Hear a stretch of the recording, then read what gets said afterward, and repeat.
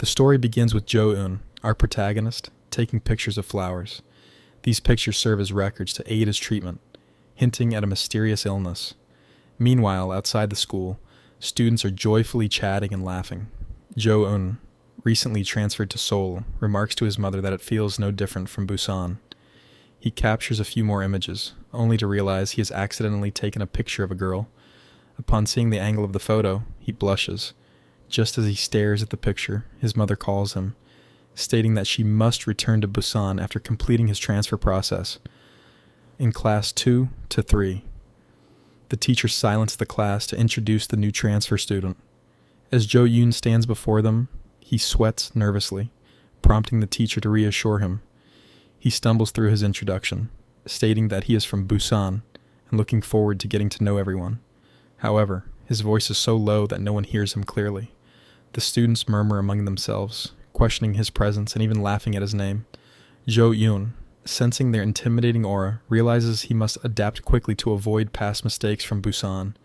As he moves to his seat, he plans his next step, befriending his seatmate. But to his shock, his seatmate is none other than the girl he mistakenly photographed earlier. Observing her closely, he notices bandages on her face, wondering if she might be a bully. Just as he contemplates this, she looks at him with a pen against her lips. Jo-eun, captivated by her beauty, stares in awe. She suddenly glares at him and snaps, "What the hell are you looking at?" His attempt to befriend his seatmate fails miserably. Hoping for a friendlier classmate, Jo-eun is intimidated. He recalls a YouTube video explaining that bonding with the person you sit next to is crucial. Gathering his courage, he reintroduces himself, laughing at his name to lighten the mood. However, she remains unfazed. The moment turns silent until Jo-eun notices her focused on her studies. This leads him to reconsider. Maybe she isn't a bully after all. Two male students approach Jo-eun, introducing themselves. One comments that it must be tough sitting next to her, implying she isn't well liked. Jo-eun, confused, awkwardly shrugs it off. The two explain that she is always rude and that it's best to ignore her.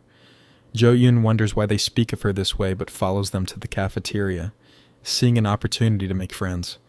One of them is surprised by Jo-eun's height, asking if he worked out in Busan. Jo-eun denies it, yet they continue praising his physique. While eating, they inquire about life in Busan and why he transferred. The unexpected question catches him off guard and he lies, saying it was due to his father's job. In truth, Jo-eun's transfer was because of a past incident. The scene shifts to a hospital, where Jo-eun wakes up, bandaged and confused. He asks his parents where he is, and they respond with concern, questioning if he remembers anything. Jo-eun, puzzled, asks his father how old he is, revealing his amnesia. Due to an accident, he lost all memories from kindergarten until now. Returning to the present, Jo-eun struggles academically, unable to grasp what is written in his textbooks.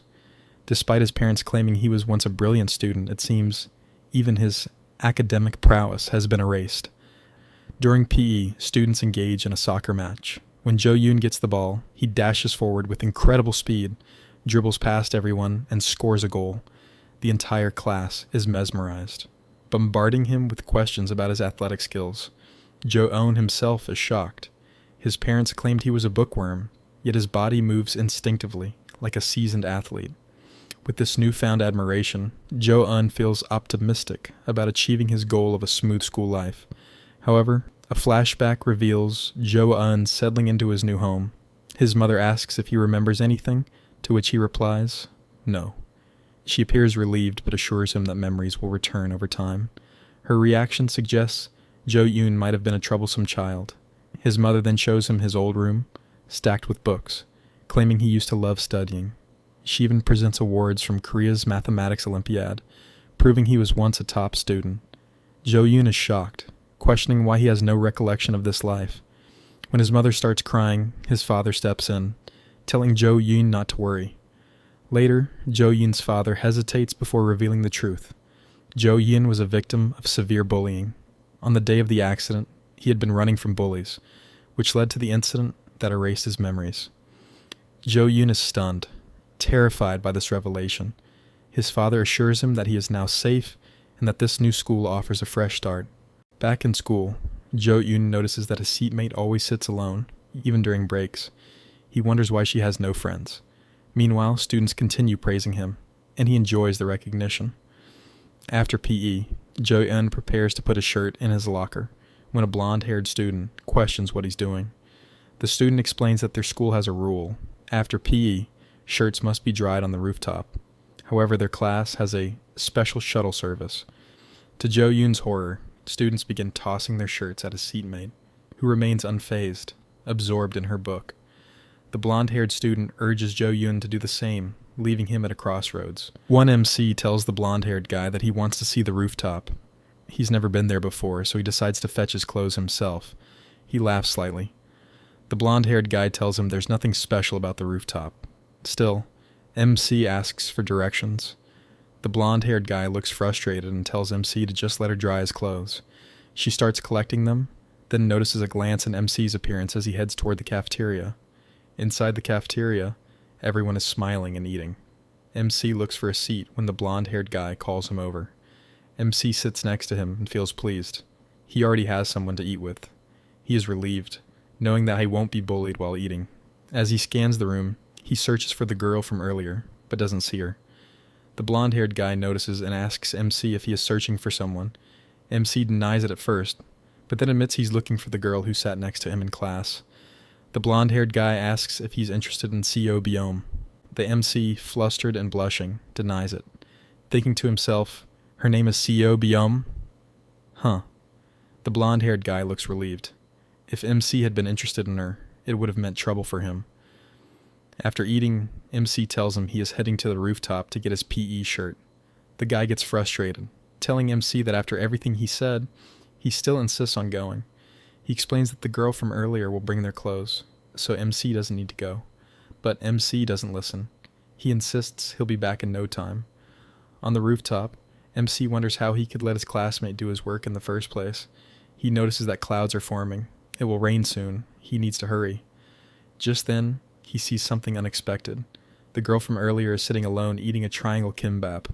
He wonders why she eats here instead of in the cafeteria. MC suddenly recalls something his friend told him. In this school, there is one person no one should mess with, King Hwang Daehan. He excels in both fighting and studying and belongs to a powerful family. He is the grandson of the school principal, which means even teachers don't dare to challenge him. Whatever he says becomes law. If he decides someone should be bullied, then even an ordinary student will instantly become a target. MC asks why the king made CO Biome a target. The blonde-haired guy responds that he doesn't know, but whatever the reason, she must have pissed him off somehow. While MC contemplates this, it suddenly starts raining. He glances at Seo Bayom and sees her collecting clothes. Watching her, MC wants to help, but he hesitates. He remembers what his father told him before he transferred here, that he was a victim of bullying in his previous school. His father advised him to start fresh, make new friends, and avoid trouble to ensure a smoother school life. Remembering this, MC retreats, going back downstairs. Seo Biom senses someone behind her and turns around, but there's no one. Back in the classroom, chaos erupts. Everyone's uniforms are soaked from the rain, and they start blaming Seo Biom for it. MC watches, feeling frustrated.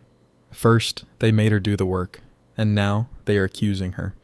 He realizes that he is no different from them. No, he's worse, a coward. They continue cursing her. However, Seo Bayom remains unfazed, quietly reading her book while coughing. Seeing her cough, MC heads to the infirmary and asks for cough medicine. The nurse insists on checking his temperature first. He clarifies that it's not for him, but for a friend. She hands him the medicine. Now, he just has to figure out how to give it to her naturally. After class, MC notices a crowd gathered outside their classroom. The blonde-haired guy asks where he was, and MC replies that he was in the bathroom. The guy explains that no one should get involved with the Seo Bayom. Choosing the wrong side could make someone an outcast, an ordinary student, or even a victim of bullying. Inside, a thug-like student lifts Seo Bayom's book and sneers, curious about what she's reading. It's an English book. Seo Bayom calmly asks for her book back. The bully taunts her, asking why she studies English so hard. MC realizes it's the same book she was reading earlier. The bully mocks her further, pretending to be scared. Then, he spits on her book and tells her that if she wants it back, she has to pick it up from the floor. He steps toward her, asking why she isn't picking it up, Does she not want it anymore? He threatens to throw it in the trash. Suddenly, MC crouches down and picks up the book himself. He wipes it with his uniform and hands it back to Seo Beom. The bully glares at MC, demanding to know what he's doing. He warns MC that as a new student, he doesn't understand the situation, but he says he'll let it slide if MC gives the book back to him. MC remains silent. The bully grows angry. He calls MC a piece of trash, saying he must have gone crazy. Then he shouts at MC, asking if he is deaf, preparing to hit him. But before he can land a punch, MC instinctively throws one first, sending the bully flying across the classroom. Everyone is stunned. Even Seo Beom looks shocked. MC himself is in disbelief. He wonders, what did I just do? This is insane. How much strength does he have? Was he a gang leader in the past? The unconscious guy lies motionless on the ground while his friend tries to wake him up, believing he's just pretending. He shakes him, laughing nervously, telling him to stop joking around. It's not funny anymore. What he doesn't realize is that he actually got knocked out with a single punch. He even slaps his face in an attempt to wake him. Meanwhile, MC is still in shock, unsure of how he managed to do that. He had no intention of hitting the guy. He just got angry when he spat on the girl's book. The moment she saw her precious book being disrespected, his body moved on its own. The unconscious guy's friend keeps trying to revive him, and after a while, he finally wakes up. A heavier-built student, Fatty, tries to downplay the situation, saying this only happened because he let his guard down. Otherwise, how could he possibly be hit by a nerd like MC? However, stares intently at MC, his expression dark. MC feels like his soul has left his body, convinced that he's dead meat now for angering him. But to everyone's surprise, the rough-looking guy doesn't retaliate. Instead, wanting to preserve his reputation, he announces that he simply collapsed due to anemia. Fatty, looking skeptical, questions how he could suddenly develop anemia like that. The guy quickly makes up an excuse, saying it might be because he's been drinking too much lately. Fatty, still unconvinced, points out that he clearly saw him getting punched, and there's even a visible bruise on his face. But the rough-looking guy insists, glaring dangerously. I didn't get hit by that bastard. I just collapsed from anemia. His tone leaves no room for argument. Fatty, realizing the tension, quickly backs down. The guy then gestures towards MC and asks his friend, "Look at him. Does he look like someone who could knock me out?" At that moment, MC unknowingly strikes a clueless Pookie pose while looking at them, further reinforcing the illusion that he's harmless. The rough-looking guy then warns everyone not to spread any false rumors. If any of you have taken a video or something, and I catch you, you'll regret it. With that, he turns on his heel and leaves, taking his crew with him. As soon as they leave, murmurs spread through the classroom. I swear, I saw Dongmin get hit. Meanwhile, MC lets out a sigh of relief. He doesn't fully understand what happened, but at least it seems like the situation is under control. However, unbeknownst to him, Seo Beom is staring at him from behind. She grips her book tightly, recalling what he did for her just now. Suddenly, MC's friend calls out to him, bombarding him with questions. How are you so strong? How are you so good at fighting? What kind of training did you do in Busan? Surprised, MC honestly replies that he doesn't know how he managed to throw a punch like that, but while he's talking, he notices Seo Beom leaving through the door. The blonde-haired guy scoffs, saying, "See? She has no manners. She didn't even say thank you. Even before she was a victim of bullying, she was infamous for being rude and cold to everyone." Seo Beom suddenly turns around and says, "Why should I thank him? Did I ask for his help?" But rather than being offended, MC, being the hopeless simp he is, finds her even more beautiful when she's angry. Later, outside the school, Fatty once again asks the rough-looking guy, "Are you really sure you didn't get hit by that transfer student?" Annoyed, the guy glares at him. "Didn't I already tell you? I didn't get hit. I just collapsed." But deep inside, he's fuming. Did he really run away from that fight by using such a ridiculous excuse? He, a former grenadier, got knocked out by a single punch from that nerd. He still can't process it. How did he lose so easily? Fatty, however, remains convinced. "I swear I saw Dongmin get punched and collapse. Maybe he's just a useless bastard after all." Testing his theory, Fatty suddenly throws a punch at Dongmin, thinking that if MC could take him down, so could he.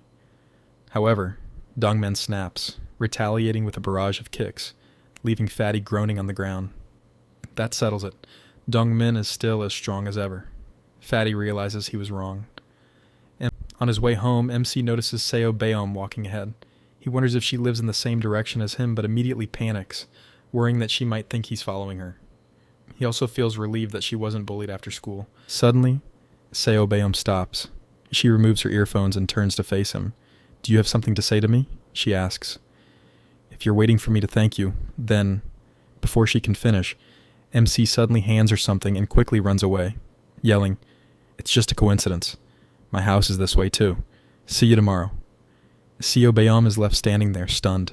When she looks down at her hand, she realizes he gave her the cough medicine he got from the nurse. She grips the packet, thinking, what a weird guy. Meanwhile, at a karaoke bar, some students are laughing and making fun of Dongmin. "Hey, I heard you got knocked out by a nerd today." One of them sneers. "It's not just our class that knows about it." The rumor has already spread across the neighborhood. Dongmin clenches his fists. "That's not what happened," he snaps before spitting out, "You little bitch." Guy in a red t-shirt watches him closely. "What did you just say?" he asks, his tone dangerous. Dongmin immediately starts sweating. Nothing. I was just talking to myself." The red t-shirt guy suddenly laughs. "Relax. I'm just messing with you. We're friends, right? Friends can diss each other." Then he leans in and asks, "So, what does this new kid look like? Is he a troublemaker?" A girl beside them chimes in. "Yeah. Is he at least good looking?" Dongmin hesitates before replying. "He's just a nerd. Except, he's kinda big." But deep down, he knows the truth. That nerd isn't just a nerd. The moment he was hit by MC's fist, he felt something terrifying. An overwhelming aura. Something that made him feel like he had been struck by a different kind of beast. The girl laughs mockingly. "So, you're saying you got beaten by a nerd?" Frustrated, Dongmin snaps. "I told you. I wasn't beaten." The red t-shirt guy smirks. "Then prove it." He leans closer and whispers, "You know what to do." Brother Daehan doesn't even consider nerds as people. If he finds out you got knocked out by one, what do you think will happen? You'll end up just like Seo Baeom, bullied by everyone.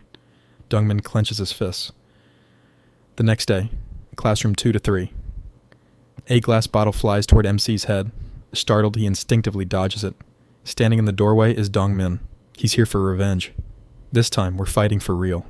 MC stares at him, completely bewildered. The scene opens in the morning inside the MC's house. He steps out of the bathroom, feeling completely refreshed after a, necessary morning ritual. Ready for school, he grabs his bag and heads for the door. But just as he's about to leave, a familiar voice stops him. It's his big brother, who also happens to be the homeroom teacher of his class.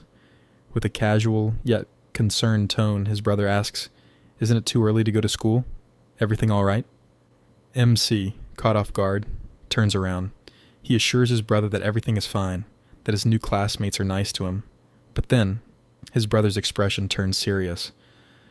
"Has anyone tried to pick a fight with you?" For a split second, MC recalls the moment he accidentally knocked out a bully the previous day. But not wanting to cause trouble, he shrugs it off, saying there was no fight at all. Everyone's been friendly. His brother watches him carefully before giving a small nod. "That's good. Just get along with everyone and focus on your studies. If you do well, you can enter a good university. You know how worried mom and dad are about you, so don't make them even more worried by getting into trouble." Then, with a slightly softer expression, he asks, "Any signs of your memory coming back?"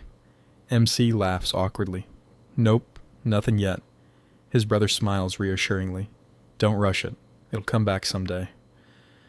Arriving at school. Outside the school, MC realizes he's way too early. He sighs, recalling how his mom told him that before his accident, he used to wake up at 5 a.m. every day to study. So, following his mother's advice, he forced himself to wake up early, and now he regrets it because he's exhausted. As he enters the classroom, he's surprised to see someone already there. Seo Baeom. MC greets her casually. "Did you come early too? What time did you leave your house?"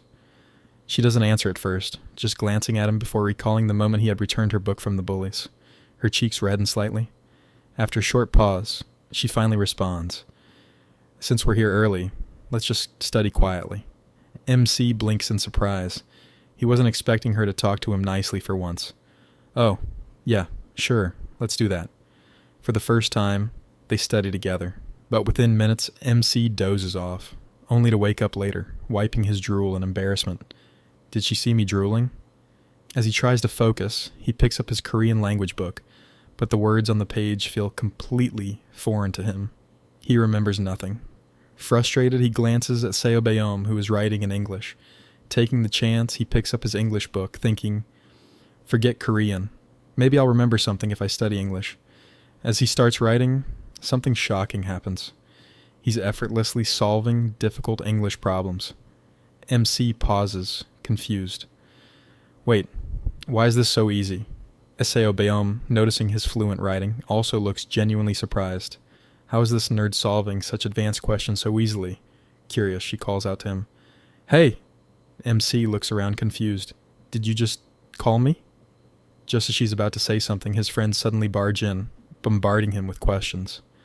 Seo Bayom, realizing the moment is ruined, quickly packs up and leaves. The blonde-haired friend scoffs. Man, you must have felt so awkward sitting next to that rude girl. MC smirks. Nah, for the first time, she actually spoke to me normally.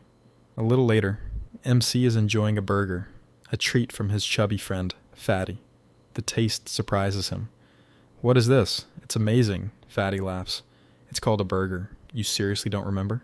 MC shakes his head. Not at all. Despite the small distractions, he feels that today is his lucky day. As Seo Bayom spoke to him, he's enjoying good food, and everything seems peaceful. He even considers asking her to walk home together, since they live in the same direction. But just as he's lost in thought, a glass bottle comes flying straight at his head. MC instinctively dodges, eyes widening in shock. Standing in the doorway is Dongmin, looking furious. This time, we're fighting for real. In another part of the school, word of the upcoming fight spreads fast. In a dimly lit hallway, a red t-shirt wearing student picking his ear. Did Dongmin arrive yet? He asks lazily. A lackey shakes his head. Not sure. The red t-shirt guy clicks his tongue. Chich! I came to school early just to see this fight. The camera shifts. His friend, a nerdy boy, is nervously cleaning his ear with a cotton swab when red t-shirt suddenly slaps him. What, you trying to rip your eardrum out? He sneers before suddenly shoving his finger into the nerd's ear. The poor guy yelps in pain as red t-shirt cackles. Just then, a lackey rushes in. Boss, Dongmin already started fighting. Red t-shirt's smirk widens. Now this will be fun. Back in the classroom, the battle continues. MC stands confused. Why is he doing this? He needs to calm down first. Dongmin, filled with rage, swings wildly at MC. There's no reason. Just stand still and take your beating. MC dodges every punch effortlessly. His movements feel unnaturally fast. The audience watches in shock. Not a single hit lands. Red t-shirt, watching from the back, frowns. Dongmin isn't weak, but how is that nerd dodging everything so easily? Dongmin, exhausted and sweating, pants heavily. MC notices a weak spot, his jaw. Backed against the wall, MC braces himself as Dongmin throws one final punch. But this time, MC counters. A clean punch lands straight on Dongmin's jaw. Dongmin is sent flying across the room. The entire classroom falls silent. Even Red T-shirt, who had been mocking the fight earlier, stares in shock. So the rumors were true. That nerd actually knocked him out again. MC looks down at his fist, stunned. What did I just do? As Dongmin lies on the ground, the classroom watches in stunned silence. But in his mind, he isn't unconscious. He's just too humiliated to get up. He's been knocked out by a single punch, not once, but twice. The sheer embarrassment keeps him frozen. His mind races. How am I supposed to show my face at school now? And then it hits him. This feeling, it's exactly the same as before. He was wrong, completely wrong. And now, he's more certain than ever. The so-called nerd standing before him reminds him of one person, the king of this school, Senior Juan Dehan. Before he can process it further, a new challenger appears. A sudden blur of motion, Kim Sawan, the student in the red t-shirt, rushes at MC with a flying kick. MC instinctively dodges. Sawan grins, impressed. Damn, your reaction speed is insane. MC stares at him, dumbfounded. Why are you talking like we're in some wuxia novel? Ignoring him, Sawan asks, Your name's Jo Yoon, right? Sewon casually invites him outside for a smoke. As he lights a cigarette, he exhales and asks, "So, what the hell were you doing all this time if you don't even know how to smoke? Your life must be boring." He offers one to MC. MC refuses. "I don't smoke." Sewon chuckles. "Students are saying you're not from around here. Where are you from?" "Busan." Sewon hums. "Huh. Never been to Busan before." MC, watching the cigarette burn between his fingers, suddenly feels a strange craving. Why does this look delicious? He quickly shakes his head. "What the hell am I thinking?" Sewon laughs. "They say Busan girls are pretty. That true?" MC shrugs. "I wouldn't know. I don't remember much." Sewon smirks. "Well, there's Ju Honghi. She's a Busan girl and she's damn pretty." Just then, a group of girls approaches. "Hey, give us a cigarette." "Buy your own," Sewon scoffs. "You're so stingy. We'll pay you back later." One of them eyes MC. "Who's this?" Sewon pats MC's shoulder. This guy just knocked out Dongmin, so, naturally, he's taking Dongmin's place. MC freezes. "Wait, what?" Back in the classroom, MC's friends gather around, congratulating him. The blonde friend grins. "Dude, you just got promoted to a noble class." MC is confused. "A what?" His friend explains, "There are 4 major social classes in this school. First slave class, like Seo Bayom, basically the bottom. 2, commander class, us commoners. 3, noble class, the elite, including Senior Kim Zifor, the king, and everyone knows who that is." MC is dumbfounded. What is this? The Joseon dynasty? Why the hell are there social ranks in high school? His friends envy him. He climbed to noble status in just 2 days. But MC isn't happy. "I didn't ask for this. I just wanted a quiet, peaceful school life." Before he can think further, Sewon appears. "What are you doing here? Come eat with us." In the cafeteria, MC picks up a tray, but Sewon snatches it away. "What are you doing?" he asks. "You don't need to carry your own food. The kids will do it for you." MC watches as a younger student quickly takes his tray and sets it at the table. Sewon smirks. "See? Life's easier now that you're one of us." MC feels increasingly uncomfortable. This doesn't feel right. Meanwhile, in the classroom, a student begs his friend for a spare PE uniform. "Hell no! You'll make it stink like poop." The student groans. "I'll wash it and return it." Then, his eyes land on Seo Bayom. He smirks. "Never mind. I'll just take hers." As usual, Seo Bayom ignores him. Annoyed, he yanks her earphones out. "Hey! How dare you ignore me?" He sneers. "Did you forget what Senior Daehan said? You're a slave. Or are you ignoring his orders?" Before he can say another word, a shadow looms over him. MC stands behind him. "Move!" The bully turns, furious. "Who the hell do you think—" He stops. The height difference is insane. Why is he so huge? Nervous, he points a shaky finger. "You don't know who I am, do you? I was friends with Dongmin since middle school." Another student quickly grabs him. "Dude, shut the hell up. Let's go." The bully glares. "Why are you dragging me?" His friend hisses. "Do you know why Dongmin isn't here?" "He left the school." "What?" "Yeah, that guy beat him so bad he disappeared." MC watches them leave. Maybe being one of them isn't so bad. No one's messing with me. SEO Byum, still seated, glances at him. Later, MC's friends decide to celebrate. Fatty grins. "Let's hit the convenience store. I'll treat everyone." As they leave, Sewon stops MC. "Where are you going?" "Just to buy some snacks." Sewon smirks. "Cool. Grab some chocolate and milk for me." MC hesitates. He's forcing his friend to pay for all of this. Sewon suddenly leans in. "Oh, and don't forget. Meet us where we smoked earlier. We're going to karaoke." MC frowns. "Do I have to?" Sewon grins. "Of course." Inside the karaoke room, Sewon sings loudly and terribly. The girls whisper and giggle. Why does he love karaoke so much when he sounds awful? One girl points at MC. "Why is he here?" Another replies, "Kim Sewon brought him. He replaced Dongmin." The first girl gasps. "No way. This nerd knocked out Dongmin?" They laugh. "Sewon didn't like Dongmin anyway. Seems like he likes this one better." Another girl smirks. "He's from Busan, right? Honghi, do you know him?" Hong-hee glares. Do you think Busan is some tiny village where everyone knows each other? Enumsky, ignoring their chatter, sighs. Why am I even here? Sewon suddenly calls out, Jo Yoon, come sing. I can't. I don't remember any songs. Sewon's grin sharpens. So you don't want to sing with me? MC quickly shakes his head. No, really. I just don't remember. Sewon laughs. Fine, fine. Then his smile fades. Anyway, I called you here for a reason. McTenses. I need you to take over Dongmin's job. MC blinks. Job? Sewon leans forward. It's easy. Just collect 500,000 won every week from your class. Deadline's Friday. Simple, right? MC realizes this isn't a request. It's an order. As the conversation unfolds, Hong-hee keeps staring at him. Why does this guy seem so familiar?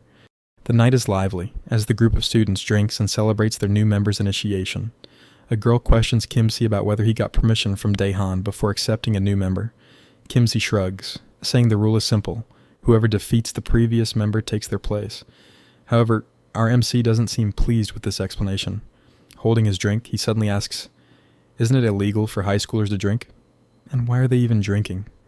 Kimsey smirks, grabs MC's glass, and forces him to drink. MC coughs violently, making the others burst into laughter.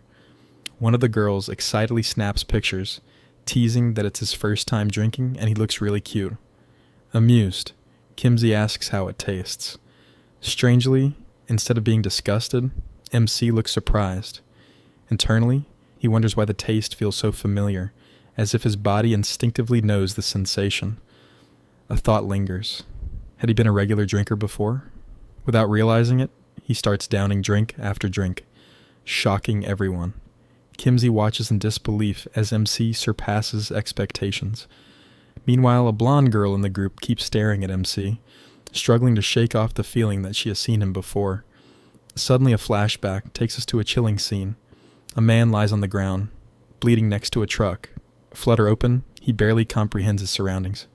Before more is revealed, MC wakes up in his bed, gasping.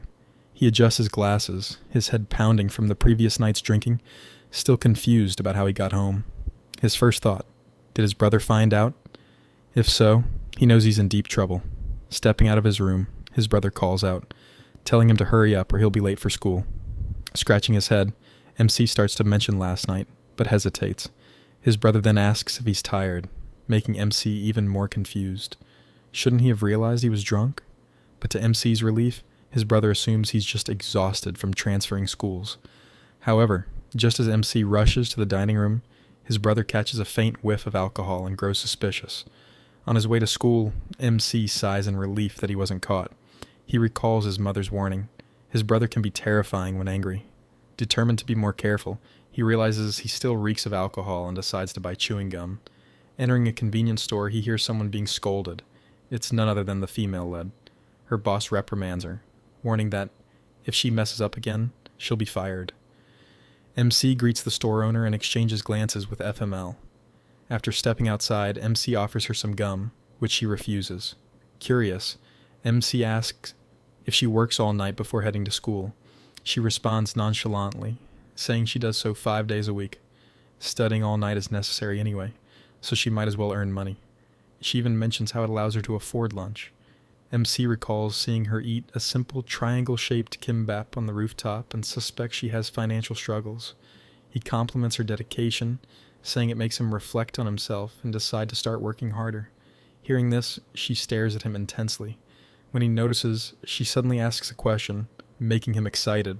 It's the first time she has shown interest in him, but his excitement fades when she asks, "How did you get so good at English?" Dumbfounded, MC expected something more personal. She explains that while he struggles with basic subjects, he solves complex English problems with ease. She presses him for a secret method, leaning in too close. Flustered, MC insists there's no secret, but she refuses to believe him.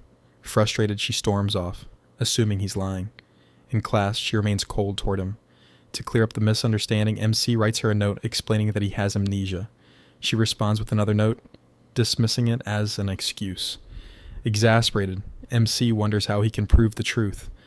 After class, MC sees his friends heading to the store and asks to join them. They panic. telling him there's no need and that they'll buy whatever he wants. MC tells them not to buy anything for him. Before they can leave, a girl appears, demanding to see MC. His friends tells MC that Hong Hee is looking for him. Confused, MC wonders who she is. When they lock eyes, she excitedly calls out his name, grabs his arm, and asks if he got home safely. Hong Hee reminds MC that he was incredibly drunk last night. Hearing this, MC becomes anxious. He looks behind and takes her outside to talk in private. As they leave, Bam watches them silently from behind. Outside, he asked what exactly did he do last night. Laughing, she reveals that he drank straight from the bottle and even forced Kimsey to drink. Shocked, MC can't believe it until Hong Hee shows him pictures from last night. In the images, MC is holding Kimsey by the neck, chugging drinks like a madman. She then tells him that after drinking, he ran off making strange gestures, leaving everyone bewildered. Meanwhile, Hong Hee feels an eerie sense of familiarity, the way MC drinks, the way he talks. It all reminds her of someone she once knew in Busan. A flashback reveals Hong Hee in a bar, uncomfortable among rowdy drinkers. Amidst the chaos, a man confidently proclaims that no one will leave walking on two legs by the end of the night. Curious, Hong Hee asks her friend about the guy making such a scene. The response? If she doesn't know him, she's not really from Busan. Back in the present, Hong Hee starts to suspect that MC and the infamous guy from Busan might be the same person. But if that's true, why is he here? And why does he look so different?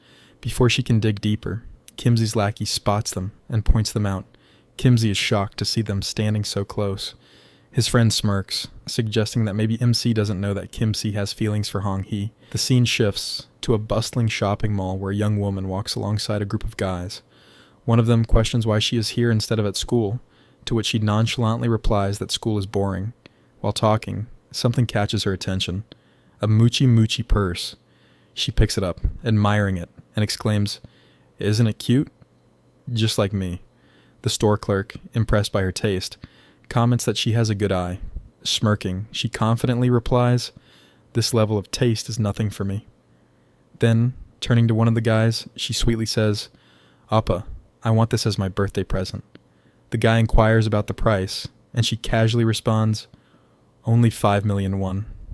He hesitates, remarking that it isn't much, but still questions if something like this is really necessary. Before he can finish his thought, he suddenly stops speaking. The store clerk asks if she should prepare the payment, but the guy leaves them hanging, walking away without responding. Then, turning to the girl, he asks, "Were you always like this?" Confused by his words, she looks at him for clarification. Instead, he abruptly turns left and says, "It was fun while it lasted. Live well." Meanwhile, the guy asks his friend about Seo Beom, the female lead, wondering how she is doing. His friend replies that her life is likely going as usual. After all, he has made her his slave. At school, the girl suddenly points at MC, asking if he remembers her. She believes she saw him in Seomyeon a year ago. Hearing this, MC's heartbeat races. He doesn't remember her at all, but he plays along, hesitantly asking, "Did we actually meet?" She isn't entirely sure either, which is why she wanted to confirm. When MC awkwardly admits his memory isn't great, he laughs in his mind, worried that if she truly recognizes him and discovers his past of being bullied, it might spread, and he could become a target again. However, she soon appears puzzled and mentions another name, Jo Hun. Hearing this, MC looks surprised. She then asks, "Did you change your name?" He responds, "My name was originally Yu Cho Yoon." She recalls that the guy she is thinking of didn't wear glasses and had a completely different aura. Doubt creeps in. Perhaps she is mistaken. Before they can dwell on it further, someone suddenly interrupts, calling out, "What are you two talking about so excitedly?" Enter Kimsey, a notorious troublemaker. He grins and teases MC, asking if they became close after the drinking party. Getting closer, he jokingly complains that he is jealous. Hong Hee always runs away when he talks to her, yet she seems so comfortable chatting with MC. Annoyed, she retorts, "When did I ever run away?" Kimsey, making a disgustingly playful face, whines, "Hang out with me too, Hong Hee," before making ridiculous sound effects. Rolling her eyes, she replies, "I avoid you because you act like this." Snapping out of his childish behavior, Kimsey demands to know what they were talking about so eagerly. Hong Hee brushes it off, saying they didn't discuss much, just that she lived in Busan for a while and wanted to see if they had mutual acquaintances. Then, turning to MC, she asks, Isn't that right, Yuna? MC quickly agrees. However, Kimsey grows visibly irritated. He brings up the drinking party, mentioning how MC messed up with him. Apologizing, MC admits he blacked out and doesn't remember much. Kimsey smirks, placing his hands on MC's cheeks and squeezing them, teasing that MC was cute while rambling in his drunken state. Then, with a sinister undertone, he asks, "Are you collecting the money or not?" MC suddenly remembers what was said during the drinking party. Kimsey reminds him that tomorrow is Friday, and he must bring the collected 500,000 won after school. Internally, MC panics. His monthly allowance is only 30,000 won. How is he supposed to get that much money by tomorrow? His thoughts are further clouded by concerns about his past. If Hong Hee truly knows about his history and spreads it, it could destroy the life he's trying to build at this school. Meanwhile, as he enters the classroom, students are whispering and laughing at someone. It's none other than Dongmin, the guy MC previously knocked out with a single punch. Dongmin has now been demoted to the slave class.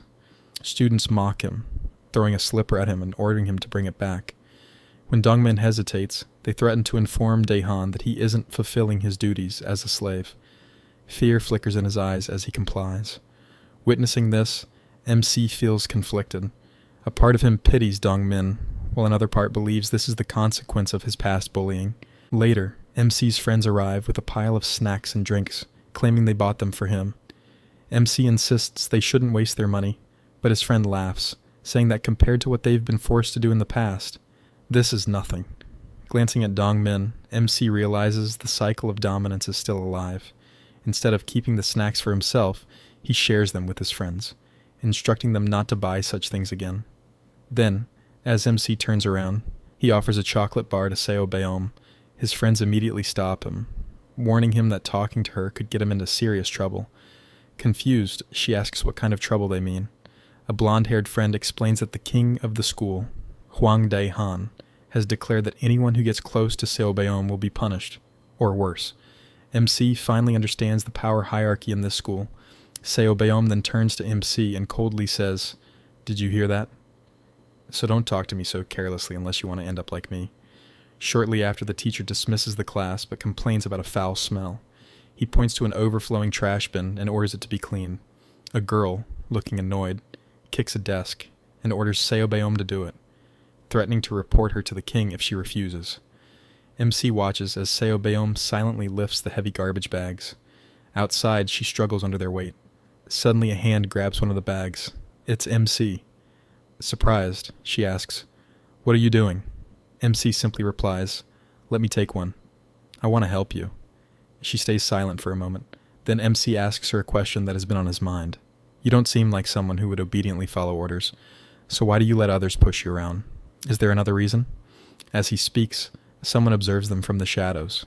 It's one of the king's close friends. Smirks and mutters, "A new face? Who the hell is this iron guts bastard?" As the sun sets, the MC and Beom throw a garbage bag into the bin. MC glances at her, still thinking about what he had asked earlier, why she was doing all this. There had to be a reason. She stays silent for a moment before finally speaking. "Huang Daehan is holding my weakness," she confesses. Hearing this, MC wonders, what kind of weakness could she possibly have? The scene shifts. MC cracks open a cold drink and silently offers one to Beom. She takes it but remains quiet. Then, she suddenly asks, "Who exactly are you? Why are you being so nice to me?" MC looks at her and simply denies it. "I'm not." But Beom doesn't back down. "Perhaps. You like me?" Caught off guard, MC stands up, his face turning red. He quickly takes a sip of his drink and nervously responds, "No way. It's not like that. Why would you think that?" Beom watches him closely. "Then why do you always stand by my side? Why do you help me whenever someone forces me to do things? Is it because you pity me?" MC goes silent for a moment. Then, he finally speaks. "I was just like you," he admits. "I was bullied too." As they walk together, MC complains about having to sit in class on such a nice day. Beom, lost in thought, remembers what he just told her. Is that why he's helping me? Because he thinks I'm like him? Without realizing it, she stares at him for too long. Their eyes meet. Embarrassed, Beom quickly turns away. MC notices. Why are you so quiet all of a sudden? I'm not, she replies. MC studies her for a moment, thinking back to what she said earlier. Daehan is holding her weakness. He debates whether to ask her directly, but just as he's about to speak, a loud voice interrupts. A group of boys stands nearby, smoking. One of them eyes MC and asks, "What are you two doing here?" A stocky boy with a round-cut hairstyle steps forward, his expression turning hostile. "Get lost." Not looking for trouble, MC quickly apologizes and says they'll leave. But before they can, the round-cut guy stops him. "We're almost out of cigarettes," he sneers. "Since you're here, why don't you buy us some? And pay for them too, unless you want to get beaten up." Just as the situation escalates, another student intervenes from behind. He's a second-year student. The round-cut guy freezes, his face twisting into a forced smile. "Oh? My bad, senior," he says mockingly. Then he steps closer. "Should I be more polite then?"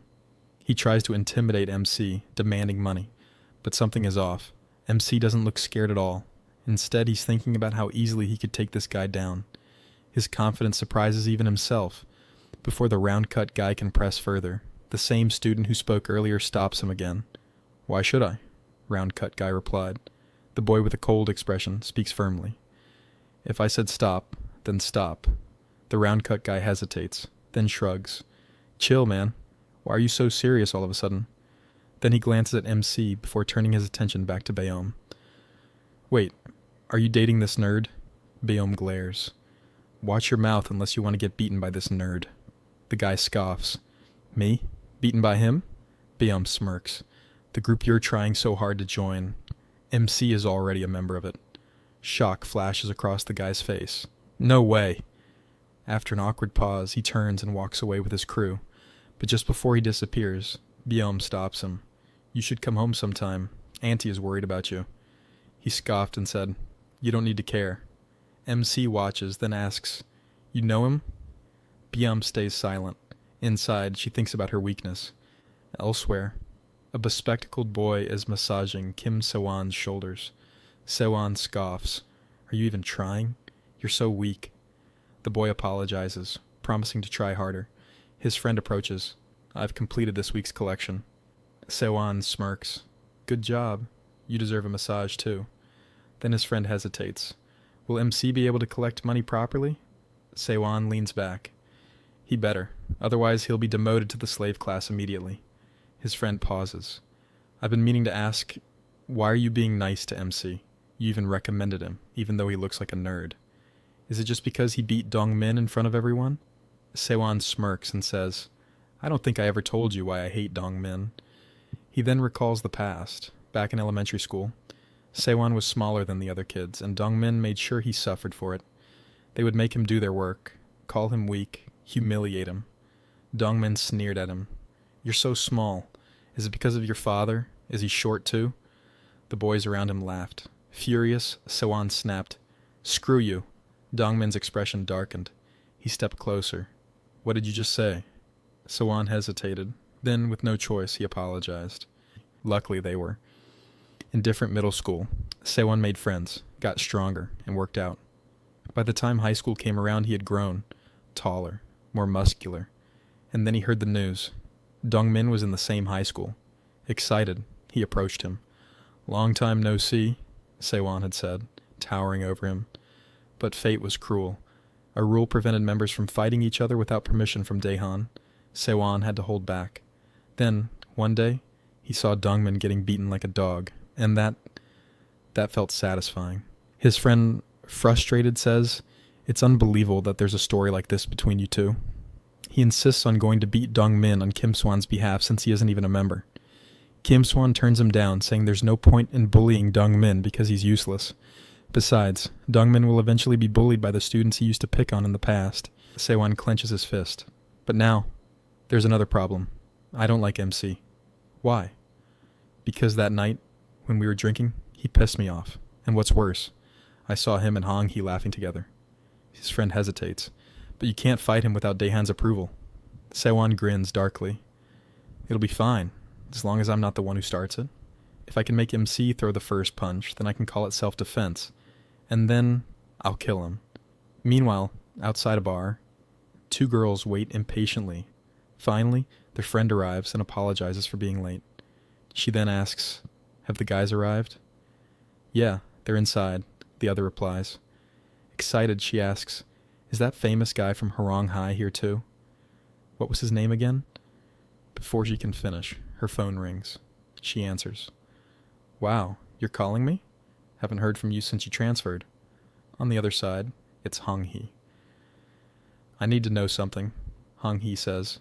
"Tell me about the guy who's famous in Busan. His name is Jo Hoon. What's he up to these days?" The scene opens outside the school where students are chatting about karaoke and other casual topics. Amidst the crowd, Seo Beom walks while scrolling through her phone. Suddenly she notices her battery is about to die. Panicking for a moment, she searches for her charger, as she needs to charge her device for English listening practice, only to realize she left it at home. With no other choice, she gives up on her practice for the day. Later, she arrives at her part-time job, where the shop owner warns her to work diligently and not slack off. Beom, feeling frustrated, watches him leave before pulling out her English book. As she holds it, she wonders why the owner always criticizes her when others play loud mobile games and watch movies at work. She's simply studying in silence. As she pulls out her book, something suddenly falls from her bag. It's the medicine the MC had given her earlier. Later, after handling a customer, she finds herself gazing at the cough medicine, recalling how kind the MC was. A thought crosses her mind. Has anyone ever worried about her like that before? Guilt washes over her as she realizes she may have been too harsh on him. The scene then shifts to a karaoke bar where two waiters watch as a group of high school students enters. After leaving the room, one waiter questions why they're letting them in, since they are just high schoolers. The other chuckles, saying they're not just high schoolers, they're high-class high schoolers. When his colleague looks confused, he explains, "Have you ever seen a servant kick out his young master from his own mansion? We're just servants, and they're our young masters." Inside the karaoke room, students are drinking and enjoying themselves. A girl sitting next to Daehan complains about the boring drinking game and suggests they go somewhere more exciting. But Daehan, uninterested, coldly responds, "Were you always this ugly?" His words shock her. Suddenly Kim Sewon enters the room, asking if Daehan called for him. Daehan brings up the collection day and asks if everything is complete. Kim Sewon replies that he's almost done, except for one class, which recently got a transfer student who became a new member after defeating Dong Min. This catches Daehan and his friend's attention. His friend asked about the new student, curious to know if he's strong because he wants to fight him.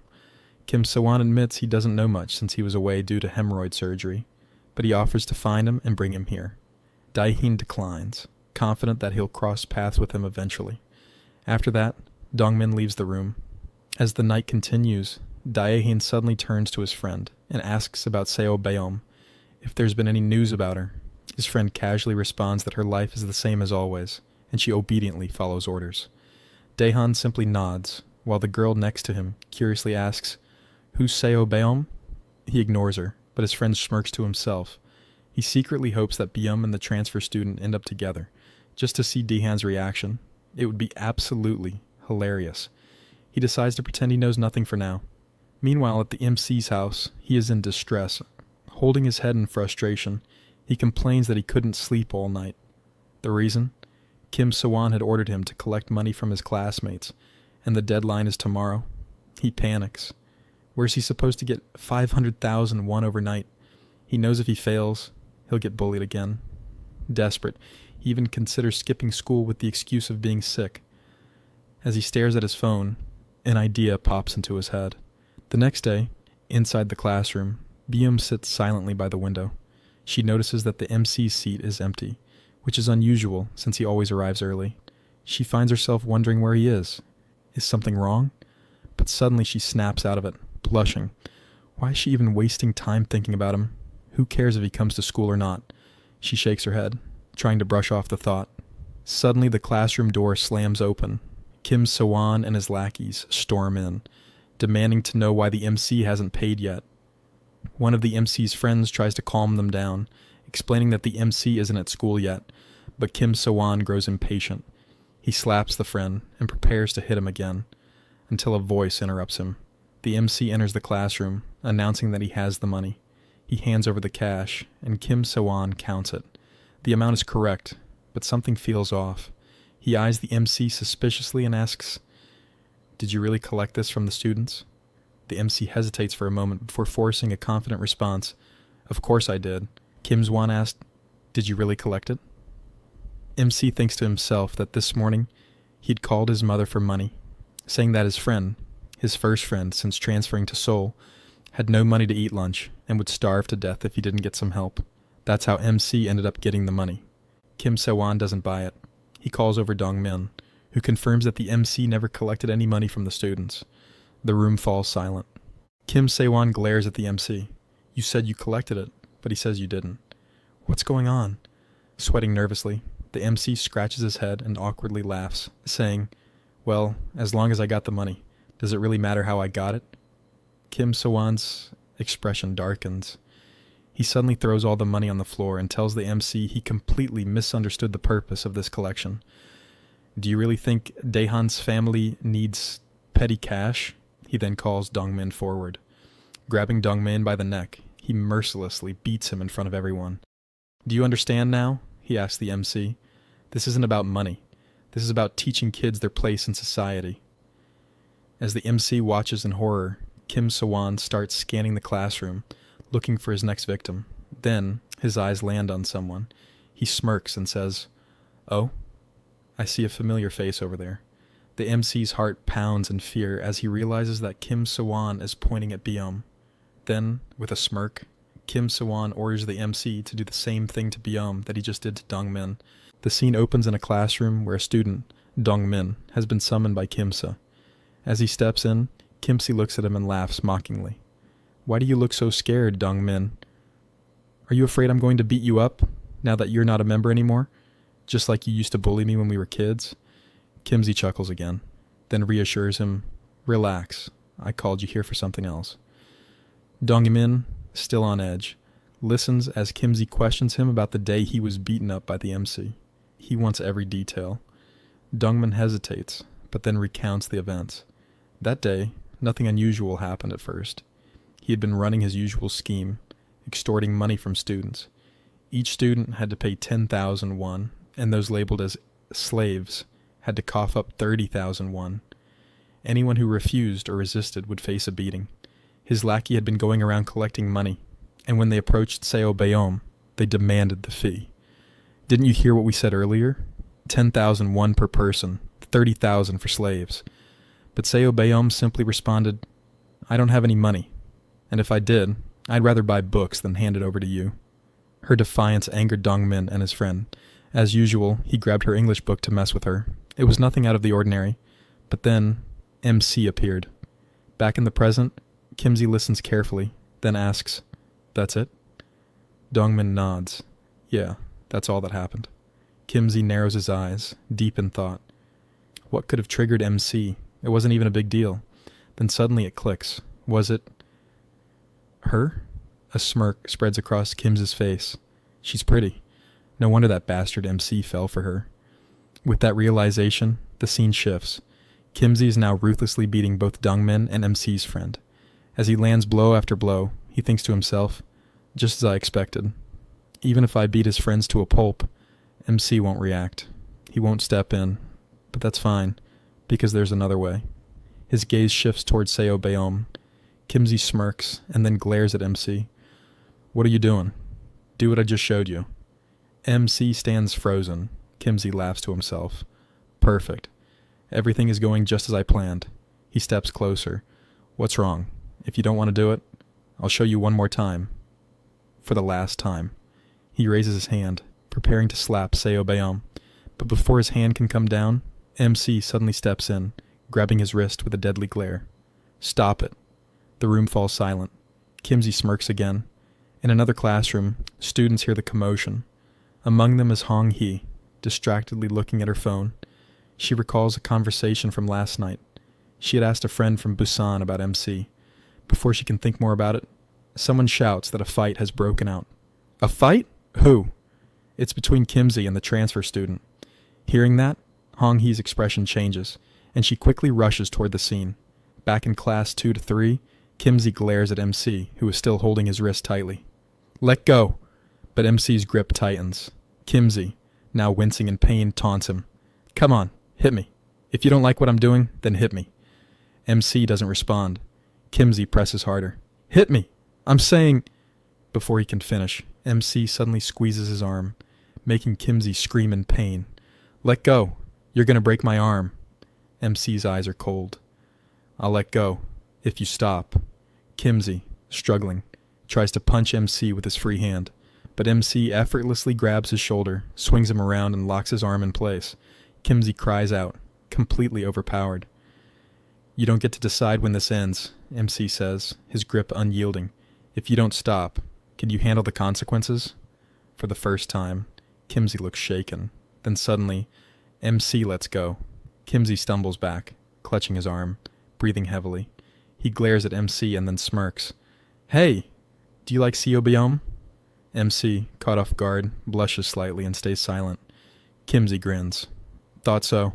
The so-called hero sat still when his friend and all those other kids were getting beaten up.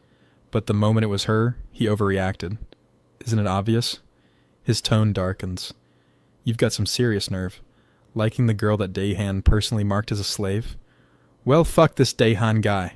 Kimsey steps forward. Do you even understand what that means? Meanwhile, Hong-hee watches, her mind racing. She remembers her call from last night. Her friend had sounded nervous. Don't say MC's name. Why? Because of him. The scene in Busan turned upside down. Hong-hee had frowned. Turned upside down? What do you mean? Her friend's voice was serious. The guy who was on top of the entire Busan underworld just vanished one day. And the school he attended? The moment he disappeared, the whole system collapsed. Other schools devoured it. There were school-wide brawls every single day. Total chaos. Wait, are you saying MC caused all that? Who else? He was unstoppable. Then suddenly, without a trace, gone. Back in the present, Hong-hee watches MC closely. She was sure he was strong. So why? Why does it look like he's letting Kimsey push him around? The scene shifts to a little earlier, showing what happened before. The tension in the classroom thickens as Kimsey questions the MC's actions, asking why he's behaving that way. But the MC simply brushes it off with a nonchalant excuse. Look, young man, we are just classmates. There's nothing between us like that, but she is my desk mate, and if she's having a hard time, of course, I should be helping her. A moment of silence follows. The entire class looks disappointed. Even the MC himself finds his excuse weak, because deep down, even he doesn't understand why he keeps acting this way whenever it involves Seobiome. It's as if his body moves on its own. Before he can dwell on this thought, Kimsey suddenly launches a punch, cutting through the awkward atmosphere. Stop saying these cheesy lines. This isn't some drama, he yells. MC swiftly dodges, but Kimsey follows up with a kick, demanding to know what his relationship with Hong-hee is. Hearing that name, MC is caught off guard. Hong-hee? Why is he bringing her up all of a sudden? Kimsey's eyes narrow as he warns MC to stay away from Hong-hee and orders him to stay in one place. But as MC effortlessly dodges his attacks, he scoffs internally. It's not like I'm a rat or something. It's just that you and Dongmin are too slow. Even elementary kids could dodge these punches easily. With each missed strike, the classroom erupts in murmurs. The students are shocked. MC is dodging everything. Isn't he crazy fast? One whispers. Do you think he'll actually take down Kimsey? Slowly, the class's perspective starts shifting. Be honest. You guys are secretly rooting for him, right? I mean, yeah. Look at him. They realize that ever since MC took over the previous class member's position, he never bullied anyone or collected money like the others. This fight is happening precisely because he refused to extort money from the students. That's when MC's friend starts to get excited. If MC wins, that means I'll be the second in command of the class. Seizing the moment, the blonde-haired student rallies everyone. Come on, cheer for MC. He's fighting for you guys. The energy in the room shifts. Now, MC has an entire class cheering for him. But as the fight drags on, Kimsey starts to get exhausted. His punches grow weaker, his breath heavier. Stop running away like a rat and face me, Kimsey growls between gasps. MC thinks about it. There are too many openings. Should I just end this? But then he hesitates. If this goes on, the teachers will arrive, his brother will find out, and things will get out of control. Clutching his face, he decides, I don't care if I get beaten up. I just need to calm things down first. But then, a voice cuts through the noise. Didn't I tell you before? Esio Beom is Daehan's personal slave. Unless you beat Daehan and take over this school, nothing will change until graduation. Kimza smirks, taunting MC. If you're so confident, go ahead. Beat me up. Take over the second years. Then crush the third years. And maybe even kill Daehan, the king himself. Emasi freezes. Kimzy takes the opportunity to launch another attack. If you're not ready for that, just take the beating. Shut up and go back to your loser position. MC sees the punch coming straight at him. Should I just take it? Closing his eyes, he accepts his fate. I'm sorry, Mom. Dad. I guess I'm just destined to be bullied wherever I go. The punch lands. Hard. His classmates watch in horror as MC suddenly stops dodging. He's taking hit after hit without even defending himself. Why is he suddenly getting hit so much? He'll die at this rate.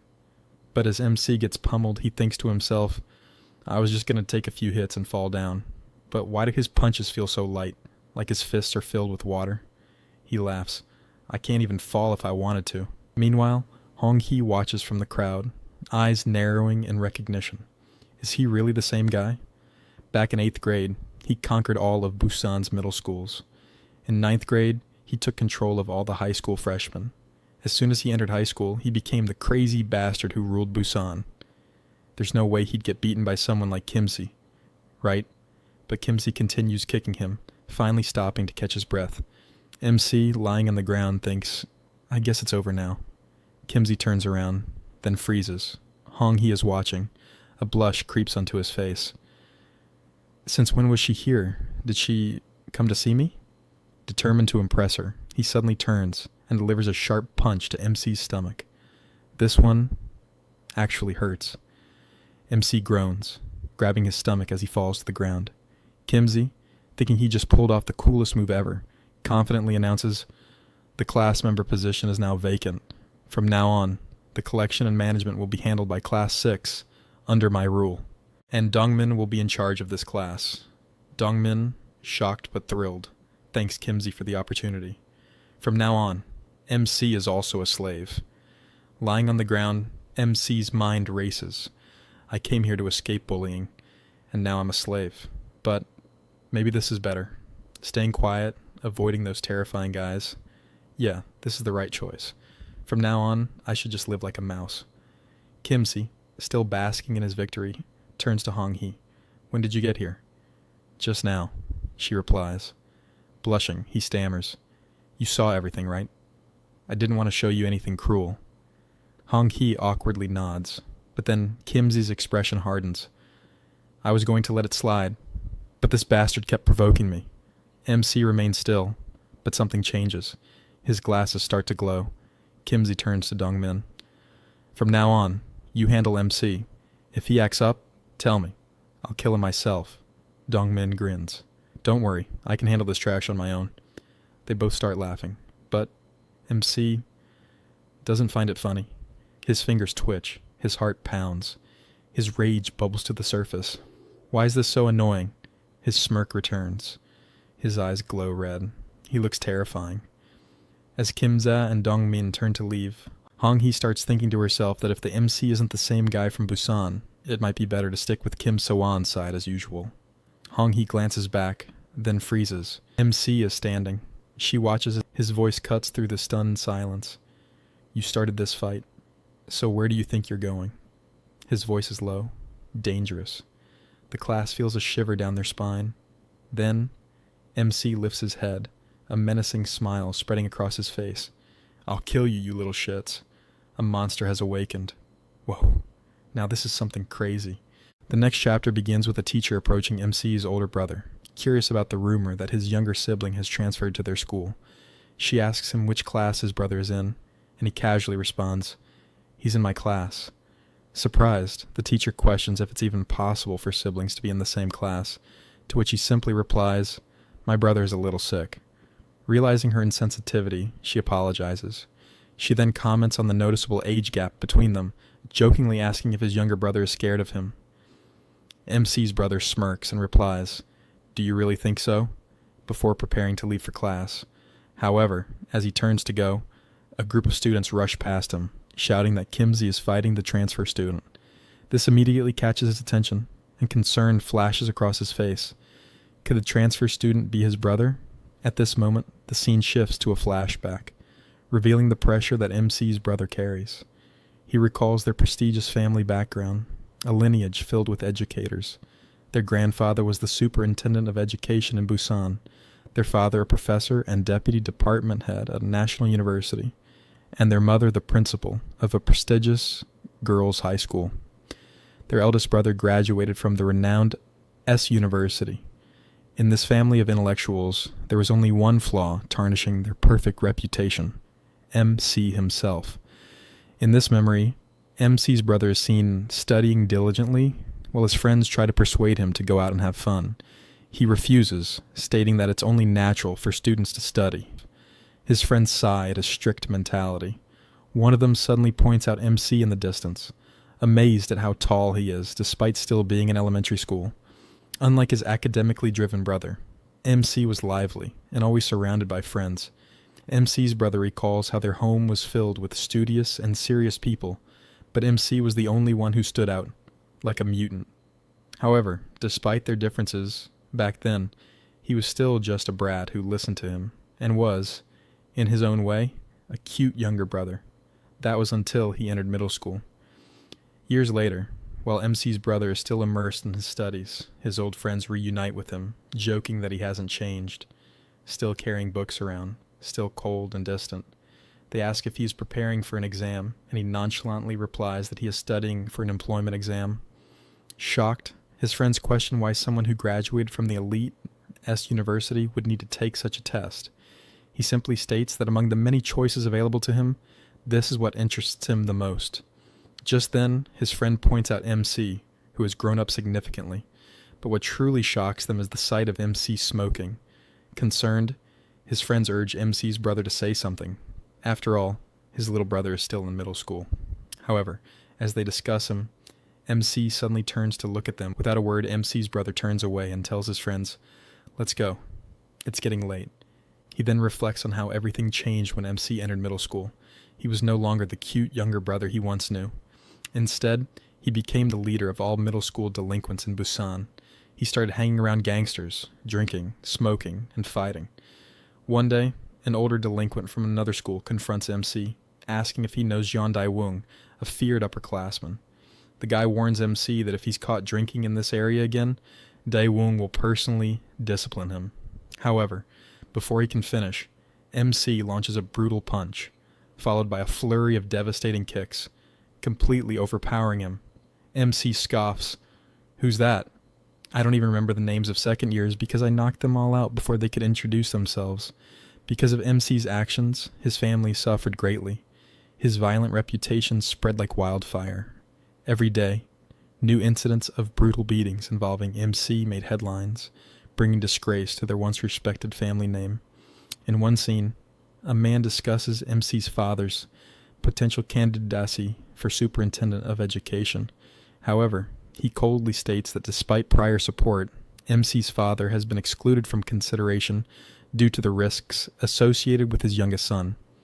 The family name has been tarnished too severely. Another scene shows MC's mother receiving a humiliating phone call where an enraged parent questions how she can be a principal when she failed to discipline her own child.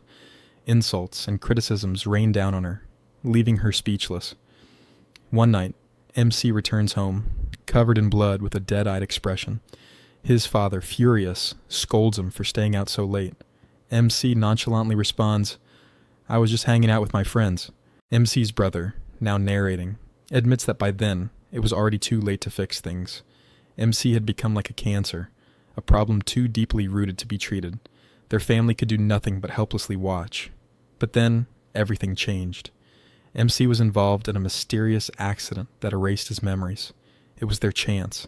Seizing the opportunity, the family rewrote MC's past. They told everyone that MC had always been an exemplary student, a quiet, intelligent, and diligent young man who never got into trouble. The delinquent Jo-hoon was erased, and in his place, Cho-eun was born. Back in the present, MC's brother is now racing toward MC's classroom, determined to protect the fragile peace his family had worked so hard to create. Meanwhile, inside the classroom, MC calmly adjusts his glasses and says to Kimsey, "You started this fight, so see it through to the end."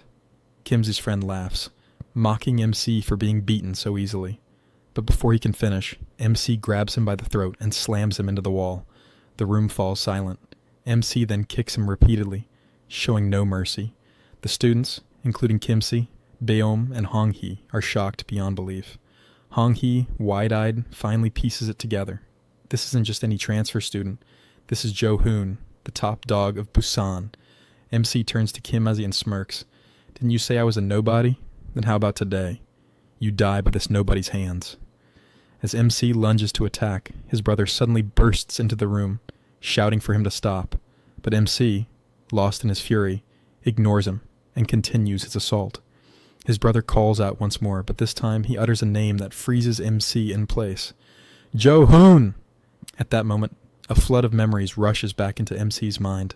His vision blurs, his head pounds, and suddenly, he collapses to the ground. The scene shifts to MC's home, where his father anxiously asks about his condition.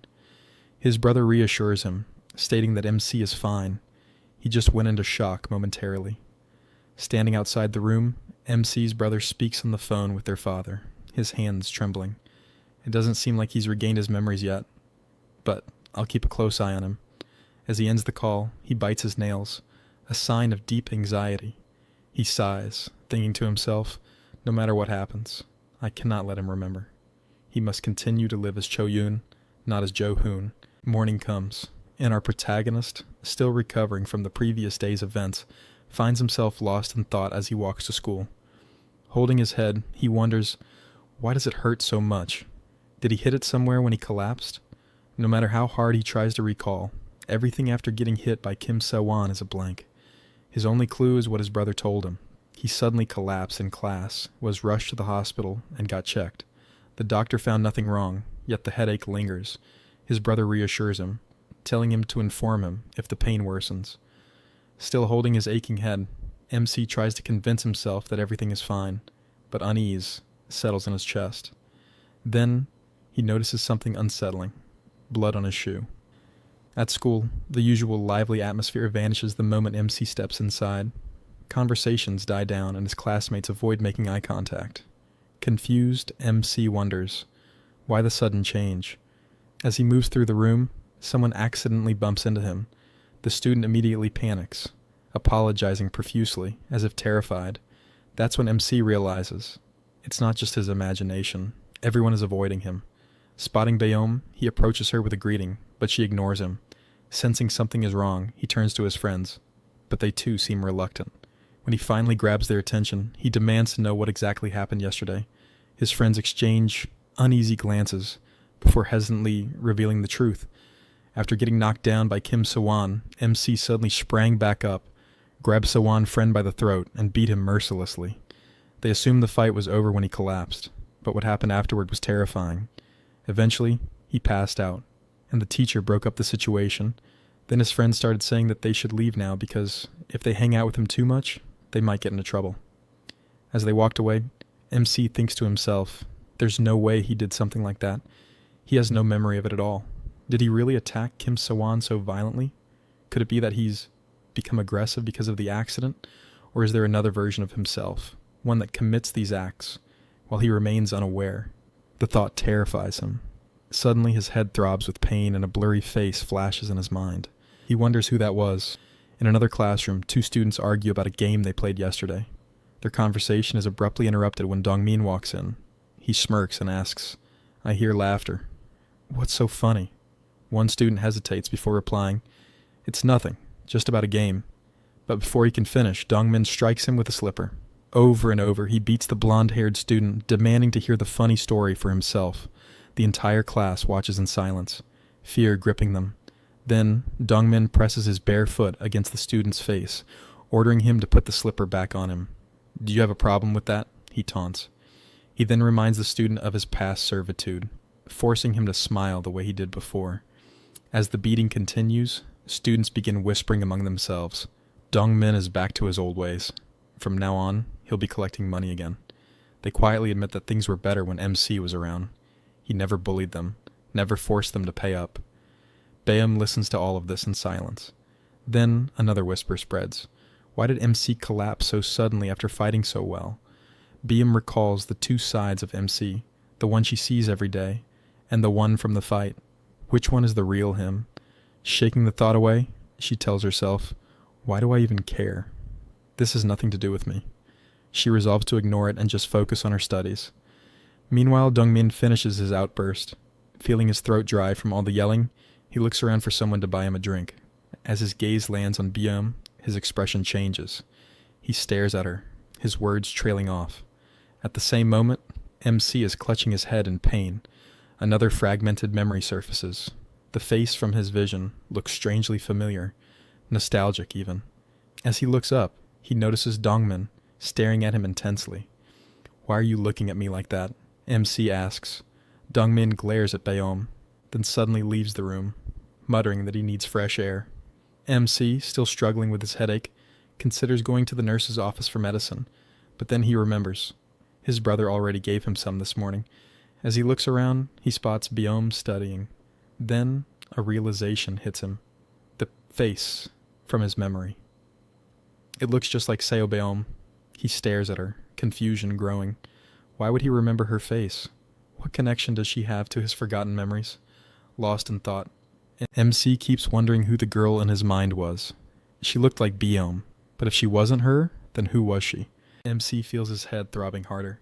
The confusion is driving him crazy. Just then, Hong Hee appears. She leans toward him, concerned. Are you okay? She asks. You scared me yesterday. You suddenly collapsed, and I was really worried. Well, it's a completely fake act.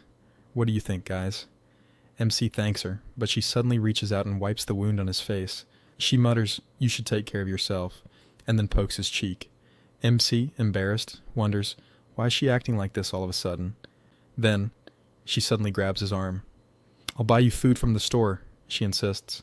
As your hometown friend, I need to take care of you properly. MC hesitates. Is there even anything healthy at the store? Don't worry about the money, Hong Hee reassures him. Just pick whatever you want. MC tries to politely refuse, but she insists. From a distance, Byum watches them silently. At the store, Hong Hee tells MC to choose anything he wants. Then, she suddenly makes an odd remark. You probably never had to come to a store much when you lived in Busan, she says. I bet all the kids there bought everything for you. MC pauses, uncertain. Maybe, he replies. I don't know. I think I probably bought my own stuff myself. As he picks out something to buy, Hong Hee stares at him intensely from behind. Something feels off. MC finally decides on a zero cola. Meanwhile, in an isolated part of the school, a group of students is brutally beating a kid. One of them calls out, Ikhwan, Kim Sawan is here. Ikhwan turns, his expression cold. Do you want to die? He sneers at Kim Sawan. Why are you so late? Sawan lowers his head, apologizing. Something came up. What came up? Ikhwan snaps. Your friend got beaten to a pulp by a transfer student, and you did nothing? He then looks at Dongmin and says, Did you at least bring a good sandbag? Dongmin shrugs. I'm just here to smoke. Ikhwan ignores him and glares back at Sewan. Did you handle the situation properly? Sewan hesitates before replying. I was about to, but the teacher showed up. The moment the words leave his mouth, Ikhwan kicks him hard in the leg. Looking down at him, he sneers. So, you just let him go? Then, he calls out to his lackeys. Bring him to me later. Turning to Dongmin and Sewan, he scoffs. One got shamefully beaten by the transfer student. The other just stood there like an idiot while his friend got wrecked. He shakes his head. You guys are disgracing our group. Sewan, now nervous, tries to defend himself. That transfer student, he's tougher than I thought. Ikhwan narrows his eyes. Shut up and stay put. I'll handle him myself. The storm is coming, and MC still has no idea what he's up against.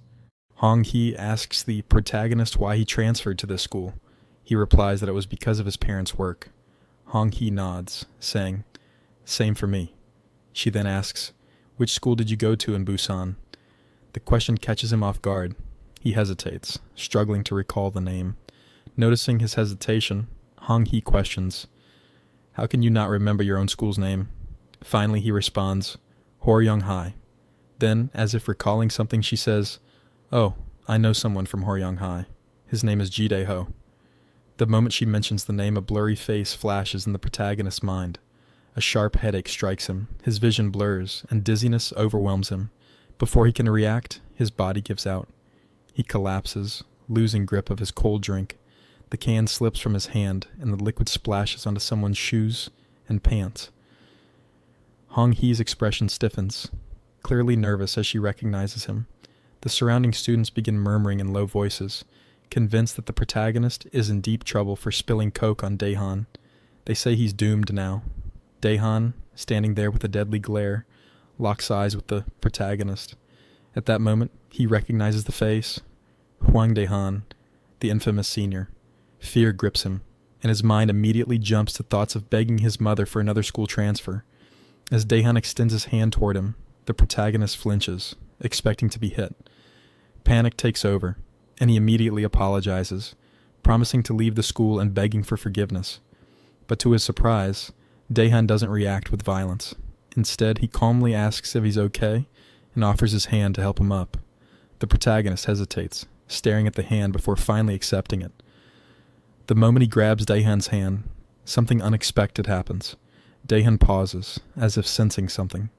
He examines the protagonist's stance, as if evaluating him, before asking, "I haven't seen you before. Who are you?"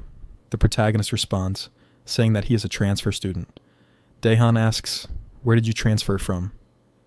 "Busan," the protagonist replies. Daehan narrows his eyes. "It's my first time seeing someone from Busan." Without saying much else, Daehan turns around to leave. The protagonist quickly asks about his shoes, but Daehan dismisses it. "They're cheap. Don't worry about it." The surrounding students watch the scene unfold. Among them, a few girls whisper, impressed by Daehan's generosity. "Senior is really cool," one of them murmurs. Meanwhile, one of Daehan's lackeys signals another to prepare a fresh pair of shoes and pants for him. Daehan's friend studies the protagonist, recognizing him. "Isn't he the guy who was with Byum?" He smirks before waving at him. "So, today you're with Hong Hee? You're getting quite popular." Hong Hee, still concerned, turns to the protagonist. "Are you okay? What happened back there? Why did you suddenly collapse?" The protagonist apologizes for causing a scene. Hong Hee sighs. "Of all people, it had to be Daehan. You're lucky he let it go. He's not usually this forgiving." The protagonist watches Daehan walk away, deep in thought. So, is he really the senior who made Seo Byum his slave? He seems completely different from what I heard. And yet, for some reason, he's clearly popular among the students. On the rooftop, Daehan sits, smoking a cigarette, while one of his lackeys hands him his freshly cleaned shoes. The lackey advises him, "You should change into these and throw the old ones away." Daehan takes a drag from his cigarette, lost in thought. "Is that transfer student the same guy Kim Se mentioned?" "Curious," he calls over his subordinate. "That guy earlier, is he the new member Ik Hwan was planning to bring in?" The muscular lackey hesitates before replying, "I'm not sure. Should I ask Ik Hwan?" Daehan exhales a cloud of smoke and shakes his head. "Number I'll find out myself when we collect tribute." His friend, watching him closely, smirks. "Did you like that transfer student?" Daehan gives him a sharp look. His friend continues, "Because if you didn't, why did you let him go without doing anything? This isn't like you. There have been plenty of times when students got on your bad side, and you beat them until they were drenched in blood." Daehan shrugs, unfazed. "I don't remember that. When I grabbed his hand, even for that brief moment I could tell. His grip was strong, too strong, and when he stood up, his posture, his physique, they didn't match his appearance. He looks like a nerd on the outside, but something about him feels completely different." He exhales, slowly. "That's why I decided to leave a good first impression. I might need him later." But his friend is thinking something entirely different. Daehan likes the transfer student. The thought excites him. He chuckles to himself, eager to see Daehan's reaction when he eventually finds out about the protagonist's connection to Seo Byum. Just then, the muscular subordinate speaks up. "By the way, I heard Woo Jung-hak is getting out of suspension soon." Daehan flicks away a cigarette, his expression darkening. "That so?" The scene shifts to the MC, who is apologizing to Hong Hee for spilling the cola she had just bought for him. She tells him not to worry, saying, "It's just cola." Then, she informs him that she's leaving. As the MC walks away, Hong-hee watches him, deep in thought. She wonders why the other side of the MC hasn't shown up, even though she deliberately mentioned the name of his best friend from Busan. She questions whether the MC knows that she is trying to uncover his true identity. But if that's the case, why hasn't he reacted? Could it be that he is planning to take over Seoul and preparing for an attack? Even Daehan would struggle against him. She decides that she must treat the MC as well as possible, because the spot of being his best friend belongs to her. She then enters her classroom, where Kim So-won is waiting for her. He offers her some food, saying that she's the only one who can use him as her personal bread errand boy. He thought to himself that he's so thoughtful and cool. However, Hong-hee refuses, explaining that she already spent her money at the snack store. Kim So-won asks why she went alone, to which she replies that she wasn't alone. The MC was with her. Upon hearing this, Kim So-won clenches the food packet in anger. He sighs and warns her, telling her she better not hang out with the MC anymore because Ikhwan has decided to catch him today, and this time, he'll be beaten to death. Meanwhile, the MC is walking while holding his head, wondering if he ever got a proper checkup at the hospital. He keeps fainting, and he doesn't understand why. As he thinks about it, he recalls the name that Hong-hee mentioned earlier. It sounds familiar, like someone he knew in the past. While lost in thought, two boys approach him and ask, "Are you Jo-yoon?" The MC responds, "Yeah, I am." "Who are you guys?" Instead of answering, they tell him to follow them quietly because Ikhwan wants to see him. In another part of the school, Ikhwan is in the middle of beating up another student, when one of his friends informs him that they've brought the transfer student. Ikhwan grins and says, "Perfect timing. I need a new punching bag." The scene opens with a guy smoking alone, contemplating how he ended up back at the same school he should have dropped out of earlier. As he's lost in regretful thoughts, he hears a disturbance nearby. Investigating, he sees Ikhwan and his gang using a boy as a punching bag, interrogating him about being the rumored transfer student. The smoker turns away, thinking nothing has changed at this school. Our protagonist, the actual transfer student, arrives at the scene. Ikhwan questions if they've brought the right person, since he looks like a nerd. How could this guy have scared Kim Se and Jongmin? He wonder. Ikhwan directly asks MC if he was responsible for putting Park Jae-hoon in critical condition. The transfer student remembers Park Jae-hoon as the person he had beaten up on a day when he was overcome with anger. He realizes they've brought him here for revenge, related to Kim Se. The MC concludes there's only one approach that might help him escape the situation. The Ikhwan gang prepares for an attack, thinking MC might try something unexpected during their conversation. Instead, MC bows deeply and apologizes, claiming he didn't act purposefully and can't remember anything from that day. He begs to be let go, promising to be more careful in the future. The smoking student returns after hearing the commotion and is confused by what's happening with MC. Ikhwan questions MC about his background. MC replies he transferred from Busan and recently moved with his parents. When asked if he had fun in Busan, MC appears confused by the question. Ikhwan thinks to himself that MC doesn't seem to be playing games, but remembers Kim Se warning him not to take MC lightly. After glaring at MC, Ikhwan surprisingly apologizes for the mistake and tells MC he can leave. His friends are confused by this decision. As the relieved MC turns to leave, Ikhwan launches a surprise punch from behind. However, MC senses the attack, turns around, and effortlessly dodges the blow. MC asks why Ikhwan is suddenly attacking him. The smoking student watches in amazement. Ikhwan's friends are equally surprised that MC dodged the punch, especially since Ikhwan is a trained boxer who placed 7th in high school competitions and was Seoul's secondary school runner-up. His specialty is straight punches and surprise counter punches, yet MC avoided them with minimal effort. Ikhwan continues throwing punches, but MC dodges them all, until Ikhwan is completely out of breath. Ikhwan's friends suggest it must be coincidence or luck. The observing student thinks differently. MC is dodging with precision, making minimal movements, just slightly twisting his body at the right angles. He's especially puzzled by how MC sensed and avoided the punch from behind, a skill that comes only from extensive combat experience. He concludes that MC isn't part of Daehan's group, but is certainly an interesting character. Exhausted, Ijuan confronts MC about his deception, accusing him of seeing through his plan to let his guard down before attacking from behind. MC is internally frustrated, first dealing with Kim Sie and now this confrontation. He just wants to live normally and doesn't understand why this is happening. As Ijuan launches another punch, MC continues dodging while crying, wondering why he can't just live peacefully. When Ijuan throws a straight punch, the smoking student intervenes, grabbing Ijuan's arm and warning him that continuing the fight will cost him 50,000 won. The scene opens on the roof of the school building, where Daehan's friend tells him that Woo Jung-woo got his suspension lifted, which was sooner than he expected this time. Back then, when their members went overboard trying to get on Daehan's good side, they were swinging wooden sticks around, and Woo Jung-woo had a shorter suspension for acting in self-defense. The other member asked Daehan if they should just get him suspended again by picking up some guys and framing him, claiming it would be a piece of cake. He questioned if they should do it today. After listening, Daehan replies that he will handle it.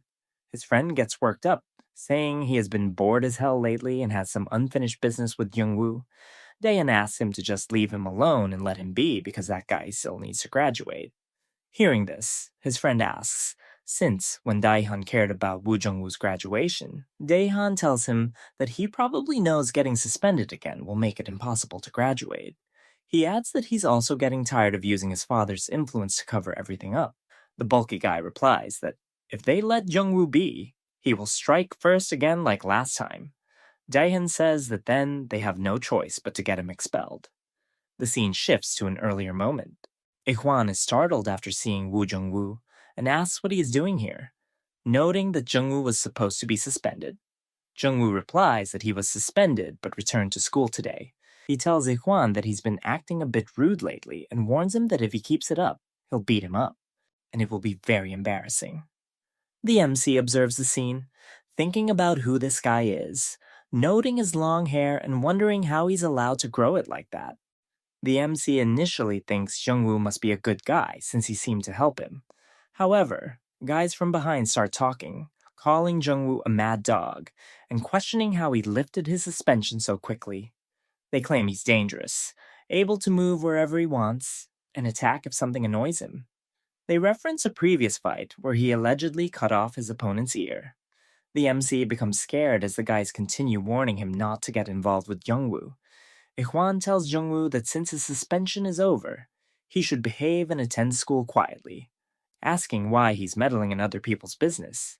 Jung-woo replies he explains he's interfering because seeing Ijuan's face pisses him off, suggesting Ijuan should have been a little less ugly. Ijuan laughs and repeats Jung-woo's earlier warning about getting bitten. Jung-woo warns that if Ijuan keeps talking rudely, he'll knock him out. The MC thinks they don't care about him anymore and decides to leave while they continue arguing. Jung-woo said he should be grateful to him. If he had kept fighting, he would have just gotten beaten even worse and embarrassed further. While pointing at the MC, then he asked Ijuan if he felt it too, that he couldn't win against the MC if he fought to the end. Hearing that, Ijuan snapped and shouted that Jung-woo was done talking shit, then launched a punch at him. Jung-woo smirks, saying he warned Ijuan about talking rudely. He punches Ijuan, making him scream and fall. Jung-woo chokes Ijuan with his leg, saying he should have maintained his dignity. Ijuan's friends start calling out, and Jung-woo finds their rush to show friendship amusing. He tells Ijuan he's become too cocky because of Daehan, and that he'll put him in his place, using him as a sandbag while choking his neck. The MC looks on confused. Ijuan's friends demand Jung-woo let him go, or he'll die. They ask the MC to try and stop Jung-woo, but the MC says he can't stop someone like him. Suddenly, someone calls out that they're in big trouble because Furry will probably be here soon. Hearing this name startles Jung-woo, who realizes he'll be expelled if caught. He orders the two guys to take Ijuan and run away, threatening them to keep quiet about what happened. As he leaves, he tells the MC he'll speak to him later. The MC remains confused as Jung-woo runs out. Back in the classroom, the teacher takes attendance. When calling the MC's name, there's no response. The teacher looks around and asks Baeom if she knows where he is, but she says no. Dongmin smirks, thinking the MC is getting beaten up by Ijuan. However, The MC suddenly enters, claiming he drank bad milk and has a stomachache. Dongmin is surprised to see the MC looks completely fine. The MC takes a seat while Beom stays silent, her thoughts drifting back to 30 minutes ago. She had been studying when she suddenly noticed the MC with two guys. She remembered hearing he was supposed to go to the store with that girl. Alarmed, she rushed to the faculty office. There, she told the teacher that while taking out some clothes to throw away, she saw some kids smoking. When the teacher asked who and where, she said it was in the storage room by the tennis court. Now, sitting in class, she watches the MC, thinking that since she doesn't see any injuries on him, she must not have been too late. A small smirk crosses her face. What a relief. Chapter opens up outside the school where MC and the other kids are playing football. While looking at MC, Dongmin looks really frustrated. His friend tells him that MC is coming closer, and they should get ready. But Dongmin thinks that it doesn't make any sense. MC was supposed to be a ball boy, so why is he wearing a jersey and playing on the ground? His friend tells him that he should go talk to MC. As MC approaches, Dongmin looks at him but can't think of anything. MC quickly passes through him, and Dongmin couldn't even block him. MC then kicks the ball, making it a goal. Girls from behind started talking about MC, saying he scored again and he is really awesome at soccer. Bayom is watching silently from behind as the girls kept shouting MC's name. She then pulls out one side of her earphone. The girls continue talking about MC, saying he is really cute. When they look at him from behind, his back is really wide. They note that MC is not like other boys who pretend to be tough. Those guys are annoying like kindergarten students. Dongmin scratches his ear, thinking why his ears are suddenly so itchy. The girls keep talking, with one mentioning that she saw MC reading English fluently. His pronunciation is apparently very good. Another girl teases her, suggesting she's already in love with him. Beom watches their interaction silently. The next scene shows everyone praising MC. His friend tells him they are going to play against Class 4, and MC must come. MC agrees he will. Suddenly, the girls from earlier interrupt, giving MC a cold drink which he takes, saying he was really thirsty. When his friend asks about the drink, the girl replies that he should buy it himself. From a distance, Dongmin and his friend are pissed at MC. His friend asks if MC is supposed to be a slave, but he's not getting the treatment of slaves. He wonders if the class system has been revamped since MC came. Dongmin thinks about how he can fix the situation again, and needs to find a way. He remembers Ikhwan telling him that he would take care of MC himself, but nothing happened. MC came back normal, and Ikhwan isn't the type to let anyone off without doing something.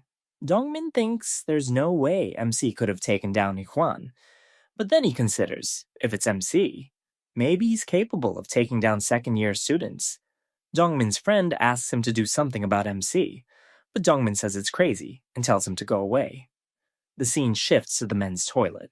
MC's friend is saying he's feeling uncomfortable because he's sweating and can't even wash up. He complains that many schools have showrooms, and their schools should have one too. His friend replies sarcastically that if he's so curious, why doesn't he discuss it with the chairman? Hearing this, MC's friend gets scared, asking if his friend doesn't know who the chairman's grandchild is. His friend laughs and tells him to shut his mouth. As they are leaving, his friend tells MC to throw his gym clothes. Everyone is throwing their gym clothes on Bayom's table. Bayom thinks about why the boys aren't taking off their gym shirts, and those who didn't take off their clothes are on their own. As she's leaving, MC suddenly appears in front of her, asking if she took the girls' gym clothes and suggesting they go together. As they walk, MC asks her to hand over the clothes. She replies that she's fine and repeats that being with her will only cause him more troubles. Hearing this, MC stops and smirks. He says he's not coming to help her and tells her she has a princess complex that embarrasses her. He mentions that someone told him he's a slave now, so he thought he should act accordingly. He laughs, saying it's very childish, and he doesn't understand these class systems. But he acknowledges he has no power to change things, so he must follow along. MC then greets the teacher. The teacher, looking at Bayom, says he was grateful she reported the smokers. But when he went to the storage room by the tennis court, they had already run away. He advises her to look closely and report the specific students next time. While she was hanging the clothes, the MC said, "It's not a big deal to hang your own clothes, but doing all of them must be tough." Then he asked, "Don't your hands hurt?" How do you manage to do all this by yourself? She stays silent. MC thanks her, catching her off guard. He explains that during the previous incident with the scary kids, things could have been dangerous, and it's thanks to her that he's okay. His flirtatious approach makes her blush. She turns around, insisting she didn't mean to help. MC continues to thank her, promising to buy her a snack next time. When she seems hesitant about snack bars, she replied, "I'm done with snack bars. If you're really grateful, you can do me another favor instead." He raised an eyebrow. "Tell me anything, Biom." She smiled and said, "It's not that hard for you to do. It's just..." The scene shifts to MC's house. His brother asks why Biom is there. She explains she heard he's their class teacher and promises not to tell her classmates. MC interrupts, saying he's decided to study with Biom. A flashback reveals Biom asking MC to teach her English. She admits that while she's fine in other subjects, no matter how hard she tries, her English scores never improve. The MC suggests taking online lectures instead of learning from him, since he's never taught anyone before, but she explains she can't afford them. He quietly agrees, realizing her situation. Then she offers to teach him other subjects in return, since he's only good at English, something that stings his pride a little. Proposing they study together for 2 hours after school.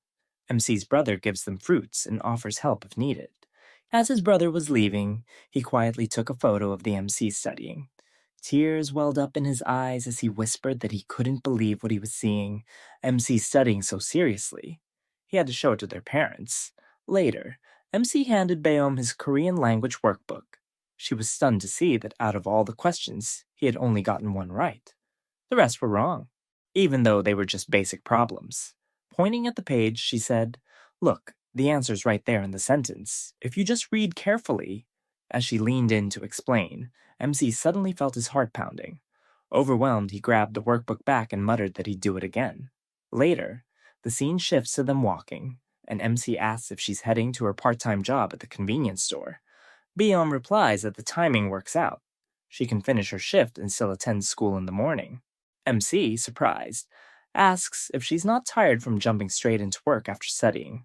She scoffs and says it's only been 2 hours of studying, but MC thinks to himself that his head already feels like it's going to explode. Before they part, Beom tells him not to sleep right away and to make sure he finishes his homework by tomorrow. "You don't even have a basic foundation," she says. "You need to build one first." MC nods and promises to do it.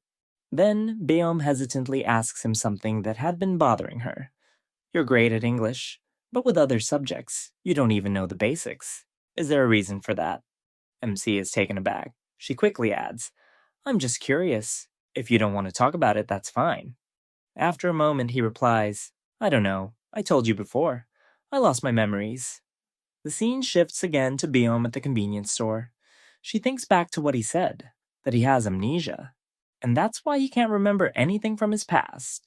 It finally clicks for her. He wasn't lying. It was all true. She recalls how MC once said he didn't know how to teach, not because he didn't want to, but because he couldn't remember how. Beom wonders what exactly she said to him in the past. Was this all a misunderstanding? Still deep in thought, she tells him one last time to finish his homework by tomorrow. Suddenly, MC approaches her and says, "Let's go. I'll walk with you. It's dangerous to go alone at night." Beom goes silent for a moment, then quickly brushes him off, saying there's no need. MC tries to stop her, but she walks off without looking back. Later, while reading at the store, Beom's thoughts linger. What does he mean by memory loss? Is that even a real condition? And if it is, how did he end up with it? Just then, the bell above the store door rings. She looks up to greet the customer, only to freeze in shock. It's Hongyi. The new chapter begins with a karaoke scene where Ijuan is asking others if they always get stuck in karaoke when they get in touch. After looking at Ijuan, Kimse and Dongmin appear shocked and immediately ask what happened to his neck. Seeing Ijuan like that, Dongmin assumes that Ijuan got beaten up by MC. Ijuan quickly denies this, saying he's not going to get beaten up by a nerd like MC. He explains that Woo Jung-woo suddenly stepped in between them. After hearing this, Kimse and Dongmin get scared and ask what's wrong. Ijuan sits next to Hong-hee, who looks disgusted by his presence. He tells the group that he doesn't know why Woo Jung-woo intervened, which is why he couldn't beat MC. Kimse suggests they should report this to Daehan. Kimse continues, saying that from the moment Woo Jung-woo got involved, this situation already went beyond what they can handle. He thinks if they go up against MC again, there's no chance they'll come back alive. On top of that, Woo Jung-woo might be involved with MC. Kimse believes this is already out of their scale. Ikhwan criticizes them, asking, "Aren't you ashamed of yourself that you can't even handle something like this? You're telling me to go tell Daehan while whining. What are you going to tell him? That we can't handle this?" He adds pointedly, "Do you think they'll hire us after we graduate?"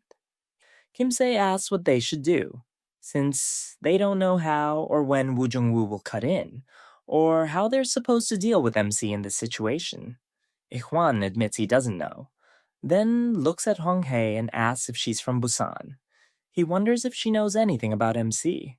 After hearing this, she stays silent before replying that he really thinks she knows someone like MC. Ikhwan then asks Kimse about the day he fought with MC, questioning how he made MC hit first. Kimse replies that he just pressed MC's seizure button. When Ikhwan asks what kind of seizure, the scene shifts. Ikhwan is laughing after hearing Kimse's explanation, saying, "Really? That's what happened? It's awesome." Kimse and Dongmin look very confused by his reaction. The scene shifts to the convenience store where our female protagonist is reading a book. Suddenly, Hong Hae enters the store. The scene flashes back to Ikhwan telling Hong Hae that now is their time to make a move. Hearing this, she wonders what they should do. Ikhwan explains that she needs to mess with Baeom. That's the only way they can prevent Woo Jung-woo from getting involved. He doesn't know what kind of relationship MC has with Woo Jung-woo, but it's certain that Woo Jung-woo is taking MC's side. He tells her that if male members touch Baeom, Woo Jung-woo will notice and realize they're trying to provoke MC on purpose.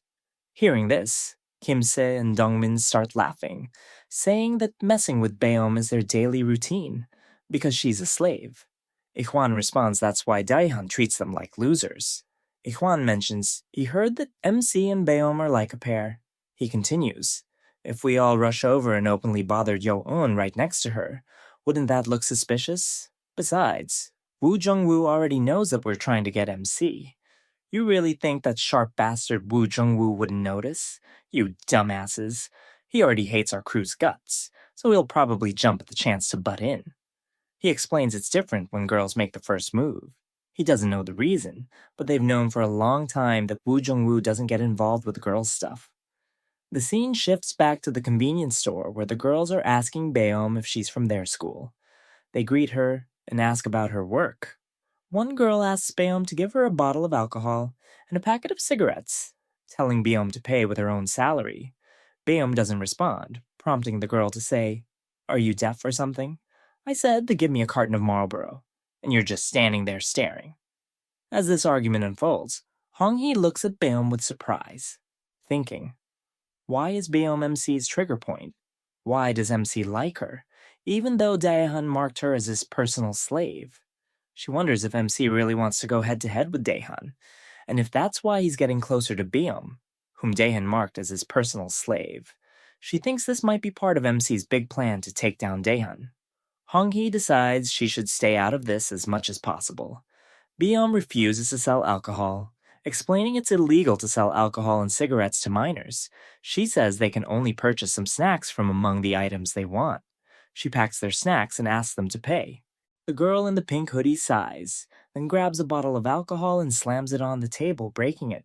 She threatens Baeom, saying that every time Baeom answers back, she'll break another bottle. She demands Baeom bring her a pack of cigarettes while pointing the broken bottle at her, saying, "It's not a card, but I can put it in your mouth." Baeom flinches at the sight of the broken bottle and starts sweating. She points at the CCTV camera, stating that if the girl wants to break more bottles, she can, but it's all being recorded. The girl says she doesn't care and will show the footage to the police and the store owner. Baeom identifies them. You're Kim Ya-hyun in Class 1, the other girl is Lee Ji-young in Class 2, and the girl in the back is Hong Hee from Class 4. The pink hoodie girl gets angry and grabs another bottle, threatening to break everything in the store. Before she can break it, Hong Hee stops her. asking if she really wants to break everything and risk getting arrested. The girl replies that Daehan Appa will take care of everything.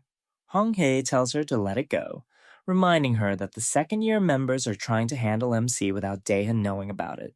She questions how the girl plans to ask Daehan to fix this, and what if he doesn't help? Looking back at Baeom, the girl threatens to continue this tomorrow before leaving. When they exit the store, Baeom breathes deeply, her heart pounding fast. She suddenly recalls a similar incident involving a masculine figure with a bottle of alcohol. The scene shifts. We see MC walking on the street, complaining about his eyes hurting from spending the entire night solving homework assigned by Baeom. The scene briefly shifts to MC's house, where his brother is crying while taking pictures, saying he can't believe his brother is studying by himself. Back to present, MC is confused, and his brain can't process anything. He can't remember what he studied, despite thinking that overnight studying would help him remember. He places fingers on both sides of his head, struggling to recall what he did the previous night. The scene shifts to the classroom. MC's friend notices the circles under his eyes, and MC explains he was studying. His friend mocks him, saying nobody studies like that. MC glances at Baeom's empty seat, wondering why she hasn't arrived yet. It's almost time for her to come from her part-time job, and he worries something might have happened to her. Suddenly, his friend calls out to him, saying someone is here to meet him. It's none other than Woo Jung-woo. MC gets scared, thinking, it's that scary guy again. The entire classroom becomes tense. MC's friend wonders how MC knows someone like Woo Jung-woo, thinking MC always gets involved with people he shouldn't. Woo Jung-woo sits next to MC, striking a casual pose. He asks if MC is from Busan, saying it's his first time meeting someone from there. MC thanks him for his help last time, saying he was able to survive thanks to him.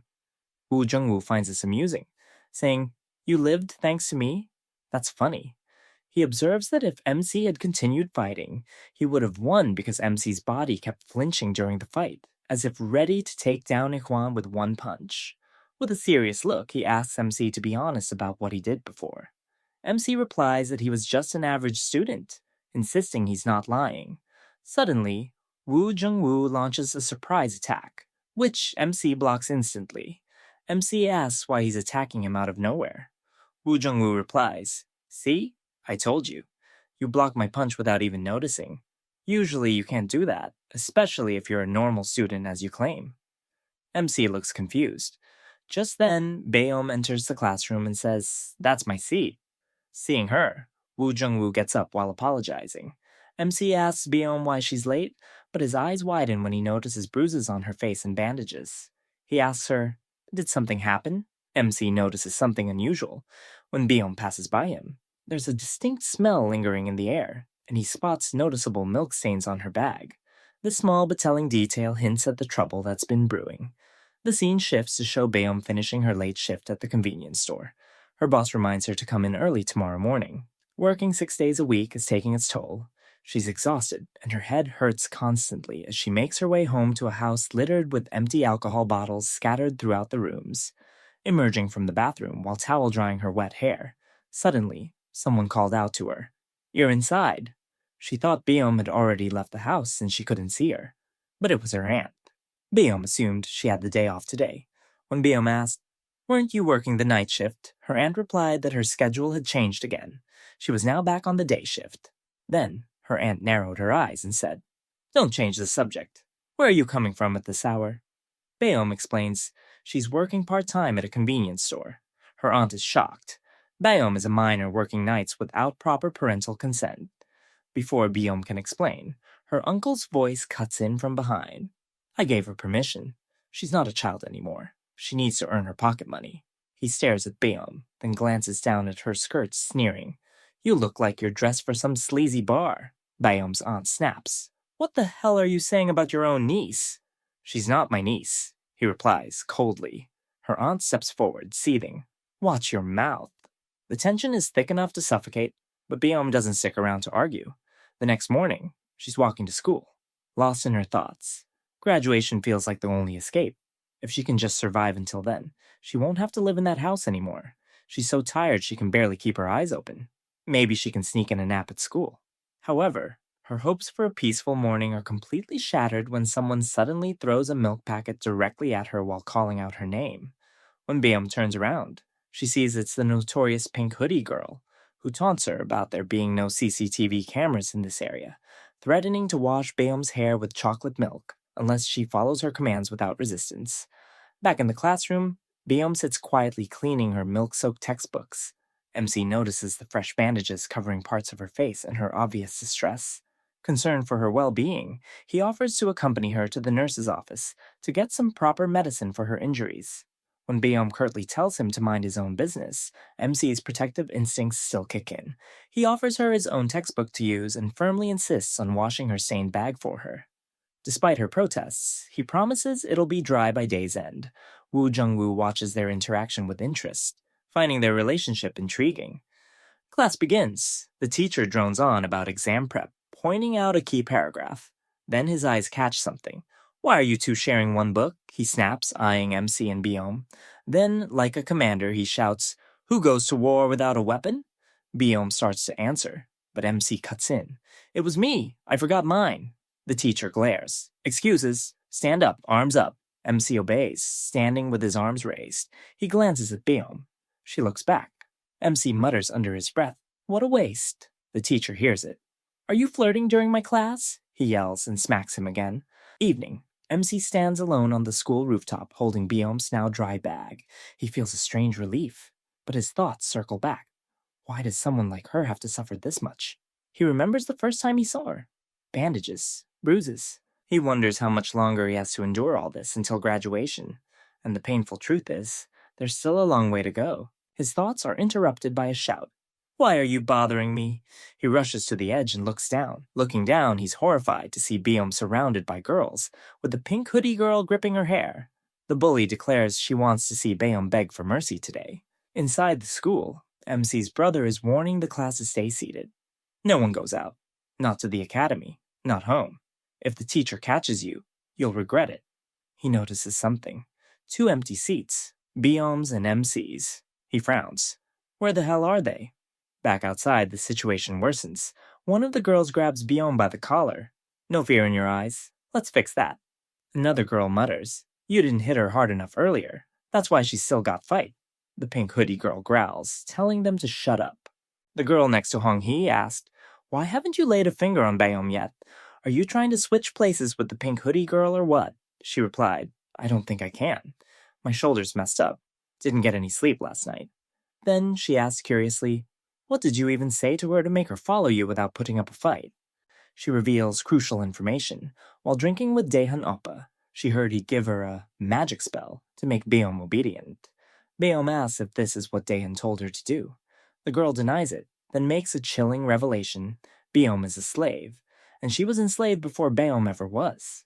Looking at Biom with hatred, she can't stand that pitiful look. Just as she prepares to strike, someone grabs her hand. MC Stan appears. Other girls gasp as MC tells her to stop, asking Biom how she got there while returning her forgotten bag. As MC hands over the bag, someone strikes him from behind with a wooden stick. Biom screams as MC staggers, blood flowing from his head. The attacker is Kim Se-won with 2 thugs. Ihwan declares that with no distractions today, they'll properly take care of MC. However, Dongming is puzzled. Despite delivering what seemed like a solid blow that's making MC bleed, he's shocked MC is still standing. They wonder why he hasn't collapsed. Outside the school gates, students were making their way home when Daehan's friend asked him, "Didn't you mention having a schedule tonight?" "Something like a party?" his friend asked. Daehan shook his head. "I have a dinner appointment with my father tonight." Their conversation was suddenly interrupted by an unexpected voice. "What do you eat when you're dining with family? Steak? Caviar? What's on the menu?" It was Woo Jung-woo who had appeared seemingly out of nowhere. Daehan's friend pointed toward the newcomer, studying his face. "Who is this guy? That's quite a nice face you've got there. No scars either. Want me to give you one?" He sneered, having heard rumors about Woo Jung-woo getting beaten up frequently. Woo Jung-woo's response was equally sharp. "Did you get your ribs put back together? I should have broken your neck bone instead." "That's too bad." The two faced each other with obvious tension. Daehan intervened, addressing Woo Jung-woo directly. "I heard your suspension was lifted, and you're graduating soon. You should study quietly and graduate without causing trouble, as if you're not even here.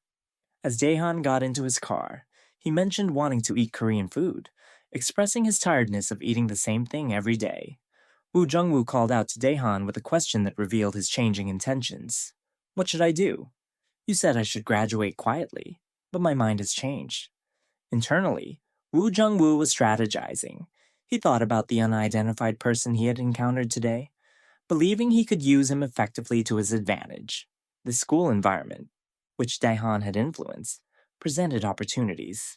However, he knew he couldn't stand out too much yet, as these people wouldn't even notice his presence. Meanwhile, at another location, MC had been struck with a wooden stick. The attackers were shocked to see that MC was still standing, despite the severe blow to his head. Suddenly, MC felt something stirring within him. His eyes turned red as he experienced a vivid flashback of himself with a girl who looked remarkably similar to Beom. The memories of his accident came flooding back, causing his heart to race frantically. What is this? These memories? From that day when I had the accident, he thought desperately. Ikhwan, growing impatient, shouted to his friends, "Hit him already! What are you even doing?" The gang resumed their assault, striking MC with wooden sticks and delivering brutal kicks. Kimsey grabbed a brick and struck MC's head, causing him to collapse to the ground. While smoking casually, Ikhwan ordered his friends to continue kicking the fallen MC. He wondered what had happened. MC didn't seem as tough as he had appeared before. Had his previous resistance been just a coincidence? When Beom tried to intervene and stop the violence, she desperately revealed that MC suffered from amnesia, hoping this information might make them stop. However, Ikhwan stepped closer to her and struck her in the stomach. As MC noticed Beom being hurt, he experienced another flashback of the girl who resembled her. This triggered something deep within him. Suddenly, MC regained consciousness and stood up. The girl in pink was asking Ikhwan if she could hit Beom, to which he responded, "Do whatever you want." At that moment, Ikhwan found MC standing directly in front of him, fists raised and ready to strike. MC's punch connected with Ikhwan's face, causing him to bleed. Ikhwan's friends panicked, and the girls were equally surprised by the sudden turn of events. MC turned to the girl in pink with a threatening tone. "Leave Beom alone. I don't want to hurt you, but I will break your legs if necessary." The intimidated girl fell backward after looking into MC's eyes. Beom recognized those eyes immediately. They were the same as before, and she could feel the atmosphere around MC had completely changed. MC checked on Beom, asking where they were and if they could leave. He also inquired about Daeho, wondering why he hadn't come with them. Looking around frantically, he searched for his friend. Spotting a girl smoking nearby, MC approached her and asked for a cigarette. Hong-hee, who had been standing there, sensed something different about MC. His entire atmosphere had shifted, just like before. While smoking, MC felt dizzy and disoriented. He called to Beom, telling her he would take her home safely. Ikhwan, struggling to maintain his composure, demanded to know where MC thought he was going. He angrily questioned Kimse and Dongmin about why they were sitting idle instead of fighting.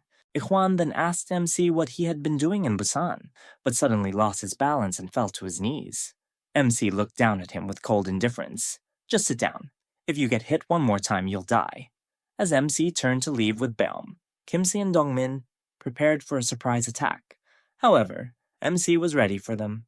He struck and elbowed Kimse while dodging Dongmin's attack, then delivered a powerful punch to Dongmin's throat, causing him to collapse. MC picked up a brick, raising it as if to strike, but ultimately chose not to use it. "I told you I was just going to leave," MC said with controlled anger. "You guys were the ones who escalated this." Kimse called the MC cheap. Before he could finish his thought, the MC landed a swift kick to his face. He retorted coldly, saying that sneaking up from behind with a brick was far cheaper. The onlookers froze in shock. Among them, Hong-hee wondered, was the MC finally revealing his true identity? Meanwhile, Ikhwan stared at the MC, puzzled. He had assumed this guy was just some transfer student sent to Class D to ride Daehan's coattails. But now, he wasn't so sure. Narrowing his eyes, he asked the MC if he'd shown up to take over the school with Woo Jung-woo. The MC blinked, genuinely confused. "Who's that?" Ignoring the answer, Ikhwan prepared to fight again. His thoughts raced. He knew now not to take the MC lightly. Despite looking like a pushover, the MC had impressive speed. agility, and awareness. Earlier, he'd been punched in the face. He was lucky his foot slipped and reduced the impact. But today, the MC's entire presence felt different, like he wasn't holding back anymore. Ikhwan reminded himself that he couldn't let his guard down. This wasn't the same fight as before. He needed to treat the MC like a proper high school champion. He devised a strategy: create some distance, bait the MC with a few jabs, then lure him into an opening, dodge his counter, and land a clean punch to the jaw. With that, Ikhwan launched a sharp jab, but the moment his fist extended, he knew he'd miscalculated. The MC's counter came faster than expected, a direct blow to his cheek. Before Ikhwan could react, the MC grabbed his head and slammed a knee into his face. Ikhwan stumbled back, shouting in panic, "Stop! Stop!" But the MC wasn't done. He slapped Ikhwan across the face and reminded him that he had tried to leave peacefully. They were the ones who picked this fight. Ikhwan pleaded again, "Please, stop." The MC coldly told him to beg properly. With blood trickling down his face, Ikhwan finally apologized sincerely, promising never to mess with the MC again. Only then did the MC let go. Turning to the girls nearby, he asked flatly, "Can I go now? Or do you need something else? Want to be scared for life?" Terrified, they shook their heads. "No, we're good. You can go." And with that, they all hurried away. Bayom approached and noticed something alarming. MC's head was bleeding. Blood dripped steadily, and the moment he touched it, MC's body swayed. He muttered something about dizziness and collapsed right onto Bayom's shoulder. Bayom panicked, trying to wake him up, but MC had blacked out. Sometime later, the MC slowly opened his eyes. His body felt heavy, but his mind was clearer. Sitting beside him was Bayom, watching anxiously. She asked gently, "Are you feeling better now?" The MC blinked, looking around the unfamiliar white walls. "Where am I?" "You're in the hospital," she said. "Don't you remember what happened?" Rubbing his temples, he muttered that everything after getting hit with a wooden stick was a blur. His memories were fuzzy, fragmented. He then looked at her and asked, "How did you get out of there?" "Are you hurt?" she said. "They all collapsed." "Collapsed?" he repeated. "What do you mean?" "You collapsed them. You beat them all." The MC stared at her in disbelief. "I did that?" Then Bayom, still visibly shaken by what she'd seen, hesitated before asking, "Is it true, what they said? That you were an outcast back in Busan?" Outside the hospital, MC's older brother urged him to go home and get some rest.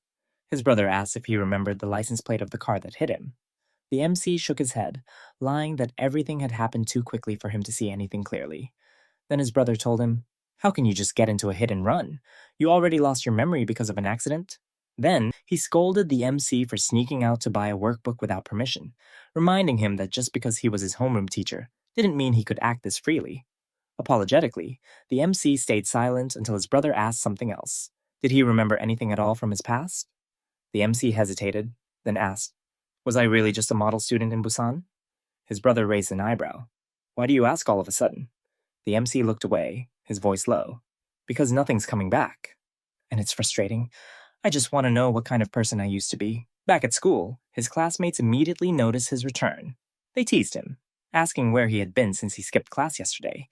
His friend commented that even his vibe felt different now. The MC gave a simple excuse. He broke his glasses. His friend playfully held up fingers, asking how many he could see, but the MC explained that they were just blue light blockers, not prescription. He planned to fix and wear them again. Still, his friend noted he looked better without them. As the MC scanned the classroom, he noticed someone missing. "Where's Dongmin?" he asked. His friend shrugged. "No idea." That question sparked a memory. The conversation with Biome. She had told him everyone collapsed after being beaten by him. When she had asked if it was true that he was once an outcast in Busan, he vaguely confirmed it, saying he had gotten into an accident while running from the bullies and lost his memory. Biome had grown uneasy after that and apologized. She had even lied to the teacher, saying it was a hit and run, because telling the full truth felt too complicated. Before leaving, she thanked him sincerely. Now, as the MC sat at his desk, Biome quietly approached and greeted him, asking if he was feeling better. He replied that he was fine today. That small exchange sent a ripple through the class. No one had ever seen Biome greet someone first. It was completely out of character. Later, his friends teased him again. "Are you two getting close now?" The MC blinked. "Do we look like that? I didn't know." His friend told MC that they went to the same middle school. Even then, she never talked to anyone. People called her Daehan slave. She was cold, rude, totally outcasted, didn't even respond to girls trying to talk to her, always ate alone, studied like a maniac. But there was one person she did talk to, her little brother. They went to school together all the time.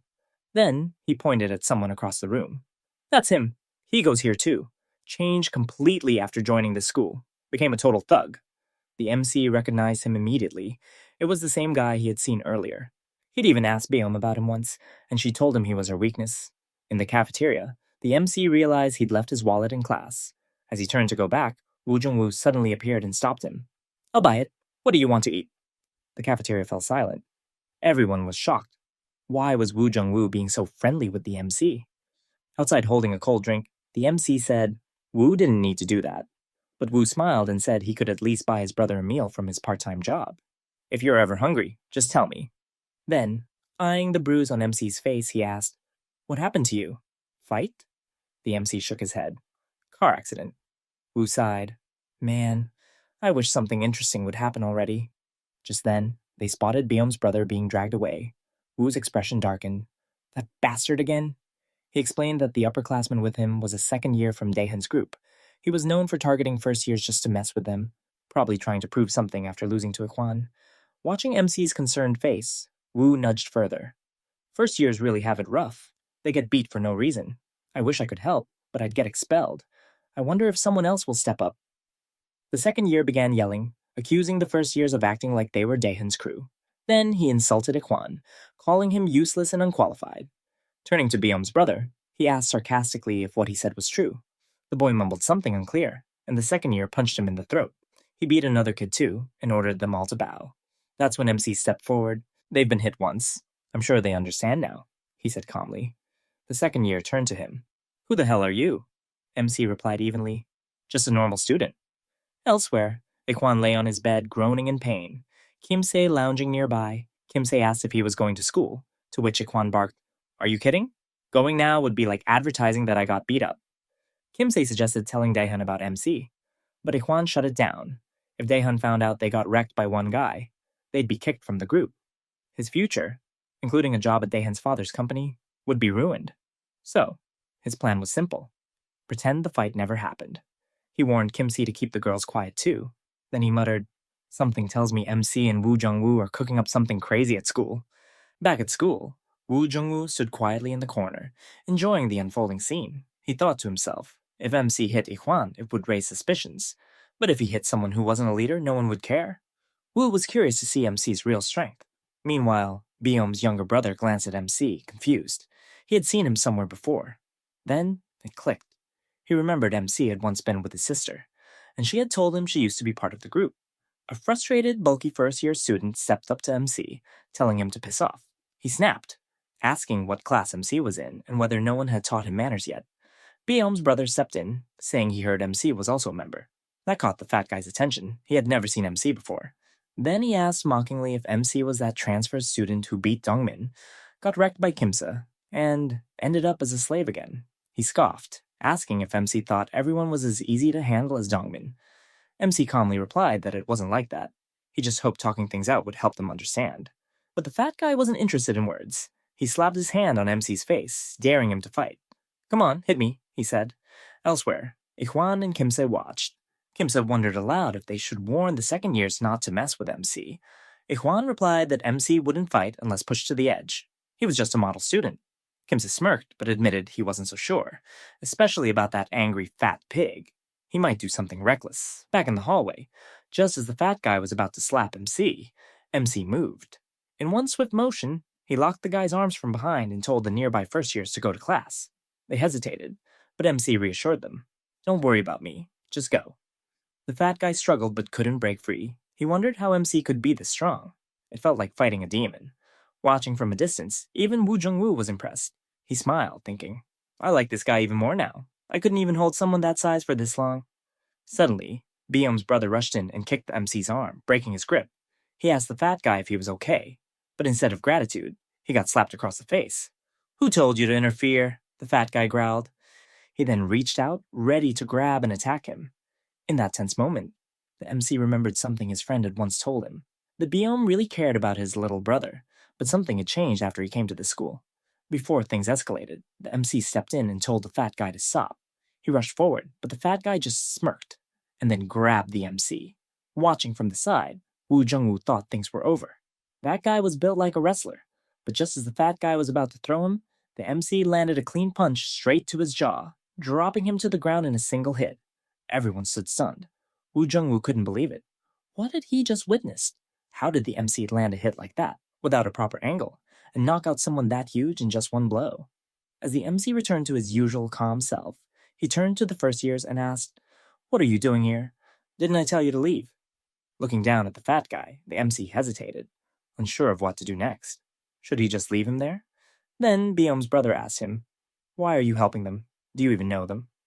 The MC replied, "I'm friends with your sister, and if she hears that you got beaten up like this, she's going to be heartbroken." Later that day, a third-year student wearing a pink t-shirt was happily eating donuts in the hallway. A student greeted him, and the senior cheerfully offered him a bite. The student hesitated at first, but when the pink t-shirt guy jokingly asked if it was because it looked dirty, the junior quickly took a bite. That made the senior laugh in satisfaction, but then his smile faded. He spotted his younger brother sitting in the classroom, head down on the desk. He approached and asked why he was acting like that. Hadn't he slept last night? He even brought him a donut from a popular shop, but the boy simply told him to leave it, saying he'd eat it later. The older brother grew annoyed, scolding him for not even looking up after he went out of his way to bring food. He grabbed his brother's face and froze. He was crying, with a bandage on his chin. Furious, the older brother demanded to know who made him cry like that. Elsewhere, Woo Jung-woo stood outside, staring at his cigarette. He sighed, admitting to himself that he couldn't turn into a chain smoker. He tossed the cigarette aside, lost in thought. He had underestimated the transfer student. MC was more incredible than he expected. But the real question haunted him. Why did MC transfer here of all places and start living like this? What exactly was he planning? MC, meanwhile, wondering why he continued getting involved in fights. Why he always messed things up. Then, his vision blurred. He felt like something inside him was trying to emerge, like there was someone else sharing his body. And strangely, there was always one thing in common whenever he felt this way. Biom. Back in class, Biom's younger brother was talking to a friend. The friend asked who the guy was that helped them earlier. He seemed to know Biom personally. Then he teased Biom's brother, asking if Biom had a secret boyfriend she never told him about. Biom's brother grumbled, but their conversation was cut short when the two fat upperclassmen, the brothers, entered their class asking about MC. Meanwhile, MC and Biom were cleaning a bathroom together. MC couldn't help but wonder what kind of school made a girl clean the boys' bathroom. As they worked, he casually asked if she'd still be coming over to his house to study. She raised an eyebrow, replying that of course she would. Why was he even asking something so obvious? Didn't he want to? MC admitted he was just worried about her after what happened yesterday. But Biom shot back, asking if he studied based on his condition too. Then, glancing at him, she asked why he wasn't wearing his glasses today. MC replied that they were broken and sent for repair, then asked if he looked weird without them. She replied softly, saying he looked better without them. MC blushed at the compliment. He awkwardly rushed to throw away the trash, his heart racing. Outside, he pulled out his phone and opened the camera, wondering to himself if he really looked that cool without glasses. Maybe he wasn't that bad looking after all. As he was on his phone, a student walked up and called out to him. The MC looked at him and asked, "Weren't you the guy who was with Biom's brother? And what happened to your face?" Back in the classroom, the day was ending, and students packed up to go home. Biom reminded MC that today he was supposed to tutor her in English, just like she helped him with Korean before, but MC told her he couldn't study today. Biom was surprised and asked why. She warned him not to make excuses. Consistency was key to improving, but MC just told her he'd go ahead first and see her tomorrow. She stared after him, frustrated. Why was he suddenly acting like this? Outside, Biom's brother was trying to explain to the fat upperclassman that he didn't really know the guy who helped him earlier. The fat guy wasn't buying it. He grabbed Biom's brother by the throat and said that if it weren't for Daehan's specific order not to lay a hand on him, he'd have already beaten him senseless. Just then, MC walked up. The fat guy immediately pointed him out to his bigger brother, saying he was the one who broke his cute little brother's jaw. Meanwhile, Biom was still thinking about MC. She couldn't understand why he had suddenly left like that, and why he was acting so distant when people clearly cared about him. Just then, someone called out to her. She turned and froze. It was Daehan. He looked at her with a smirk and said, "It's been a while." At the convenience store, the owner reminded Biom to collect goods later, and told her to pull herself together and work properly. While working, Biom recalled her earlier encounter with Daehan. Back then, she had walked away without saying anything, but Daehan had asked if she was doing well in her studies. Biom replied sarcastically, asking if he came just to mock her and whether he really thought things were going well for her. Daehan laughed and told her something strange. Whenever his group gathered, he often saw her brother. He said she shouldn't worry too much, because he was going easy on her brother. For her sake. That left Beom wondering what her brother had gotten himself into. Back at the scene of the fight, the MC stood in shock as he saw the size of the guy in the pink t-shirt, who was currently choking Beom's brother. MC told him to let go, but the pink-shirted guy refused. Instead, he told MC to fight him if he wanted the boy released. Tightening his grip, he warned that if MC didn't come over now, he'd snap the boy's neck. MC rushed forward, but the guy hurled Beom's brother at him. As MC caught the body, the guy punched him hard in the face, knocking him down. He then sat on top of MC, pinning him down and preparing to hit him 10 times.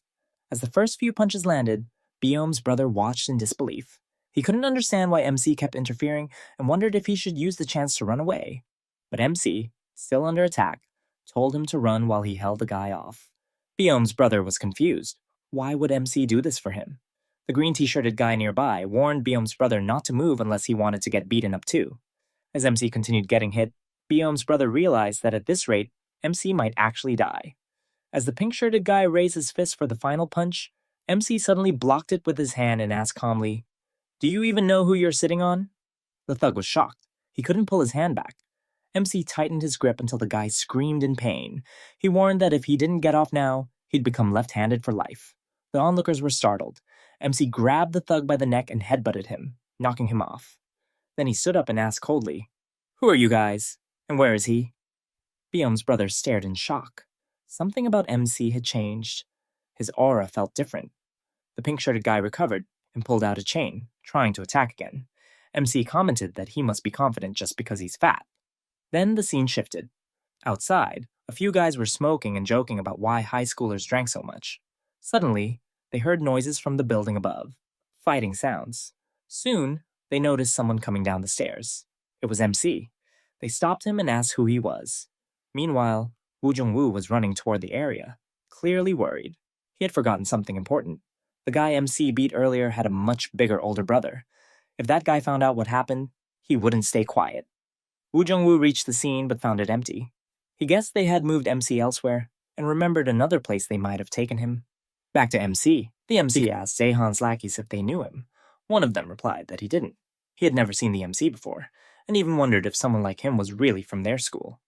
Just then, the MC bumped into him and said, "Then, why are you looking at me like that if you don't even know me? That's not very polite." The guy got irritated and asked, "Who do you think you are? I'm sure you're not a third-year student, so why are you talking down to me?" He continued, "You must know who I am." But the MC calmly replied, "Who are you?" Then, looking down at his own uniform, the MC thought to himself, "That's right, why am I wearing this uniform? Is this someone else's uniform?" His expression darkened. He repeated the guy's words and said, "What nerve did I have to talk like that?" Then, glaring at the student, the MC asked coldly, "And what nerve do you have to talk down to me like that since earlier?" He took a step closer and asked, "Should I just go on my way? Or should I mess with you a little before you leave, just before things could escalate?" Woo Jung-woo appeared. Woo Jung-woo looked confused. What's going on here, he thought. Wasn't the MC supposed to be with those fat brothers? Why is he with this guy instead? He immediately walked over, grabbed the MC by the arm, and said, "Let's get out of here. I told you to meet me outside the coffee shop. What are you even doing here?"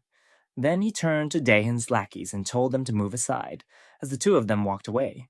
One of Daehan's friends stood frozen, stunned by what had just happened. Did I just flinch? From the MC's glare. His friend nudged him and asked, "Why are you zoning out all of a sudden?" Then he snapped, "Why did you let that bastard go? You just let him walk away." He blinked. "He left. When?" His friend replied. "Yeah, Woo Jung-woo showed up out of nowhere and took him away." Panicked, he ran to try and catch up with them, but by the time he reached the exit, the two had already disappeared. Frustrated, he muttered, "He's from our school. We'll find him tomorrow and beat him." He looked up toward the building and added, "Earlier, the noise was coming from up there." Meanwhile, the MC was trying to shake off Woo Jung-woo's grip. "Let me go," he said. But Woo frowned. "Why are you being so rude?" Then he asked, "Weren't you with those Piggy brothers? How did you end up in that situation?" The MC stared at him and asked, "Who are you? Do you know me?" He looked down at his school uniform. "What is this uniform?" he wondered. "I'm wearing it again, just like last time." He glanced around. "What is this place?" Woo Jung-woo got annoyed. "Are you ignoring me?" he snapped, raising his fist as if to hit him. "I'm getting pissed." But the MC caught his wrist and asked seriously, "What is this place? Who were those guys from earlier?" Suddenly, a flashback hit him, of his nerdy days when he first transferred. Why, did I transfer here? Before he could process it further, Wu Jungwoo punched him hard, knocking him to the ground. The MC lost consciousness on the spot. Wu looked down at him in frustration. Shh, I can't stand hanging around people this annoying. He turned to walk away, muttering, Whether Daehyun beats you or that big guy does, I don't care. But he paused, glanced back at the unconscious MC, and despite his words, he picked him up and carried him somewhere else. Sometime later, the MC slowly opened his eyes. Wu Jungwoo stood nearby and said, You slept for too long. The MC sat up and looked around. Where is this place? Why was I sleeping here? Wu Jungwoo looked annoyed. What happened to you earlier? You were being rude. Don't act like that again. Back at the scene, Daehyun's friends were stunned to see the fat brothers lying on the ground, defeated. One of them pointed out that the uniform belonged to their school. Another asked who the guy was that had beaten them both. One of them pointed toward Beom's brother. Is that our school uniform? Another asked, Who is that guy who just came and beat them like that? The scene cuts to Busan. A group of thugs was bullying the two students. One of the bullied students pointed at his uniform and said, Can't you see? We're from Horyung High School. Can you even handle that? One of the thugs slapped him across the face. Handle it? Of course we can. You guys were only strong because of the MC. Now that he's gone, you're just pushovers. And then someone behind them spoke up. Are you sure their school is a pushover now? It was Ji Daeho, the same person Hong Hee had once mentioned to the MC, saying she knew him from Busan. The bullies laughed awkwardly. No, it's not like that. We just heard it from someone. The guy suddenly launched an attack, shouting, You guys were only strong because of the MC. But Ji Daeho kicked him straight in the stomach, stopping him in his tracks. Then he grabbed the guy by the hair and growled, Why don't you check for yourself? Are all the students from our high school just pushovers? After beating them down, Ji Daeho turned to the two students and told them, Go straight home. As he watched them leave, he muttered to himself, Because of the MC, everyone's treating us like we're weak.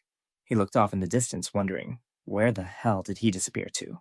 After the incident, Wu Jungwoo couldn't shake off the feeling that he might have blown things out of proportion. He had only meant to test the MC's fighting ability, just a harmless little probe, but things had escalated far beyond what he expected. The MC had somehow run into none other than Young Hui-moon, Daehyun's close friend and arguably the most dangerous one. Now Youngwoo sat with a knot in his stomach. He wondered, what if Hui-moon ended up liking MC's spirit and tried to pull him over to Daehyun's side? Or worse, what if Hui-moon, with his twisted personality, saw him as a challenge and decided to take him on directly? That could make things spiral out of control. But oddly enough, Jungwoo laughed to himself. If it did come to that, it might actually be fun to watch. Meanwhile, back at home, the MC was still lying in bed when his older brother tried waking him. MC lazily replied that he'd gone to bed late and needed more rest. His brother, already dressed and ready for school, said he had something to do early and was heading out. Before leaving, he reminded MC to eat something. As he closed the door behind him, a small smile formed on his face. He figured MC must have stayed up late studying again. The thought made him oddly proud, but the truth was far from that. Once the coast was clear, MC got up and checked if his brother had really left. He slowly made his way to the bathroom, looking at his reflection. His face was covered in bruises and bandages. It was a mess. He was scared of being seen like this, especially by his brother. While brushing his teeth, the same troubling thought repeated in his head. He couldn't remember what had happened. And this wasn't the first time. After getting dressed, he began looking for his backpack but couldn't find it anywhere. Then, flashes from last night hit him. He remembered leaving home with the bag, but not much else. He vaguely recalled losing it during that strange encounter, though he couldn't recall where exactly it had happened. As he stepped outside, hoping to retrace his steps, he was surprised to see Beom standing there, holding his backpack. Startled, he walked up and asked if she had been waiting for him this whole time. She casually replied that she hadn't been there long. MC asked why she didn't just come to his house and return it. She explained that if she had, his brother might have seen her and gotten suspicious about him losing his bag. Then she turned the question on him. Why had she ended up with his bag in the first place? MC asked her that directly,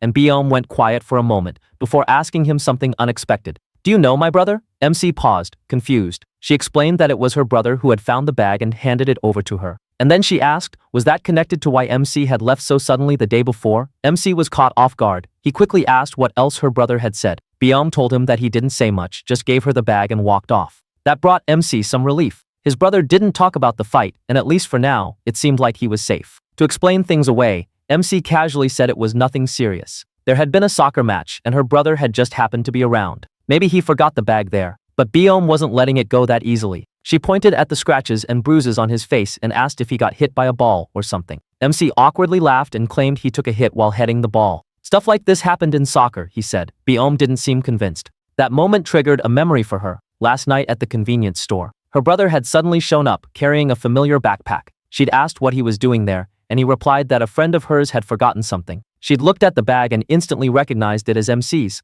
Then came the awkward question, "Are you dating that guy?" Biome blushed and asked what he was trying to say. Her brother looked at her and said that based on her reaction, it didn't seem like she was. Then he added that he couldn't imagine her liking someone like MC anyway. But he remembered what MC had told him the previous day, and it seemed like MC might feel differently about her. Before leaving, she stopped him. "Are you hanging out with Daehan's gang now? Are you really thinking about joining those thugs? Do you really want to end up like that guy?" Her brother had snapped at her, asking, "Who do you think I'm doing this for?" She stood there, confused. He continued, warning her to stop getting involved with Daehan, reminding her how Daehan had already ruined her school life, and that things could still get worse. Back in the present, Baeom walked in silence, her thoughts racing. It was clear something had happened between her brother and Mac. But what kind of incident could it be? Could it really be connected to Daehan again? She had never seen anyone walk away unharmed after getting involved with him. Then, a memory flashed. Daehan and another guy in flashback. Her chest tightened. Was it her fault? Ever since she got tangled up with Daehan,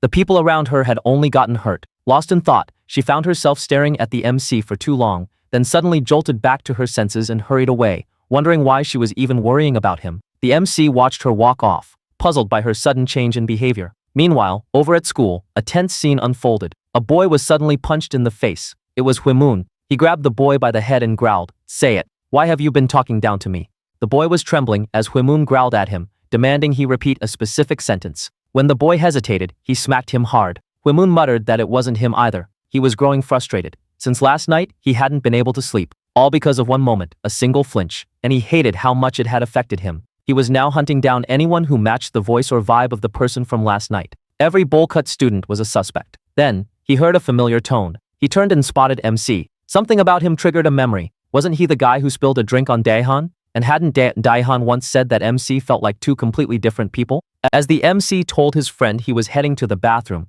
he suggested they go on to class without him. But just as he stepped into the restroom, Huimun suddenly attacked from behind. Sensing something off, the MC quickly dodged a kick, his instincts kicking in just in time. As he turned around, he spotted a fist flying toward him and raised his arm to block it. Startled, he asked, "What are you doing?" But Huimun didn't answer. He just growled, "Say it, why have you been talking down to me?" Back in the classroom, Baeom noticed MC's friends had returned, but not MC. She quietly wondered if he had gotten into trouble again. Her face turned red, and she scolded herself for caring so much. Her thoughts flashed back to Daehan once again. He had asked her about her school transfer and hinted at something deeper. She had learned long ago. People like Daehan couldn't be trusted. Back at the scene, Huimun continued to beat on MC, making him repeat the same sentence. MC stuttered through it, but something felt off. Huimun frowned. The voice, the vibe, it was all different from yesterday. He questioned MC again.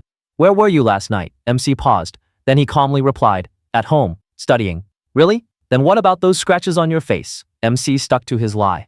"I was in a minor car accident. You can ask my homeroom teacher." Huimun stared him down. This guy looked scared. Definitely not like the one from yesterday. That guy had been ready to fight. Still, he wasn't convinced, so he decided to verify. "If I find out you're lying, you're dead." He dragged MC to someone who had been there the night before. Baeom's brother. He asked him plainly, "Was this the guy who beat the fat brothers?" MC subtly shook his head, signaling Baeom's brother to stay silent. After a moment, the boy replied, "It was dark. I couldn't see clearly. The guy from last night had a different vibe." Huimun accepted the answer, for now. But he warned both of them, if it turned out to be a lie, they'd both be dead. Up on the rooftop, Daehan and his crew were discussing the same incident. One of his guys informed him that the fat brothers were in a coma. Daehan responded coldly, they were now expelled from his group. He asked who was behind it. The big guy said it hadn't been confirmed yet, but the attacker was likely from their school. Daehan snapped. "You're saying he's from our school but you can't identify him?" He warned him that if he kept failing, his father's job at the company might be at risk. The guy panicked and promised he'd find out.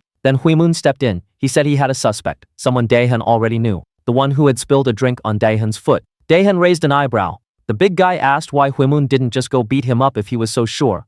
But Huimun warned him, "Don't touch that guy, he was his. If anyone else laid a finger on him, it would ruin his appetite." Daehan chuckled. "Fine, he's your prey, but handle it properly. If you screw this up, you know what'll happen." Huimun nodded. If he failed, Daehan could beat him or expel him, whatever he wished. Meanwhile, MC let out a sigh of relief. Baeom's brother had covered for him, but something still gnawed at him. He recalled the moment he woke up yesterday. No memories, only reactions. Both Woo Jungwoo and Huimun had noticed something off about him. It was frustrating.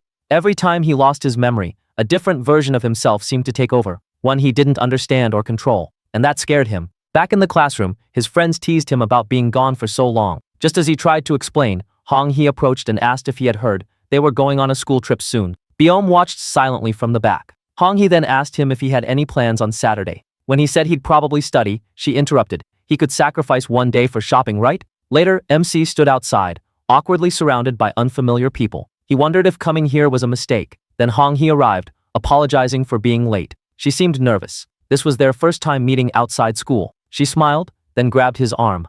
What do you want to do first, or should we eat? For some reason, ever since that day, she couldn't stop seeing MC differently. Nearby, a group of delinquents were smoking and casually talking about girls. One of them, wearing a pink jersey, turned to the guy in the green cap and said there was a girl at his school he liked. He even suggested calling her over for some fun. The guy in the green cap suddenly spotted someone. There she is, he said, pointing across the road. Walking with a guy? That's her. The guy in the pink jersey turned around to look. His expression changed as he squinted at the two. Who's that loser next to her? He asked, clearly irritated. The story shifted back to the night before, where the main character stood in his room, staring at his closet in confusion. He wondered what he usually wore. Was it always just tracksuits? Looking around, he realized there wasn't a single decent outfit to be found. From behind, his older brother watched quietly, remembering how their mother had thrown out all of MC's delinquent-style clothes in the past. The MC sighed, questioning himself. Maybe he didn't know much about fashion, but even he could tell these clothes were terrible for a school trip. He wanted to look different this time. His mind wandered back to an earlier conversation with Byom,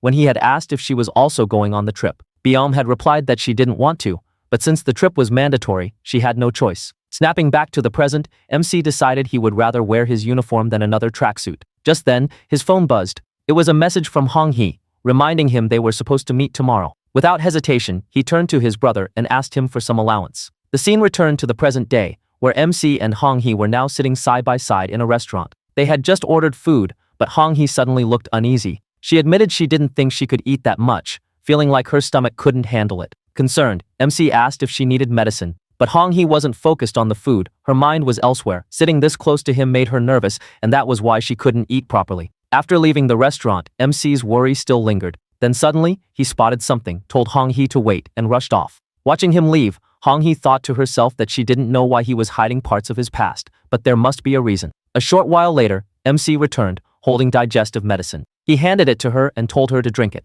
Touched, Hong Hee thought again about how he avoided opening up, but decided she would stop probing him further. She took the medicine, thanked him, and the two of them continued their day. Next, they went shopping for clothes. Hong Hee tried on outfit after outfit, while MC hesitated over his choices. When Hong Hee handed him another shirt to try, he looked at himself and thought it wasn't so bad. A small smile appeared on his face as he wondered what Byom would say if she saw him like this. Probably, she wouldn't compliment him. Just as he was lost in thought, Hong Hee noticed his smile and teased him, asking why he was grinning to himself. Then, with a playful gesture, she tore off the price tag and told the saleslady to pack the shirt. She insisted on paying, reminding him that she had been the one who suggested this shopping trip. As he hesitated to argue, she added softly that whenever he wore these clothes, he should think of her. That, she said, would make them even. Outside the shop, MC asked if they should now look for clothes for her, but Hong Hee suggested they take a short rest first, since her legs were tired from walking so much. Just then, an unwelcome interruption arrived. The delinquent from earlier, the guy in the pink jersey, appeared and greeted Hong Hee, commenting on how she had gotten prettier. Soon, they all ended up inside a cake shop. While one guy was enjoying his dessert, the pink jersey delinquent smacked him and complained that Hong Hee needed to take a picture first. After scolding, he ordered MC to go buy another cake. MC, unfazed, asked if he should buy just one or more. The guy smirked and told him to get cake for everyone. Meanwhile, another boy nearby kept staring at MC, trying to place where he had seen him before. The pink jersey guy leaned closer to Hong Hee, flirting shamelessly. He said he had missed her and had even sent her messages, but she never replied. Hong Hee dismissed him, saying she rarely checked her DMs. Annoyed, the delinquent pointed out that she posted stories every day. He slid his hand onto her shoulder, making her uncomfortable. Hong Hee's thoughts raced. Why did she have to run into him now? He had been bothering her since the last string party, and she had avoided him on purpose. Worse, he was part of the Seongsan boys, and close with Daihan, which meant she couldn't openly show her dislike. While MC bought the cakes, he glanced back and noticed Hong Hee looking uneasy beside the pink jersey guy. The delinquent then tried to jog her memory, asking if his outfit reminded her of something. She denied it, but he grinned, saying he had bought it to match the jersey she always wore. Hong Hee gave a forced laugh. At that moment, MC returned with the cakes. The delinquent mocked her, saying she had unique taste in boys, and laughed with his friends, ridiculing MC's style. Then he told MC to get lost, before jokingly adding that Hong-hee would be drinking with them instead. He asked Hong-hee to confirm, and reluctantly, she agreed. Smirking, the pink jersey guy grabbed her arm and started walking away with her. MC stood there, watching, clearly unhappy. Then he remembered Hong-hee's earlier words, that whenever he wore these clothes, he should think of her. His fist clenched tightly. Without hesitation, he rushed forward, grabbed Hong-hee's hand, and said firmly that she couldn't go drinking with them today. She still hadn't finished buying clothes. The pink jersey guy stopped in his tracks, glaring at MC in anger, demanding to know what he was talking about. The pink jersey delinquent sneered at MC, daring him to try taking Hong-hee away to shop. He stepped closer, mocking him, asking if he was getting scared now. In truth, MC was scared, but even so, he couldn't just stand there and let her be dragged off. The pink jersey guy laughed louder, calling MC a loser who could never do anything. He turned toward Hong-hee, pointing at Missy with a smirk. He told her that it was her fault because she entertained someone like him. Losers like MC started thinking they were special. As long as she humored them, he said, they'd never learn their place. MC clenched his jaw, feeling irritation rise. The situation felt eerily familiar, as if it had happened before. Finally, he spoke, telling the delinquent that Hong-hee wasn't humoring him at all. They had been hanging out together, and the clothes he was wearing were actually bought for him by Hong-hee herself. That statement stunned the pink jersey guy. His expression twisted with anger, and without warning, he lunged at MC, shouting for him to take those clothes off. MC narrowly dodged the tackle, but the delinquent quickly kicked at his leg, sweeping him to the ground. Before MC could recover, the pink jersey guy wrapped his arm around his neck, choking him tightly. The other delinquents burst into laughter, saying it was over. There was no way MC could escape his grip. MC struggled desperately, his vision dimming as the chokehold tightened. His breath faltered, his consciousness slipping. But in that moment, his eyes snapped open. With sudden strength, he gripped the delinquent's arm, crushing it with his hand. He seized his legs next, lifting him off the ground, before slamming the back of his head straight into his opponent's face with brutal force. The pink jersey guy staggered, clutching his face, calling MC cheap for fighting like that. But MC barely heard him. His head was pounding, memories flashing chaotically. He muttered in confusion, asking the delinquent who he even was. Since his accident, his memories had been a blank state, and now fragments were surfacing all at once. Seizing the moment, the pink jersey guy launched forward again with a punch. But before his fist could land, MC's own strike connected first. The delinquent was stunned, collapsing to the floor from just a single blow. His followers stared in disbelief. How could their leader fall so easily? Among them, the boy in the cap froze. Suddenly, he remembered where he had seen MC before. Without a word, he pulled out his phone and began typing a quick message to someone. On the ground, the pink jersey guy looked up at MC, begging for mercy. But MC struck him again across the face. Another delinquent, a heavy-set boy, tried to lunge at MC, but he was instantly dropped with a sharp kick to the face. Glancing at the boy in the cap, MC asked coldly if he wanted to be beaten as well. The cap-wearing boy shook his head quickly, insisting he had no intention of fighting. Meanwhile, Hong-hee rushed forward, asking MC if he was all right. But to her shock, MC looked at her with distant eyes and asked if she even knew him. Then he said something that shook her completely. His name wasn't Jo-eun, it was Jo-hoon. The moment he said it, the air around them changed. His expression, his aura, it was completely different, just like that time before. He swayed slightly, feeling dizzy, and asked Hong-hee if she knew him. He said he had countless questions for her. Still disoriented, he asked who those delinquents were and why he was even here. Hong-hee stood frozen, unable to answer. MC finally said they should leave and talk somewhere else. But before they could go, the cap-wearing boy stepped forward, stopping them. He warned that MC couldn't leave yet, because someone had been desperately searching for him. And then, from the distance, a figure appeared. Waimon charged straight at MC at full speed. He leapt into the air, aiming a vicious kick,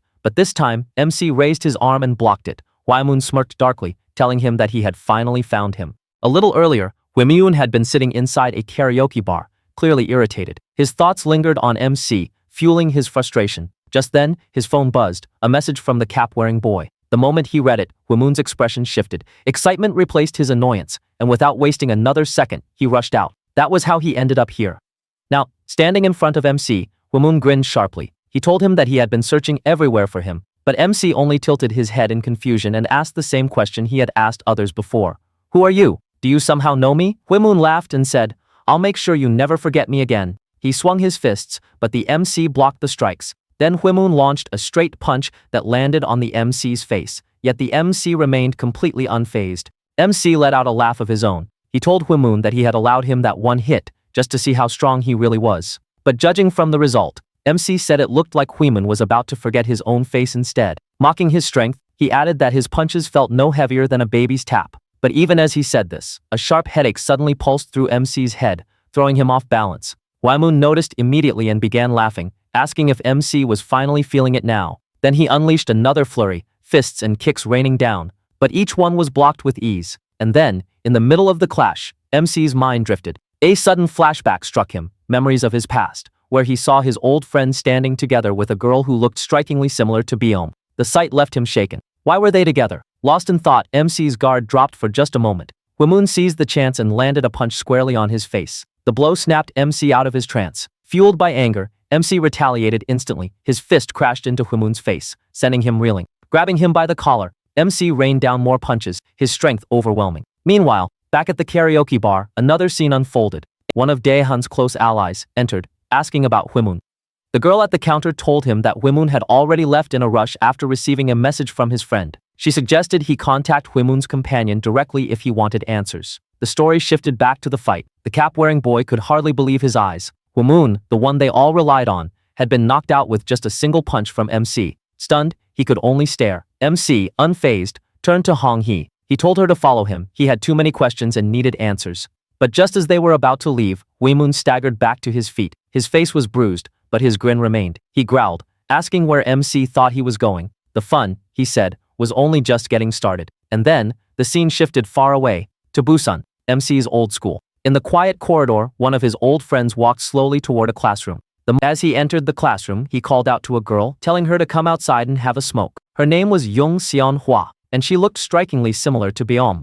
On the rooftop of their old school in Busan, Ji Daeho and Jung Seon Hwa stood side by side, smoking. The silence lingered until Daeho finally asked what she had been thinking about earlier in the classroom, wondering if she was thinking about MC again. Seonhwa laughed, reminding him that he used to call MC his best friend. Yet now, he acted as if being best friends didn't mean anything. Daeho sighed, saying of course he remembered MC, but no matter how much he thought about it, there was no way to find him. So what was the point? Still, Seonhwa pressed further. She asked if he had heard any recent news about MC. Daeho shook his head. The only thing anyone knew was that MC's parents had once said they were taking him to America for treatment. But even now, if they went to his old house, they couldn't find his parents anymore. Seonhwa muttered that MC always hated America, so why would he ever agree to go? The story then shifted into a flashback, revealing how Hwaemun first joined Daehan's group. Even back in elementary school, Hwaemun's strength was legendary. His fighting skills were so terrifying that even nearby high schoolers avoided crossing him. That was when Daehan discovered him and brought him into the fold.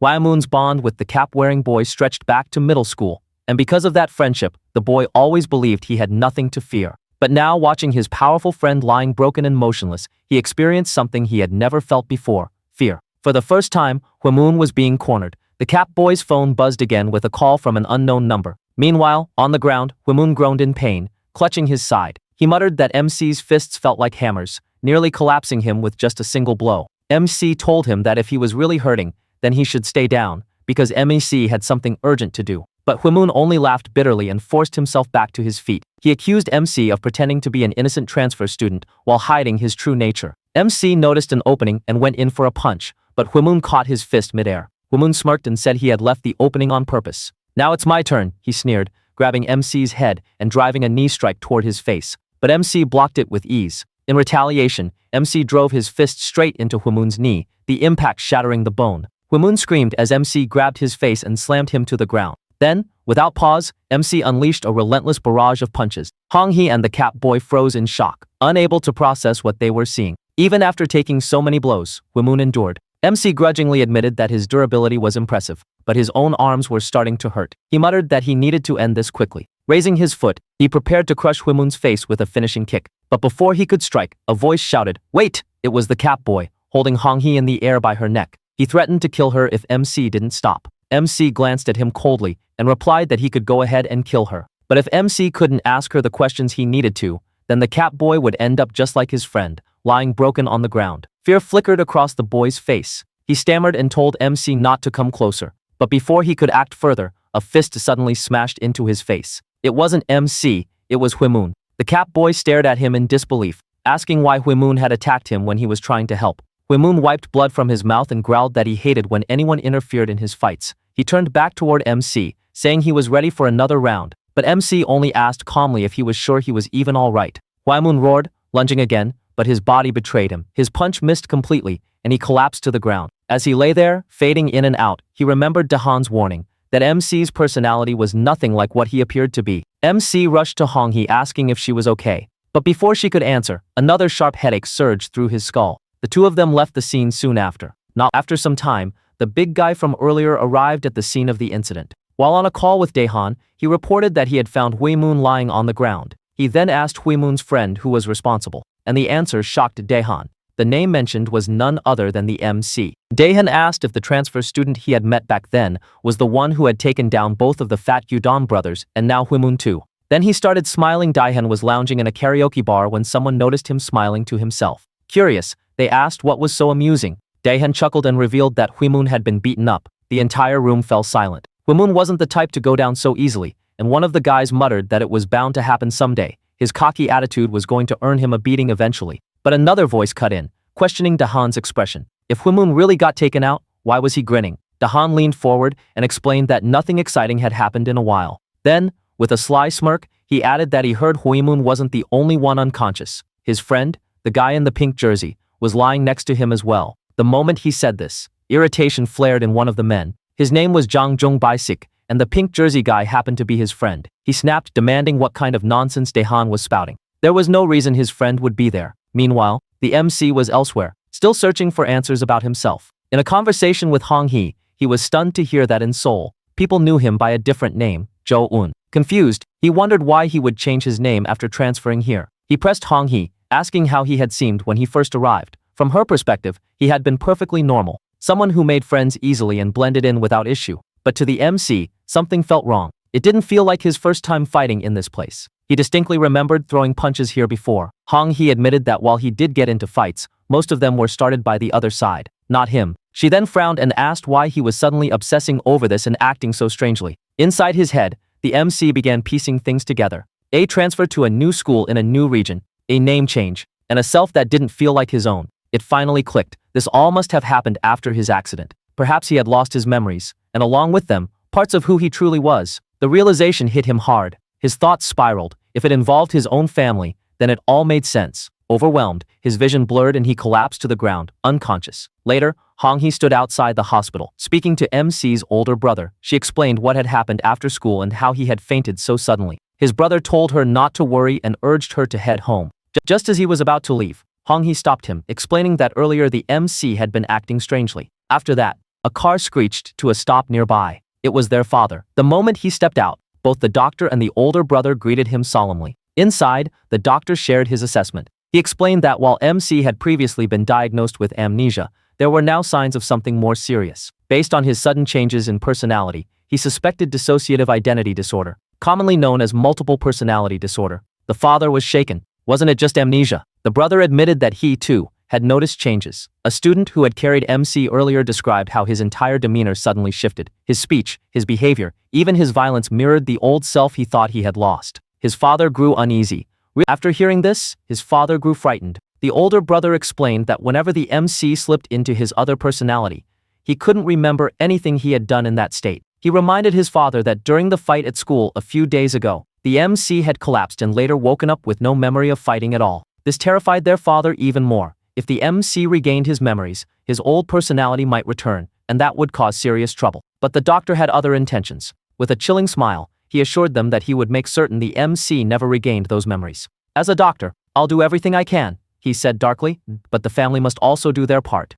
When MC finally opened his eyes, his father was standing at his bedside. His father spoke softly, saying he had rushed over after hearing about the collapse. But the sight of his father triggered fragmented flashbacks that made MC's chest tighten with fear. He panicked, trembling as his father tried to calm him down. Eventually, his father had to raise his voice to steady him before patting his head gently, commenting that his health seemed worse than ever. In truth, his father remembered the doctor's instructions. The doctor had prescribed him harmless capsules disguised as vitamins, telling the family that MC would believe they were meant to restore his memory. Of course, the pills were useless for his condition. His father worried, what if, despite this, MC still managed to regain his memories? But the doctor's words echoed in his mind. The family must do their part to ensure that didn't happen. When MC asked where he was, his father explained that his recurring trauma from being bullied made it difficult for him to recover in Korea. He suggested that MC should study abroad in America, away from these triggers. The very mention of it sparked painful flashbacks that left MC clutching his head in agony.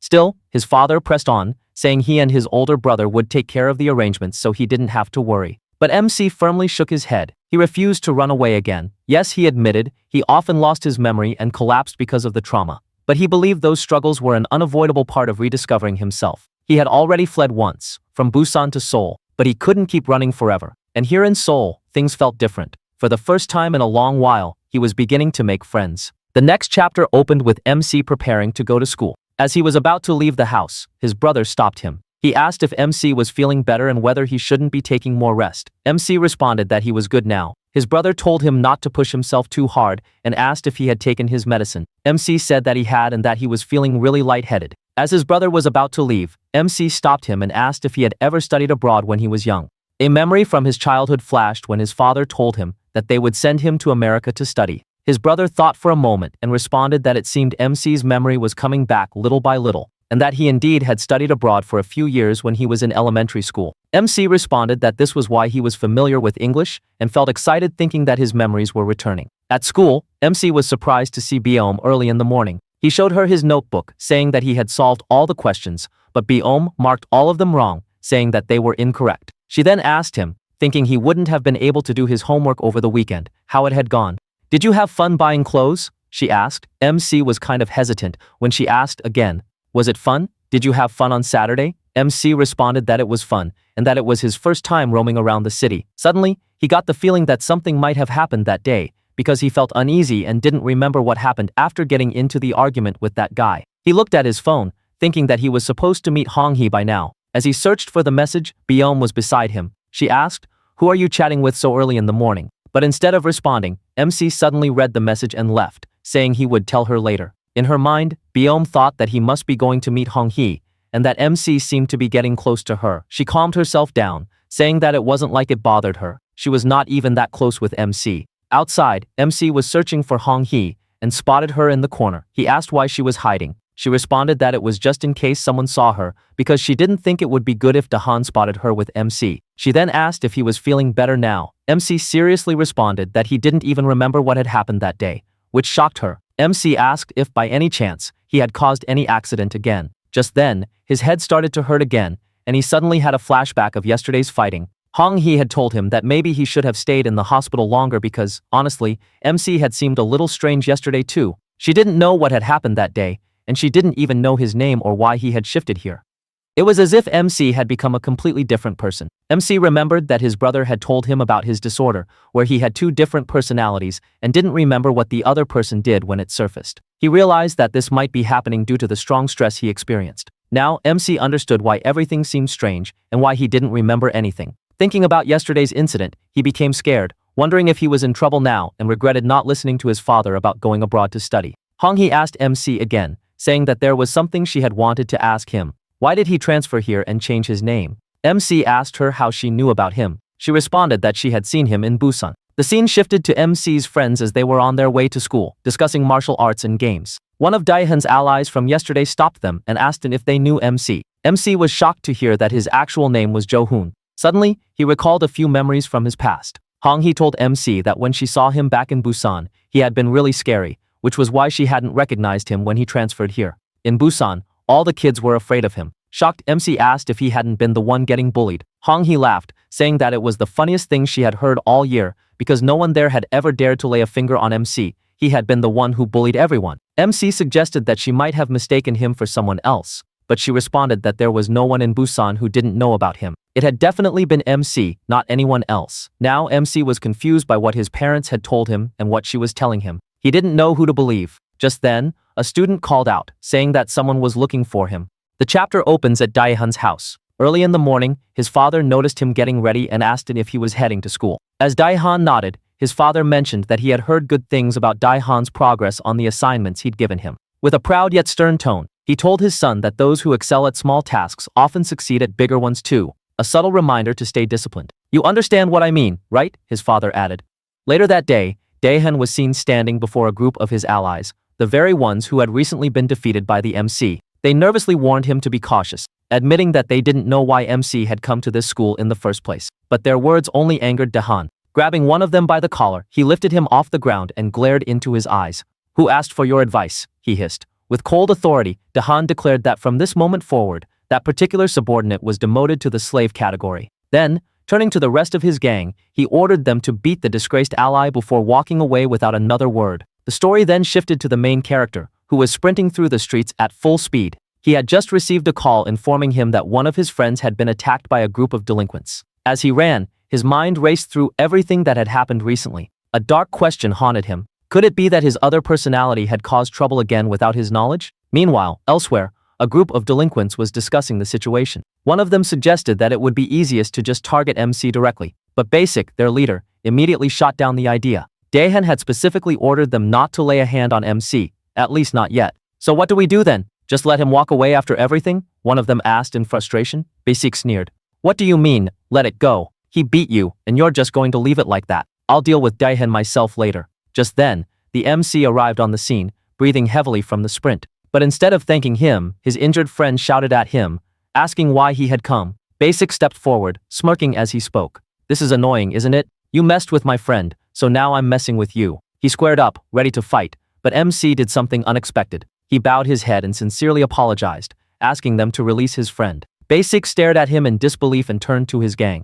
Is he serious right now? He asked. Moments later, Basic grabbed MC by the collar and prepared to punch him. But just as his fist was about to swing, he suddenly froze. His eyes widened in shock as he stared at MC's face. And then, without explanation, he backed away, visibly shaken. His men asked what was wrong, confused by his sudden hesitation. Basic didn't answer. Instead, he simply looked at MC with a fear he couldn't explain. The narrative then shifted into a flashback, one that revealed the source of Basic's fear. A year earlier, Basic and his crew had been hanging around with a few girls, trying to show off. They wanted to take the girls out and have fun, but none of them had any money. That was when Basic pointed toward a boy nearby. The same MC standing before him now.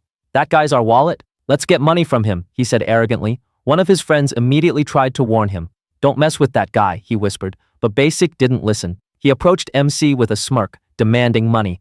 I don't have enough for what I want to do. So, are you going to hand it over, or do you want to get beaten? He threatened. In response, MC calmly pulled out his wallet. Then instead of handing it over, he deliberately dropped it on the ground and stared coldly at Basic. I dropped it, he said. Pick it up. The memory was enough to send a chill down Basic's spine. He had never forgotten that look in MC's eyes. Basic stared at MC in disbelief, before suddenly bursting into laughter. Are you guys serious? He mocked. MC calmly asked why he was laughing. Didn't he need money? MC reminded him that his wallet was right there on the ground. If you're embarrassed, you can always pick it up when no one's watching, he added, turning to leave. As they walked away, MC's friend whispered to Basic that MC was rich. His wallet was always stuffed with cash, and there was plenty of money to be taken. Hearing that, Basic's expression changed. Without warning, he launched a punch straight at MEC's friend. But the friend dodged every blow with surprising agility. Basic was impressed despite himself, and commented on his speed, especially for someone his size. MC, watching from the side, laughed and asked if that was really considered fast. Basic shot back that it was fast for a fat pig like him. The situation quickly escalated, drawing the attention of nearby students and bystanders. Basic's friends laughed, confident that MC's group was in serious trouble now. Basic's punches were known to be heavy. Fueled by anger, Basic rushed toward MC again. MC turned to his friend and said he had something to take care of and didn't want to ruin his school uniform. He told him to handle it instead, but his friend replied that even if he wanted to fight, his hand was already injured and hurting. Before anyone could react, MC dropped his bag, dashed forward, and landed a powerful punch directly on Basic's face. Without pausing, he grabbed Basic by the collar and punched him several more times. The onlookers gasped. The sight was far more intense than they had expected. Humiliated by being beaten in front of so many people, Basic grew desperate to salvage his pride. He tried to grab MC and slam him to the ground, but to his shock, he couldn't even move him. In a swift counter, MC drove his knee into Basic's face, knocking him to the ground. Then towering over him, MC continued to hit him again and again. Why don't you just take the wallet I offered earlier? He taunted between strikes. You should have picked it up. Basic's friends panicked. One of them shouted that MC was dead for what he'd done. But before he could act, he was kicked away by MC's friend, who followed up with a few more blows until the boy fainted. Back in the present, the memory of that humiliating fight came rushing back to Basic's mind as he stared at MC's face. It terrified him. He couldn't understand how he had forgotten it until now. As MC approached, Basic's body stiffened with fear. He nervously asked when MC had transferred to this school, which confused MC. Do you know me? He asked. Basic stared at him and asked if he really didn't remember. MC shook his head and said he didn't. That answer crushed Basic. After everything that had happened, MC didn't even remember him. The humiliation that had haunted Basic for so long. The nightmares, the fear, even wetting himself from the trauma, meant nothing to MC. One of Basic's friends stepped in, warning MC not to talk to him like that unless he wanted to get knocked out. But Basic, growing more panicked with every second, silently begged him to stop talking. The last thing he wanted was to experience that humiliation again. Trying to de-escalate the situation, Basic spoke up. "Let's call it even," he said. "He hit my friend, and I hit his. That's enough." With that, he quickly signaled his group to leave, and they walked away. Once they were gone, MC turned to his friend and asked if he was all right. His friend started laughing, saying that real combat was much harder than he had expected. He revealed that he had been learning martial arts recently, which surprised MC. Then, with a sheepish smile, he apologized for being such a weak friend. The two of them walked away together after that. The scene then shifted to Busan, where a guy is on his phone talking to Basic, making fun of him about peeing himself. He asked Basic why he had called, to which Basic responded, "Do you remember MC?" He replied that MC had suddenly disappeared out of nowhere. Basic told him that MC is in Seoul. After leaving the scene, one of Basic's friends asked him why he had suddenly started acting so strange and ran off like he was scared. Wasn't he supposed to take revenge on the MC for what happened back then? But Basic, still shaken, replied that if that really was the same MC he remembered, then his friend should consider himself lucky that it ended with just humiliation. Usually, MC wasn't the type to stop until he completely crushed his opponent, often to the point they would wet themselves. As they continued walking, Basic found himself lost in thought. Why had MC suddenly transferred here? He speculated that maybe MC's main target was Seoul now, and if that was the case, his transfer made perfect sense. A worrying thought crossed his mind. Did Daeon even know that behind the kingdom they had built here, a monster like MC was now lurking? The scene then shifted back to the classroom, where MC's friend was being scolded by their teacher for getting into a fight. Trying to lighten the mood, the blonde-haired student joked that he had been practicing martial arts lately. The teacher wasn't amused and smacked him lightly, telling them they should be focusing on their studies instead of wasting time fighting. MC sat silently at his desk, watching the exchange, lost in his own thoughts. Biome noticed his distant expression and wondered if it was because of the message he had received earlier, or perhaps something that happened between them. But MC's mind was elsewhere. He was thinking about what his mother had told him about his memory loss and how his personality used to be. According to her, he had been a model student, someone who studied all the time, stayed home, and never got into trouble. They claimed he had never been bullied, but the things he had heard from Hong-hee painted a completely different picture. According to her, MC had once been the most feared figure in Busan, the exact opposite of the quiet person he was now. And considering how Basic had reacted earlier, that story didn't seem like a lie either. The more he thought about it, the more unsettling it became. Even though he had no memories of the past, his natural instincts didn't align with the version of himself his family described. He wasn't particularly good at studying, but he felt more alive when moving his body. Even something as simple as playing soccer felt natural. That thought led him to a disturbing question. What if his family had lied to him? And if so, why? Biome's voice snapped him out of his thoughts. She asked gently if everything was okay. MC stammered slightly before replying that he was fine. A moment later, the two of them went out to throw the trash. MC offered to carry the garbage bag if it was too heavy, but Biome refused, telling him it was none of his business. After they tossed the bag, MC tried to make small talk about the weather, but Biome interrupted him. She told him he didn't need to pretend to be cheerful. If something was bothering him, he could talk to her. She even said she was good at keeping secrets, mostly because she didn't have any friends to share them with. MC stayed silent, and Biome started to worry that she might have gone too far. She then explained that she was simply trying to repay the help he had given her before. As she turned to leave, MC quietly thanked her. He admitted that he did have some worries, but he needed more time to sort them out. And if he ever decided to open up to someone, she would be the first person he would talk to. Later that day, as MC was heading home, he thought about talking to his brother regarding everything that was bothering him. Before he could leave, his friends approached and suggested they all walk home together. MC tried to refuse, saying he had to study. One of his friends teased him, pointing out that despite all that studying, he still performed worse than them in the Korean language test. Eventually, they convinced him to come along. Just then, a familiar face appeared in front of them. It was Daehan. He invited MC to have dinner with him if he wasn't busy. Hearing this, MC's friends quickly made an excuse and left. Daehan then led MC to his car, and together they went to a shopping mall. Inside, Daehan told MC to pick anything he wanted. No need to refuse. Confused, MC asked why he was buying things for him. Daehan simply replied that MC didn't need to think too much about it. Everything here was his, and he could even have women if he wanted. The only thing Daehan wanted in return was him. MC froze for a moment, unsure how to react. A single thought ran through his mind. Was Daehan gay? The next morning, the atmosphere around the school gate felt slightly different. Students were streaming in as usual, chatting and laughing as they passed through. Among them was Woo Jung-woo, MC's friend, who was still thinking about the fight that had broken out the previous day between MC and Daehan's group. Just then, a sleek car pulled up near the entrance, immediately drawing attention. Jungwoo's eyes narrowed when he recognized it. It was Daehan's car. Without a second thought, he walked up to it and started kicking the door in frustration. The crowd gasped as the door opened, and to everyone's shock, MC stepped out of the car. The scene shifted to the memory of the previous day, when MC had met Daehan after their confrontation.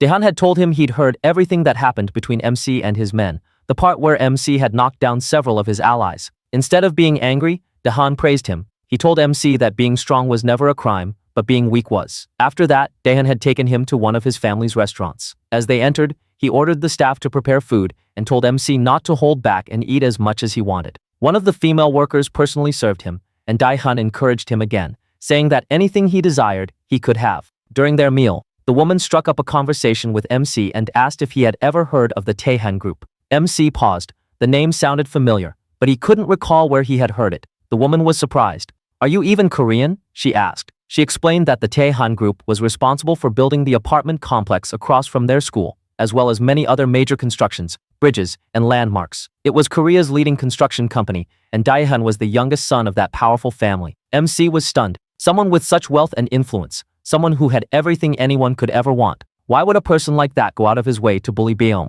Daehan then shifted the conversation. He explained that he had already promised every member of his group a position in the Daehan group once they graduated. For Huimun, it wasn't just a job. He had even been promised a place in the company's official executive program. Then Daehan made the same offer to MC. He promised him wealth, power, and status, with only one condition. MC had to follow his orders completely, without question. "It's a simple condition compared to what you'd gain," Daehan told him. MC calmly asked what would happen if he refused. Daehan just laughed. He admitted he didn't know, because no one had ever turned down his offer before. He told MC to take his time and think it over, adding that there had never been a time in his life when things hadn't gone his way. The next morning, the story continued at MC's house. As he was about to leave for school, he noticed Daehan's car parked outside. The family butler was waiting to give him a ride, and MC reluctantly got in. And that was how he ended up arriving at school in Daehan's car, the very sight that had caused Jungwoo to lash out earlier. His friends immediately surrounded him, asking if he had decided to join Daehan's group. As MC tried to explain, Beom walked by. Their eyes met briefly, but she quickly turned away and kept walking without a word. Before MC could respond to his friends, the situation escalated. Out of nowhere, Huimun lunged at him, tackling him aggressively. MC was caught completely off guard, wondering why he was being attacked so suddenly. Huimun shouted at him furiously, demanding to know why he had stepped out of Daehan's car. In the classroom, a hushed buzz filled the air as the girls gathered in small clusters, all whispering about the same person, the main character, or MC. Their curiosity centered on one baffling sight. Why had MC emerged from Daehan's car that morning? Speculation ran wild. Some wondered if MC had secretly agreed to work under Daehan after all. The implications were tantalizing and troubling. Among them, Beom sat quietly, lost in thought. A sharp memory flashed through her mind, the moment Daehan had forcefully shoved Beom into his car, insisting they ride to school together. Now, seeing MC step out of that same vehicle only deepened the mystery. Why would he get out of Daehan's car, she wondered, her expression clouded with concern. Meanwhile, MC himself was reeling from a sudden, violent confrontation. Out of nowhere, Woo Jungwoo had lunged at him, fists flying, demanding an explanation. Confused and on the defensive, MC blocked each strike, insisting it was all a misunderstanding. Just as the tension peaked, a familiar voice cut through the chaos, someone greeting a teacher nearby. The sound jolted MC back to reality. Panic flickered in his eyes as he remembered his brother. What if he saw me like this, he thought. Getting caught in a schoolyard brawl would be disastrous. Acting quickly, MC seized the moment. He grabbed Woo Jungwoo by the arm, hoisted him up, and firmly suggested they talk somewhere private, away from prying eyes. Once they were alone, MC laid everything bare. He confessed that Daehan had approached him with an offer, one that came with conditions. When Woo Jungwoo pressed him, asking if he'd already responded to his wishes, MC admitted he hadn't replied yet. Woo Jungwoo's expression darkened. "So, the rumors are true," he said slowly. "You really did defeat Huimun." MC didn't deny it. He acknowledged receiving the offer, but admitted, with quiet honesty, that he was worried. That admission seemed to wound Woo Jungwoo more than any punch could. "I should have known," he muttered bitterly. "You're no different from the rest." Disappointed and disillusioned, he turned to leave. MC called after him, desperate to clarify. "It's not like that." But Woo Jungwoo didn't stop. Over his shoulder, he delivered a chilling warning. "They might be praising you now, saying they'll protect your liver, your bladder, your whole body for you. But the moment Daehan decides you're useless, he'll throw you away without a second thought." That's the kind of person he is. He abandons even his closest friends without mercy. To drive the point home, a flashback unfolded. Years earlier, a group of students loitered near the school gates, smoking. Among them stood Daihan, cool, aloof, already exuding an air of dominance. One of his cronies, a burly boy with a sneer, spotted a bespectacled student walking by. "Hey, Four Eyes," he barked. "Come here." The boy hesitated. "Are you talking to me?" "Yeah, you. Go buy us 3 colas and some noodles." The student, tired of being pushed around, snapped back. "If you want to eat, buy it yourselves." Enraged, the bully charged, only to be intercepted mid-lunge by a swift, powerful arm. It was Wu Jungwoo. With practiced ease, he dismantled the group, protecting the smaller boy. As the two walked away together, Daehan watched from the shadows, intrigued. He turned to one of the defeated bullies and asked, "Who's that?" "Wu Jungwoo," came the reply. "He's been known for fighting since elementary school, hates bullies, and popular guys like you." The boy beside him, the one with glasses, was his best friend. Moments later, Daehan appeared behind them, smiling. "I like that," he said. Then with a flourish, he pulled out a sleek black card. "Let's be friends. We can have real fun with this." The bespectacled boy's eyes lit up. "Can I buy gaming stuff with it?" "Anything you want," Daehan assured him. Even Wu Jungwoo, initially skeptical, softened until Daehan added with a smirk, "And yeah, you can even get beer." That was how their unlikely friendship began. Back in the present, MC listened, stunned. "But, if you two were so close," he asked, "why are you enemies now?" Wu Jungwoo's gaze grew distant. "It's not that I changed," he said quietly. "It's that Daehan's true nature finally showed itself." Another flashback followed, this one darker. Wu Jungwoo stood alone in a dimly lit alley, surrounded by a ring of thugs. And at their center, Daehan himself, watching coldly as his former friend was cornered. The scene then shifted to a hospital room. Woo-moon lay in bed, bandaged but grinning wickedly as he received news of Daehan's latest maneuver. "So he's trying to put MC in my place now?" He chuckled. Typical Daehan, he always chases the newest, shiniest thing. And MC? He's performing even better than I did. Woo-moon's laughter grew sharper, almost manic. "I need to get discharged fast. At this rate, I'll miss the best part, the look on Daehan's face when he realizes the two people he's obsessed with don't care about him at all. They care about each other."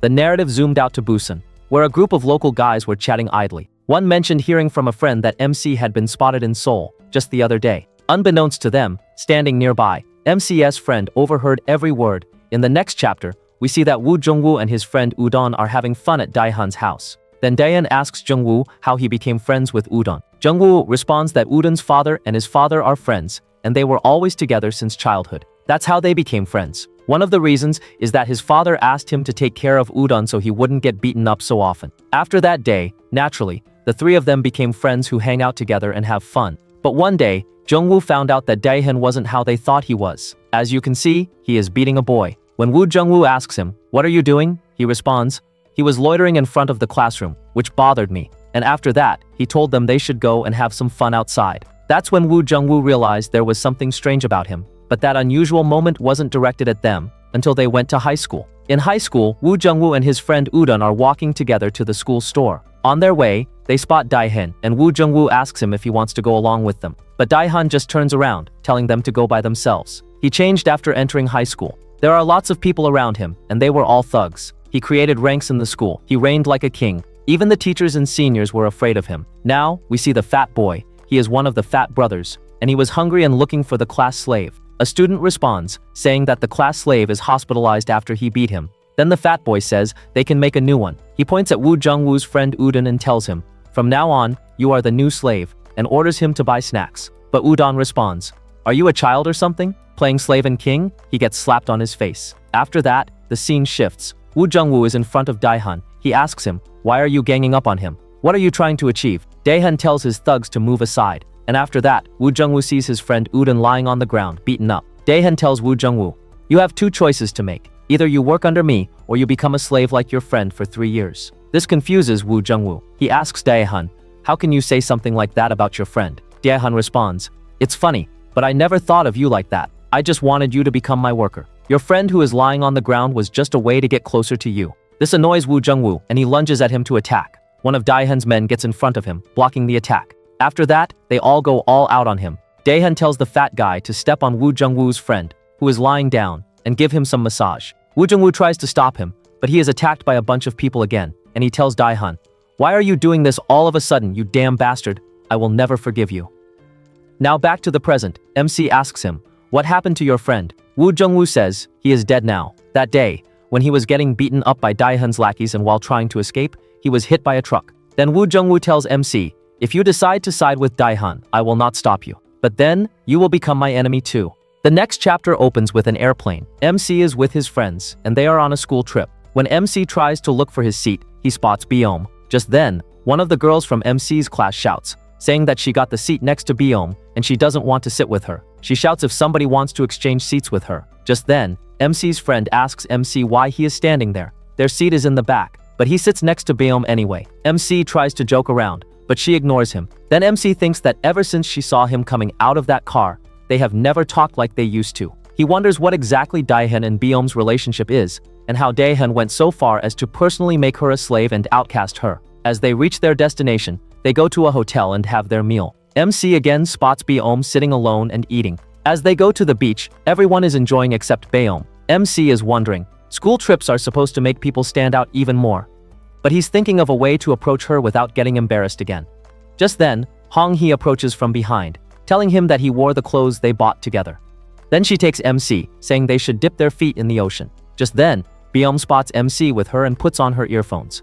The scene shifts somewhere else. A few boys are out for the school trip. It's a different school, and these boys are annoyed after thinking, what type of school goes to see the damn sea? Then these boys spot MC's friend enjoying himself, and they are annoyed. Just then, one of them bumps into MC's friend. MC's friend apologizes to him, and as they are leaving, the delinquent boy grabs him by the head and tells him to apologize properly. The blonde-haired boy tries to defend himself, saying that he already said sorry, but all three delinquents start laughing, saying that his way of speaking is so cheesy. The blonde-haired boy responds to him, saying that bumpkin-type boys don't teach how to speak standard Korean, which pisses them off. As they are about to hit him, they are stopped. Our heroes Kim Sewon and Ikwon step in. Now they both have them as slaves, but they can't stand their school being disrespected. As MC is also having fun with Hong Hee, he hears the commotion. As he turns around, he spots his friend over there. Ikwon is having an argument with the delinquent boys. The delinquent boy turns toward MC's friend to attack him, but suddenly MC grabs his hand. MC asks his friend if he's all right.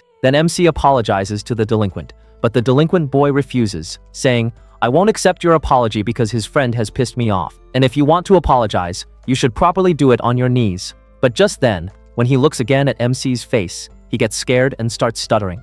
After that, the scene shifts to the doppelganger of Biome. She is smoking and is approached by MC's old friend, Jidaeho. He asks her if she isn't scared of teachers. Then he asks her, there are many good Star brand cafes. We should go there. But she refuses. Jidaeho asks her why. In the past, she used to go there a lot with MC. Just then, she recalls a few memories of her with MC. But as he is about to say more, they are interrupted by the earlier delinquent boy, who is now huffing heavily. He tells them that he saw MC just right there. He explained that he had seen someone who looked exactly like Jo-hoon. The moment Jidaeho heard that, he ran toward the location the man mentioned. When he arrived, he questioned two boys who had been there earlier. They told him the person, who looked unmistakably like the MC, had just boarded a bus. They added that the group seemed to be from Seoul and were likely visiting the area on a school trip. The story shifted to a resort, where the MC and his friends were walking inside. One friend glanced back at him and asked if he was okay, noticing that he had been looking pale since earlier. The MC said his head just hurt a bit, but he couldn't shake off what had happened.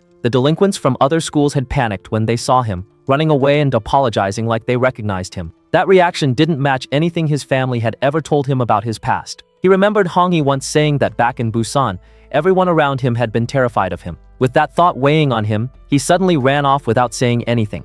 At the girls' dorm, a group of girls complained in annoyance when they saw Biome passing by, mocking her under their breath. Hong Hee happened to see her and thought she recognized her as the girl who often hung around the MC, someone the MC had saved more than once. Hong Hee wondered whether Biome might actually be close to him, even though she didn't look like the type to form close relationships. At that moment, the MC appeared behind Hong Hee. She teased him, asking if he had missed her and if that was why he came. But he told her he was actually there because he needed to ask something important. From inside the dorm, Biome heard the MC's voice. When she looked toward the door, she saw him standing next to Hong Hee. She wondered whether the MC often spent time with that delinquent girl and assumed he must have grown close to Daehan's group. She tried to brush it off, telling herself it wasn't her concern. Yet the memories she had shared with the MC resurfaced against her will. Clutching her book, she wondered why such thoughts were resurfacing now of all times. Meanwhile, Jidaeho was confirming with his men whether they had truly seen the MC. They insisted they had, and one explained how he recognized the MC's face. Back when the MC was in middle school, he and his group used to dominate Busan, taking down every school in the area.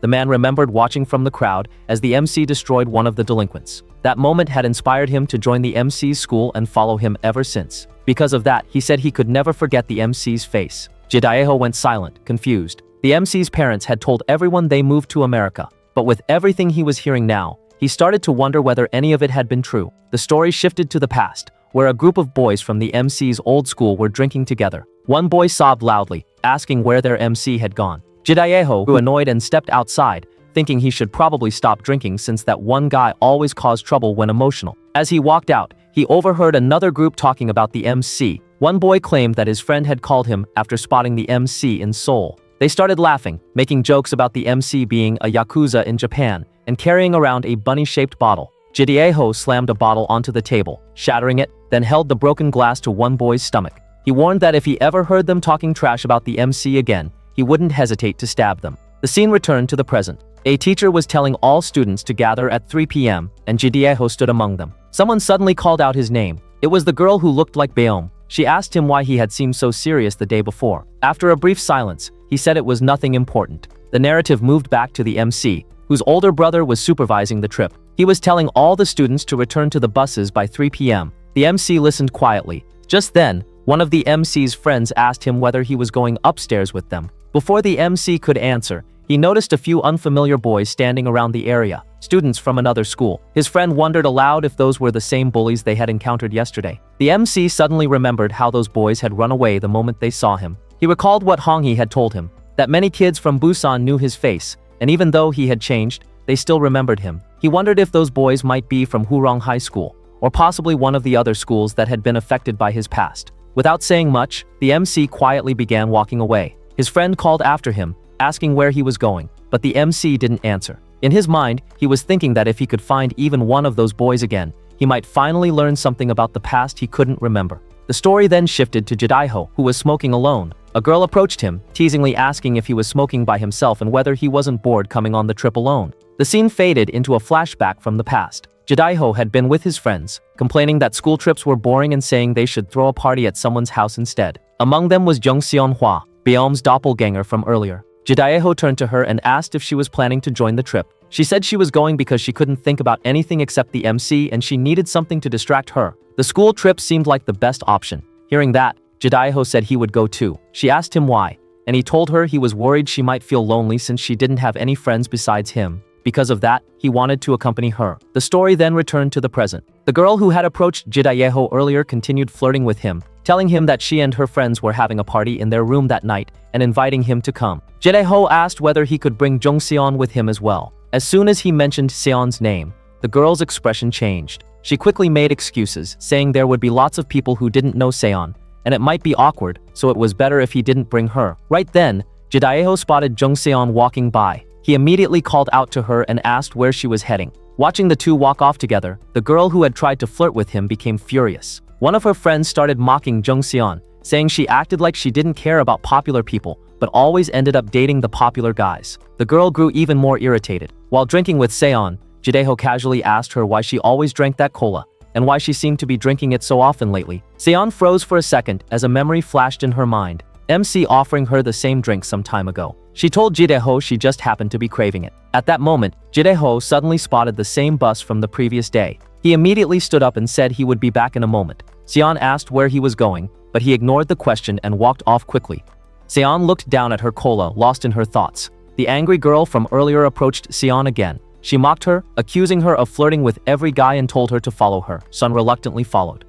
Meanwhile, the MC was still searching around the grounds, looking for the boys from yesterday. He wanted to be cautious, but more importantly, he wanted answers about who he used to be. While scanning the area, he saw someone at the corner of the building. It was Seonghwa. The delinquent girl was harassing her, accusing her of immediately trying to hook up with Jidaiho the moment the MC disappeared. Seonghwa asked her to speak properly. What did she mean by that? The girl responded smugly, saying that Seon had been getting close to Jidaiho lately. Another delinquent mocked Seonghwa, saying that MC had almost died, yet Seonghwa was busy chasing after his best friend. Hearing that, Seonghwa slapped the girl across the face. She shouted that none of them had the right to talk about the MC like that. The slap enraged the delinquent. She grabbed Seonghwa by the head, raising her hand to strike her. But before the blow could land, someone caught her wrist. It was the MC. Seonghwa's eyes widened, shocked to see him standing there again. After the confrontation, the story shifted to the past, back to when Manhwa first transferred to the MC's school. She stood in front of the class, introduced herself, and told everyone where she was from. The students immediately began whispering among themselves, some snickering and making fun of her accent and background. The teacher told her to take a seat, but one boy loudly mocked her, saying he wondered if there was even a seat left for her. Without hesitation, Manhwa snapped back at him, telling him to shut his bitch ass up unless he wanted a beating. The entire class fell silent. The teacher, clearly annoyed, ordered her to meet her in the office after class. Later, Manhwa stood behind the school building, smoking and cursing herself. She muttered that she shouldn't have lost her temper on her first day. While raising the cigarette to her mouth, she reminded herself that she had to behave better. If her new father stopped accepting her, she'd be dumped again, and she'd have no choice but to return to the miserable place she came from. She reached into her pocket for a lighter and realized she had forgotten it. Just then, a football flew her way. The boy who retrieved it was none other than the MC. Their eyes met for a moment. Without saying a word, the MC turned and kicked the ball back toward his friends with perfect accuracy. Then he looked at her and asked if she was smoking. He warned her that teachers often patrolled around that area, so she'd get caught for sure. He also pointed out that she didn't have a lighter. After a brief pause, he told her to follow him. They went up to the school rooftop where the MC lit her cigarette for her. She insisted he take the lighter afterward, but he refused. She asked him which grade he was in, and he said he was in the second year. She then asked whether the rooftop was safe. The MC said it was. Only he and his friends ever came there. He asked if she was the new transfer student, and she confirmed it. She asked how he knew. He said it wasn't that he remembered every student's face. It was just that hers was hard to forget. The comment made her blush. Later that day, Manhwa walked alone down the street, thinking about how she didn't want to go home. No one would be there anyway. Her grandmother was gone now, and she couldn't return to Sangcheon either. She still didn't have a lighter. A group of boys approached her and offered her one, pretending to be friendly. Meanwhile, the MC's friend was trying to drag him into some kind of boys and girls matchmaking meetup. The MC refused immediately. His friend complained, asking why he suddenly had a change of heart. The MC thought of Seonhwa's face and blushed. At that moment, he heard shouting nearby. He turned and saw one of the boys harassing Seonhwa. Without hesitating, the MC sprinted toward them. He punched the first guy straight in the face, dropping him instantly. Another boy rushed at him, but the MC spun and knocked him down with a single kick. The first harasser tried to get up again, but the MC kicked him across the face and told him to go bring his boss, the one who always moved around in big groups. After dealing with them, he turned to Seonhwa and asked if she was okay. He handed her a cigarette and introduced himself, saying he had forgotten to tell her his name earlier. Seonhwa smirked faintly and told him she already knew. He was famous, after all. His name was Jo-hoon. The narrative returned to the present. The MC stood face to face with Seonhwa once again. Rain began to fall softly around them. The MC asked if she was okay. Seonhwa stared at him, her voice trembling, and demanded to know why he had disappeared without a word, why he had left her behind. Tears streamed down her face. For a moment, the MC felt a faint, blurry memory surface. Her face, her voice, fragments that he could never fully piece together. But to Seonhwa, it felt like he was mocking her. Through her tears, she asked if he thought this was funny. At that moment, Jidaiho appeared, calling the MC by his old name. He stepped forward, eyeing the MC with confusion and intensity, and demanded to know what he was doing there.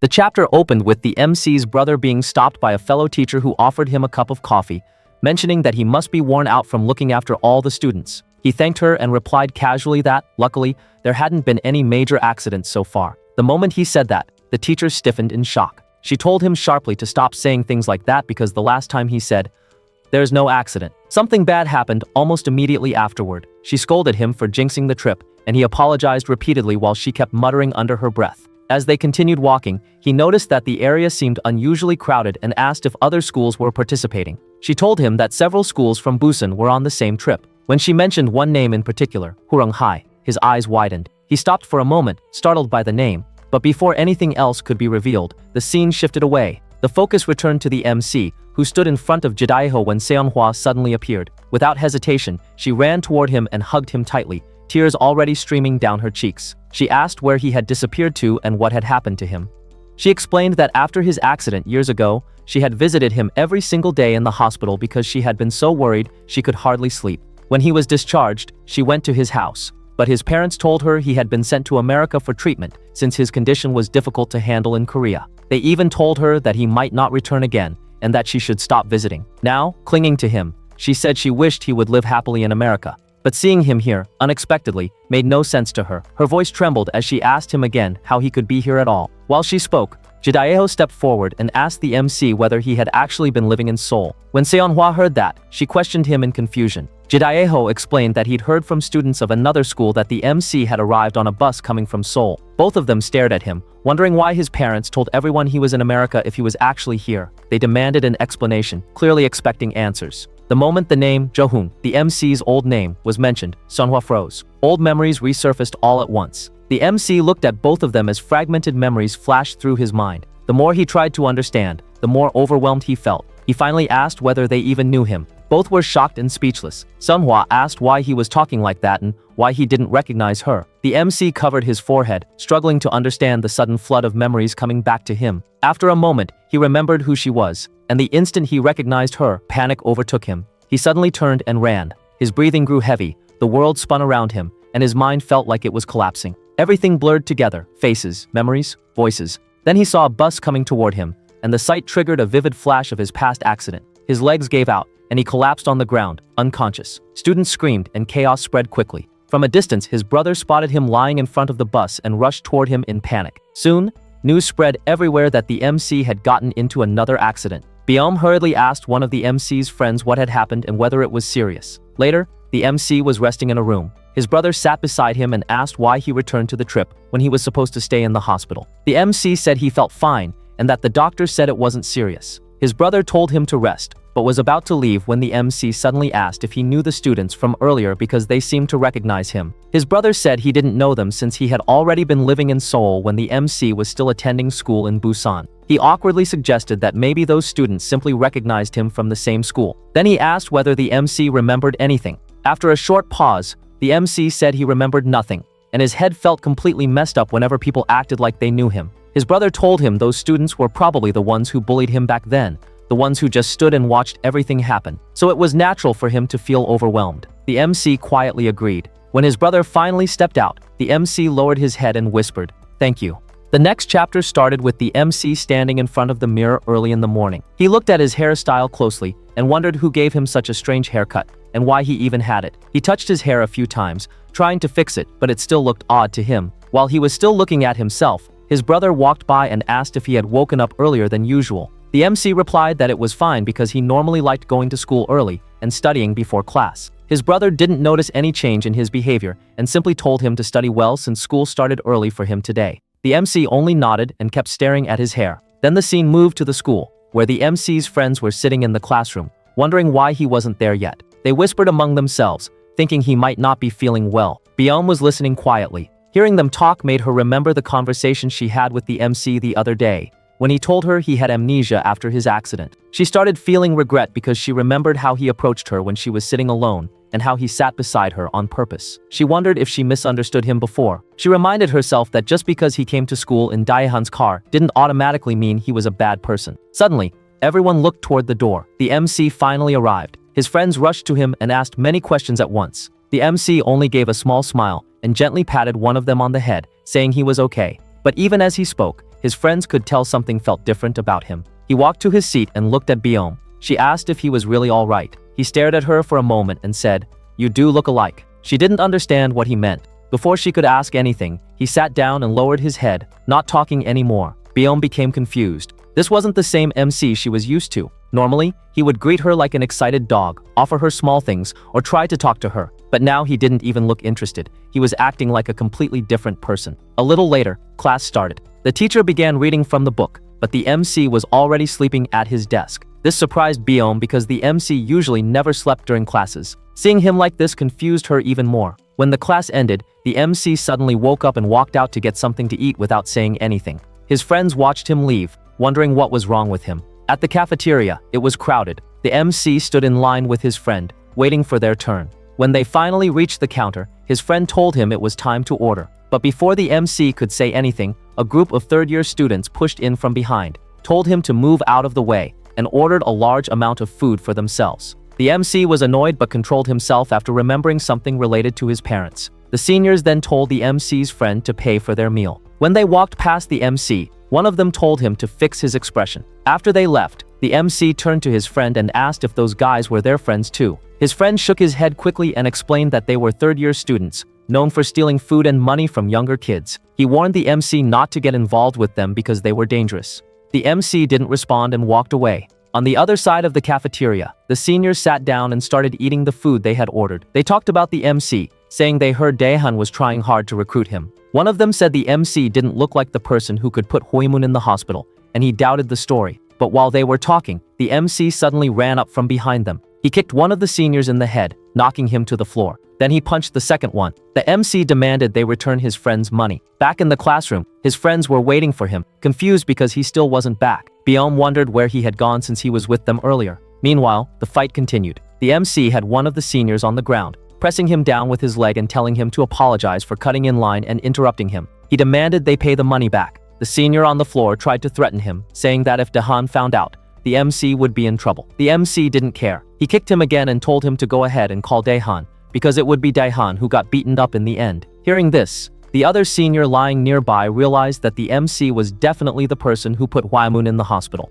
The MC then pulled a cigarette out of one of their pockets and lit it. He took a drag and muttered that acting like a loser was not easy at all. After the cafeteria incident, the MC remembered what his brother had told him earlier, how those types of students were probably the bystanders who used to watch him get bullied back at his old school. Thinking about it, the MC found it almost funny. His brother didn't even change his expression while lying so casually. The MC thought that his brother was really good at acting. He then wondered what would happen when his family eventually found out his memory had returned. His father had reacted in a crazy way the last time something similar happened, so he assumed trouble would come again. Most of his memories still hadn't returned fully, until the most important memory came back. He knew he would have to keep living like this, even if it was uncomfortable. When he returned to the classroom, he handed his friend the money that the delinquents took earlier. His friend stared at the bills and asked how the MC managed to get the money back. The MC replied simply that he just asked them, and they returned it. He sat at his desk afterward. Byom noticed something strange. While looking at the MC, she saw a small bloodstain on his shirt. She stared for a moment, confused. The MC noticed her looking and asked if she had something to say. She quickly turned away and said, "No, nothing." Byom thought that something about the MC's atmosphere had changed since the school trip, but she couldn't explain what it was. Class continued. Byom studied quietly, while the MC watched her from his seat. He thought she really did look similar to Seonghwa. In fact, he felt he would believe it if someone told him the two were twin sisters. As he stared, he remembered the earlier scene where Seonghwa cried in front of him. He thought it must have been difficult for them both. Another memory came to him, a scene from the past where Seonghwa and Jidaiho were together, laughing and talking happily. He had been surprised back then because both of them had told him they were at home that day. Seeing them together in secret had shocked him. After school ended, the MC's friend asked whether he wanted to hang out with them for a while. As the MC was thinking, Byom suddenly approached and asked him if they should go study together. She told him that they could study quickly before she had to leave. The MC was about to refuse, but then he remembered that refusing without reason might make him look suspicious, so he agreed to go with her. At the MC's house, the two sat down to study. The MC watched her explain the material, but nothing she said made sense to him. She handed him a problem to solve, and told him to answer it quickly because she had more English questions to ask later. The MC told her honestly that he wasn't understanding anything she was explaining. Byom then asked if he was angry by any chance. That confused the MC. She explained that ever since the school trip, he had been acting differently, and she wondered if he was angry because she had avoided him earlier. She apologized, saying she might have misunderstood him because when he got out of Daehan's car, she assumed he had joined Daehan's group. The MC asked her how she knew it was just a misunderstanding. She replied that she knew because if he were truly working under Daehan, he wouldn't have switched seats on the airplane with other students, just so he could sit next to her. Hearing that, the MC thought that not only did she look like Seonghwa, but even her honesty and way of thinking were similar to hers. When they finished studying, the MC walked with her on her way home. While walking, he told her that there was something he had wanted to ask for a while. He asked why Dahan picked on her specifically, and what was going on between the two of them. He also asked why she thought him getting out of Dahan's car meant something was going on between him and Dahan. Byom stayed silent at first, remembering all the conversations she had with the MC before. Since she didn't answer, the MC started walking away, telling her that if she didn't want to say anything, it was fine. Just then she stopped him and said she still had some time before her part-time job started. She asked if he wanted to sit for a bit. They went to a nearby park and sat on a bench. Then she asked him if he knew what Daehan's father actually did. The MC said he assumed Daehan's father was some rich businessman, maybe a company president or someone in construction. But Byom told him that those stories were only what people believed publicly. In truth, Daehan's father was a gangster. The MC asked how she knew that. She told him it was because her father used to work under Daehan's father. Then a flashback scene played in her mind. A man was with a woman beside him. That man was Beom's father, and young Beom stood near the door, covering her little brother's eyes. Her father turned and asked why she came home earlier than he told her to. He reminded her he said to come home late. She answered that it was urgent because her brother needed to use the bathroom. The woman next to her father asked who these kids were. Beom's father told Beom to greet the woman properly and show some manners. In Beom's mind, memories of her mother came up, the mother who ran away, leaving them behind. She remembered her mother saying her father wasn't human, that he was garbage. And now, standing there, her father introduced the woman and told both Beom and her brother that from that day forward, she would be their new stepmother. Beom explained that she hated calling that man her father. He was known as the hands and feet of Chairman Huang, a title that described his role perfectly. Chairman Huang played the respectable businessman in the construction industry, while her father handled the ugly side of things. He became Huang's hands, snatching up dirty money, and his feet, treading into dangerous territory. That was where her father got his nickname. The worst part was watching him grovel like Chairman Huang's lapdog in public, then come home and terrorize his own family in private. In other words, he was a complete scumbag. Beom told the MC that schooling had become a nightmare for her. Every new school year, she made friends easily enough. But once word got out about her father, everything changed. By the time the first semester ended, her friends started avoiding her. She couldn't blame them for it. Who would want someone like her father anywhere near their kids? Her father was a roadblock in her life, and she despised him for it. She couldn't stand any of it, right down to the features she had inherited from that man. If she could, she would have carved them all off. That was around when she stopped trying to connect with people altogether. It hurt less when people inevitably left if she kept them at a distance from the start. It was a form of self-preservation. Back in the present, she asked the MC if he remembered when he had asked why she buried herself in books. Initially, she had responded that it was because of embarrassment. She was perpetually embarrassed about being alone, and keeping her face hidden in books made it seem like her solitude was intentional and not something forced upon her. But eventually, she told herself something different. She would grind relentlessly and study until she could get out of there, far from that man. That was her mindset when the MC came along and offered to teach her English. One day, Beom found her brother stumbling around their home. She tried to ask him what had happened, but he avoided her, saying it was nothing. When she tried to stop him by grabbing his hand, he screamed, saying it hurt. Concerned,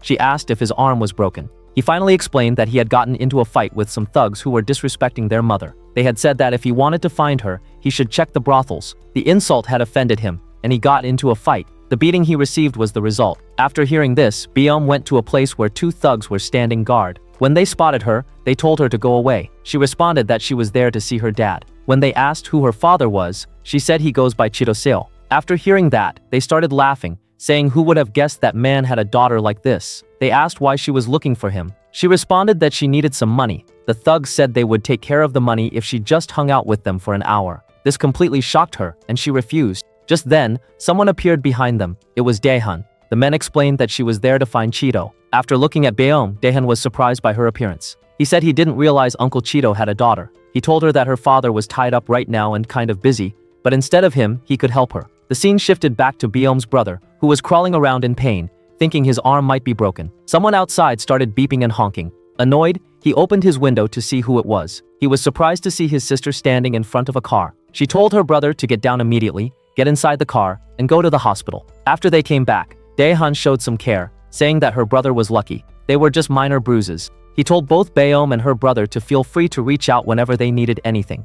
Then he looked at Beom and said that from now on, no one would touch her. That was how she met Daehan for the first time. The next day, when she went to school, everyone around her was gossiping and murmuring about Beom. They had seen her come out of Daehan's car. Were they close now? Inside her class, female students started approaching Beom, asking if she wanted to hang out with them later. This surprised her. They started asking when she and Daehan had started hanging out together. After school, when Beom and her brother were walking together, her brother said that nobody was messing with him anymore. He almost got jumped the other day, but he just dropped Daehan's name, and they walked away. Beom told him not to go around acting tough and to lay low instead. Just then, Daehan approached them, asking if they wanted a ride. He suggested they could grab something to eat on the way. Her brother was excited to go. She thought she would lecture her brother later about this, but honestly, for a moment, she was on that same ego trip too. Sometime later, when Beom was trying to find Daehan, she went up to a rooftop. When she called out his name, she was shocked by what she saw. He was beating a boy. After beating up the boy, Daehan told his underling to take care of things.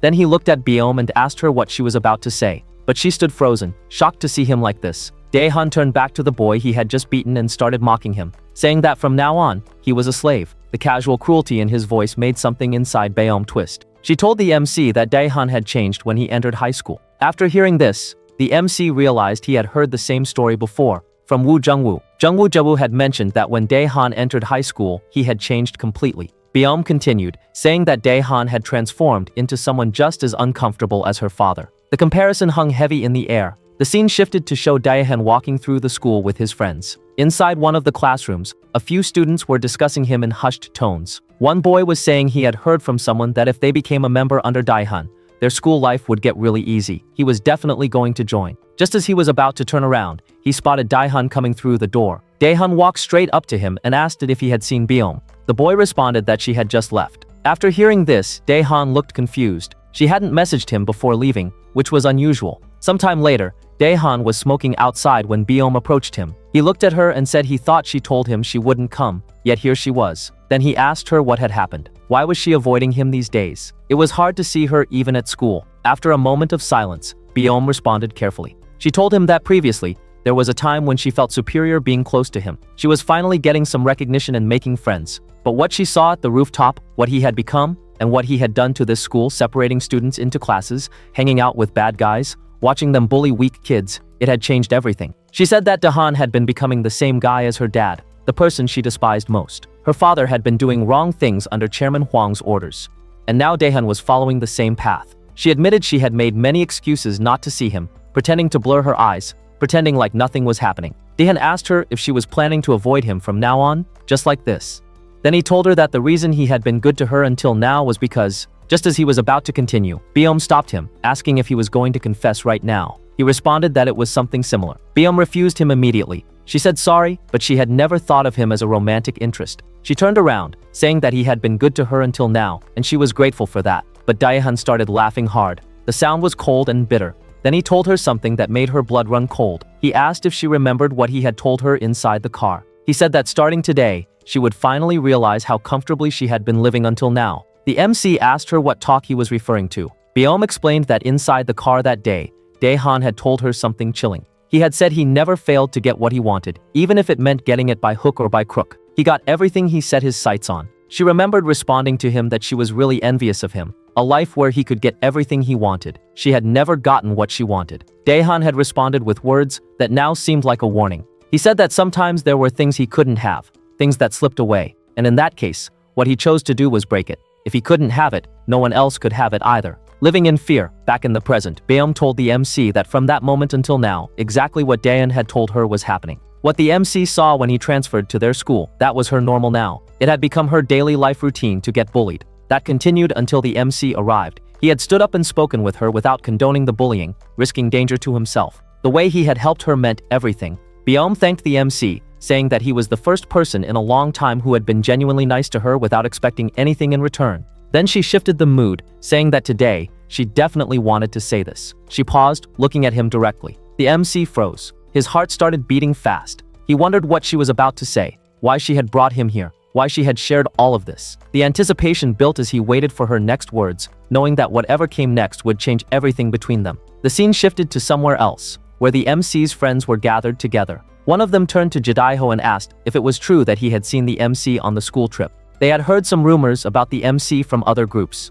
They told Jidaiho to stop drinking and talk to them. Jidaiho stayed silent. His mind went back to a previous incident when the MC's brother had called both him and the MC's doppelganger aside to explain the MC's condition. The brother had told them that the MC had lost his memory in an accident, and the MC they knew was no longer there. Their family was also involved with some old organization and wanted to send him to Busan. The MC's brother had requested them to think of it as if the MC had found a new life and left his old self behind. They should not come looking for him anymore. Back in the present, Jidaiho looked at his friends and wondered what would happen if these guys found out that the MC had lost his memory and wouldn't be returning to Busan. They would definitely be sad and disappointed. Even he had been shocked after hearing what had happened to the MC. The scene shifted to a different location where a bunch of students had gathered, watching a fight and placing bets on the fighters. A blonde-haired guy took down his opponent. After watching his man get beaten, the opposing leader got annoyed and pulled out the money he had bet. He walked over and handed the money to Daehan. As the leader turned to leave, the blonde-haired fighter who had just won grabbed the arm of the guy he had just beaten and broke it. He said coldly that one guy has to die in the end in a dogfight.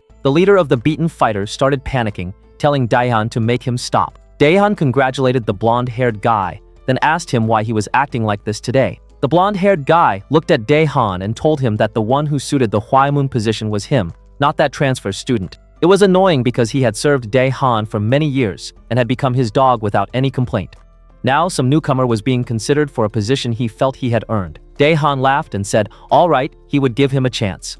He told the blonde-haired guy to prove himself, to show that he was more capable than that second-year student, more fit to be a leader. The blonde-haired guy smiled, saying that if he was allowed to kill that guy, he would do it. Just then, another guy approached them, saying there was something he wanted to tell Daehan. The scene shifted back to the school, where the MC was feeling heavy. He remembered the conversation he had with Baeom yesterday, and what she had been about to say. He tried to calm himself, telling himself not to overthink and misunderstand things. He went to his classroom where he spotted Baeom. He approached her and greeted her. The MC sat down, internally telling himself not to misunderstand, that she probably wasn't what he thought. Baeom handed him something to eat. She explained that it was leftovers she had gotten from the convenience store, and if he didn't want to eat it, he didn't have to. Just as the MC was about to grab it, someone interrupted them. A guy approached and told the MC to come with him quietly because Daehan was looking for him. They went up to the rooftop. The blonde-haired guy was standing there, and when he saw the MC, he turned to ask the other guy if this was the second-year student everyone was talking about. He looked at the MC,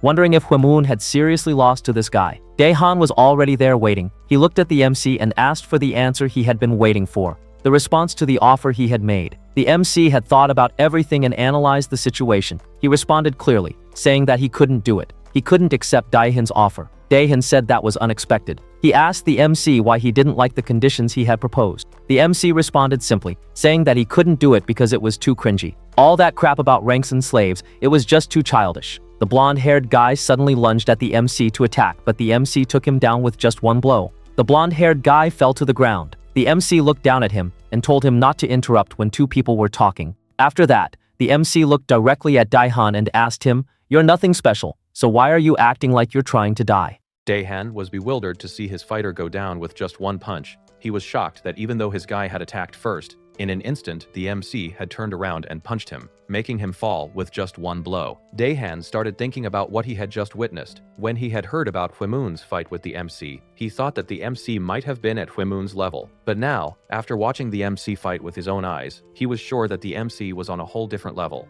On the other side, after taking down the guy, the MC realized that he was supposed to pretend to be like his older self, Jo Iu, but instead, he had done the opposite. The MC tried to wake the guy up by slapping him on the face while saying that he got scared and accidentally hit him with his arm. But Daehan wasn't buying the MC's acting. The MC dropped the guy on the ground and turned to Daehan. He threatened him, saying he was warning him not to touch his things and bother him. He wouldn't be bothering Daehan either. Just as the MC turned around to walk away, one of Daehan's lackeys, a big guy, rushed toward the MC in fury, ready to attack. But before he could do anything, Daehan stopped him, asking if he had given him an order to attack. The guy apologized and backed off. Daehan then asked the MC about what he said earlier, about not touching his things. What would happen if he did? The MC responded simply, telling him he should try it and see. He didn't know what would happen. After that, the MC left. Daehan's lackey, the big guy, asked if he was just going to let the MC walk away like that.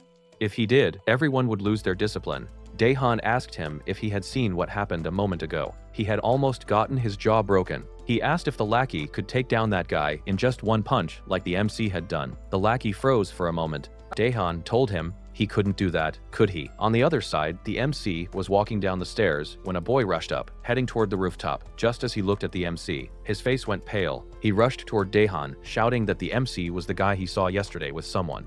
After hearing that, Daehan's expression changed. He became furious again. Back with the MC, he spotted Baeom walking in the hallway while holding a garbage bag. The MC took the garbage bag from her and told her to stop doing these things. She responded, saying that it was the same as before. When he wasn't in the classroom, everyone was more scared of Daehan than him. Then she asked the MC why Daehan had called him. The MC responded, saying that Daehan wanted him to work under him. Baeom asked him what he had said in response. The MC told her that he had said Daehan should keep his childish power games to himself, and he didn't want to get involved. After hearing that, Baeom told the MC that he should have made a decent excuse, even if he didn't want to work under Daehan. At this rate, he would end up like her. The MC looked at her for a moment and asked if she was worried about him right now. After hearing that, she got flushed and moved away, saying that it wasn't like that. She wasn't worried about him. The MC asked if she was going to leave him alone there. she responded, saying that they should go together. But from behind, someone was watching them. It was Daehan. He remembered the earlier incident where the boy had told him that he saw the MC with someone. The boy had looked closely and identified Biom. He mentioned that sometimes she went to the MC's house and they looked very close. Daehan stood there watching the MC and Biom walk together, but someone else was also watching Daehan from behind. The person thought to themselves that this was nice timing. For some reason, they had wanted to come today, and they were finally seeing the scene they wanted to see. They were shocked after seeing Daehan's face like this for the first time. It looked like he was completely losing control. The scene shifted to Busan, where the doppelganger of Biom was sitting alone while drinking. Suddenly, she was approached by a few guys who wanted to hang out with her. She refused them politely. As they were getting clingy, Jidaho approached them from behind, asking if they wanted to hang out with him instead. This scared them, and they walked away quickly. Jidaho sat next to her and asked what type of high schooler drinks this much. She even had snacks with her. She responded, saying that it was because she had lost. Jidaho asked her if she was okay. She responded, saying that the MC wasn't in USA, he was in Seoul all this time, and he couldn't remember them just because of amnesia. She was confused about everything. Jidaho responded, saying that he wasn't even sure how he could explain to his other friends about the MC's situation. He was thinking of visiting Seoul, but he wasn't sure if he should. Just then, Biom's doppelganger said she had been wanting to ask him something since last time. She told him to respond honestly. Was he involved in any of this? She wanted to know about the MC's situation and that incident.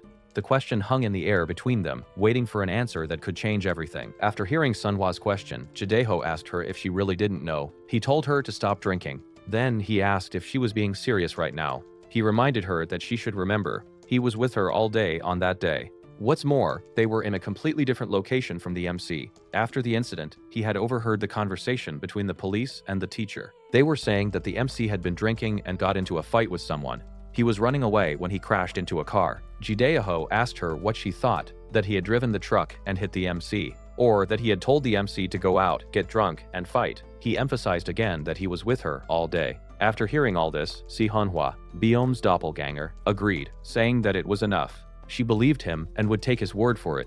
Jidaho responded that she was too much. He told her he had been wondering why she called him out, and she knew how he felt about all this. After that, he stood up to leave, saying that he would go first because today, looking at her face, he didn't like it. He told her to stay a bit longer and then go home safely. As he walked away, Sihonhwa thought to herself that he was right. They were together all day, and she thought maybe she had misunderstood. She would love to believe him completely, but that day, when she had run into the MC again, she had suddenly remembered something. A memory of that day which had slipped her mind. On the day of the incident, she was shopping with Jidaho. He had been on his phone when he told her that he needed to take a call for a few minutes. After that, Sihonhwa had heard him saying to someone that they should take another look carefully. From that day on, it had been giving her a weird feeling. That's why she wasn't completely sure. The scene shifted back to the MC. He was with Biom after taking care of the trash. Biom thanked him and told him that she was trying not to, but she was always in his debt for his help. After that, she told the MC that from now on, he didn't really have to help her. For some reason, she thought things had been quiet lately. But if Daehan found out that the MC was hanging out with her, she had no idea what would happen. She suggested that at least at school, they should keep their distance. As she was walking, the MC was wondering if it was because of their similar looks. Despite knowing it wasn't the right time, he had come out without realizing it to help her. The MC asked Biom if he could help her. She was confused and asked him, "Help with what?" The MC responded, saying that he wanted to help so that Daehan couldn't bully her anymore. After hearing that, she laughed and turned around, thanking him for saying that. She told the MC that maybe they should go inside the classroom because it was getting late. As they both entered their classroom, there was a commotion going on. The MC went to look and saw it was near their desks where everyone was gathered and watching something. After taking a look, the MC immediately took Bioma away from there, blocking her vision with his hand. He told her to stay out of the classroom for a minute. After that, the MC went back inside and asked his friends who had done this. There on the desk was a dead cat, completely cut open and bleeding. The MC's friend responded, saying that the third-year members had suddenly come in and kicked all the class students out. When they came back inside, it was like this. After hearing that, the MC laughed bitterly, saying that whether in Busan or Seoul, these futchers do the same childish things. The scene shifted somewhere else. Biom's brother was standing in front of Daehan, wondering why he had called him all of a sudden. Daehan asked him if things were good between him and his sister.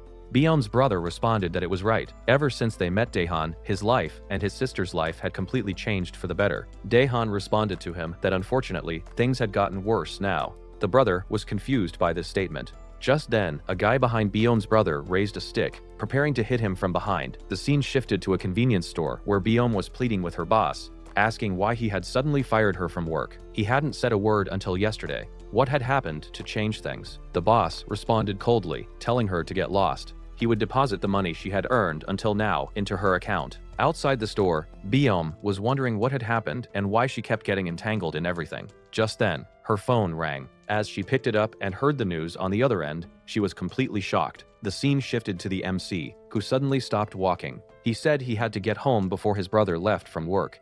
If they had something specific to do, they could do it now. There were a bunch of guys following behind the MC. He turned toward the goons and told them that maybe he had an idea why they were following him and what they were trying to achieve. After that, the MC told them to get their work done immediately. He was ready for whatever they had planned. The next scene opened outside a hospital where a doctor was asking if Biom was the guardian of the boy they had just admitted. They were calling her to inform the parents, but Biom stood paralyzed after seeing her brother in that condition. The doctor explained that someone had reported finding him lying on the ground in that state, and he was rushed to the hospital. The doctor told her that the bruises and fractures were serious, but they were not life-threatening. Biom fell to her knees, crying. The scene shifted to Daehan, where a girl was telling him his phone was ringing. As he looked at the phone, he smiled, saying that he had to do all this just so she would call him first. The girl asked him if he wasn't going to pick up the call. He responded, saying no. She asked him why. He responded, saying that he wanted to make things even worse. Hwaemun, who was nearby, mocked him, saying how cruel that was, but he admitted it was actually more fun this way.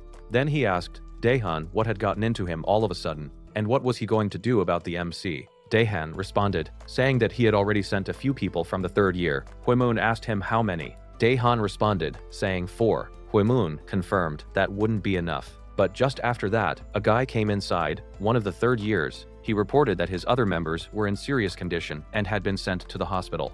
The MC had knocked them all out, but he had knocked out the Mac. After hearing that, Hwaemun was shocked. He called the guy a liar, mocking him by saying he wasn't even strong enough to beat Hwaemun himself, but the guy showed them a picture of the MC on the ground, bleeding from his head. The scene shifted to show what had actually happened an hour ago. The MC was beating these guys when suddenly one of them from behind was about to strike the MC with a wooden stick, but the MC turned around and kicked him. After that, he beat the other guys, breaking the jaw of one of them. Only one guy was left, the one who would report back to Daehan. But the MC ignored him while kicking the other guys on the ground, saying mockingly that he couldn't see the last guy. Where was he? He should come hit him. As the last remaining guy was about to panic, the MC took blood from one of the fallen guys and rubbed it on his own head, making it seem like he was bleeding. After that, he called the last remaining guy over and told him to take a picture of him pretending to be knocked out.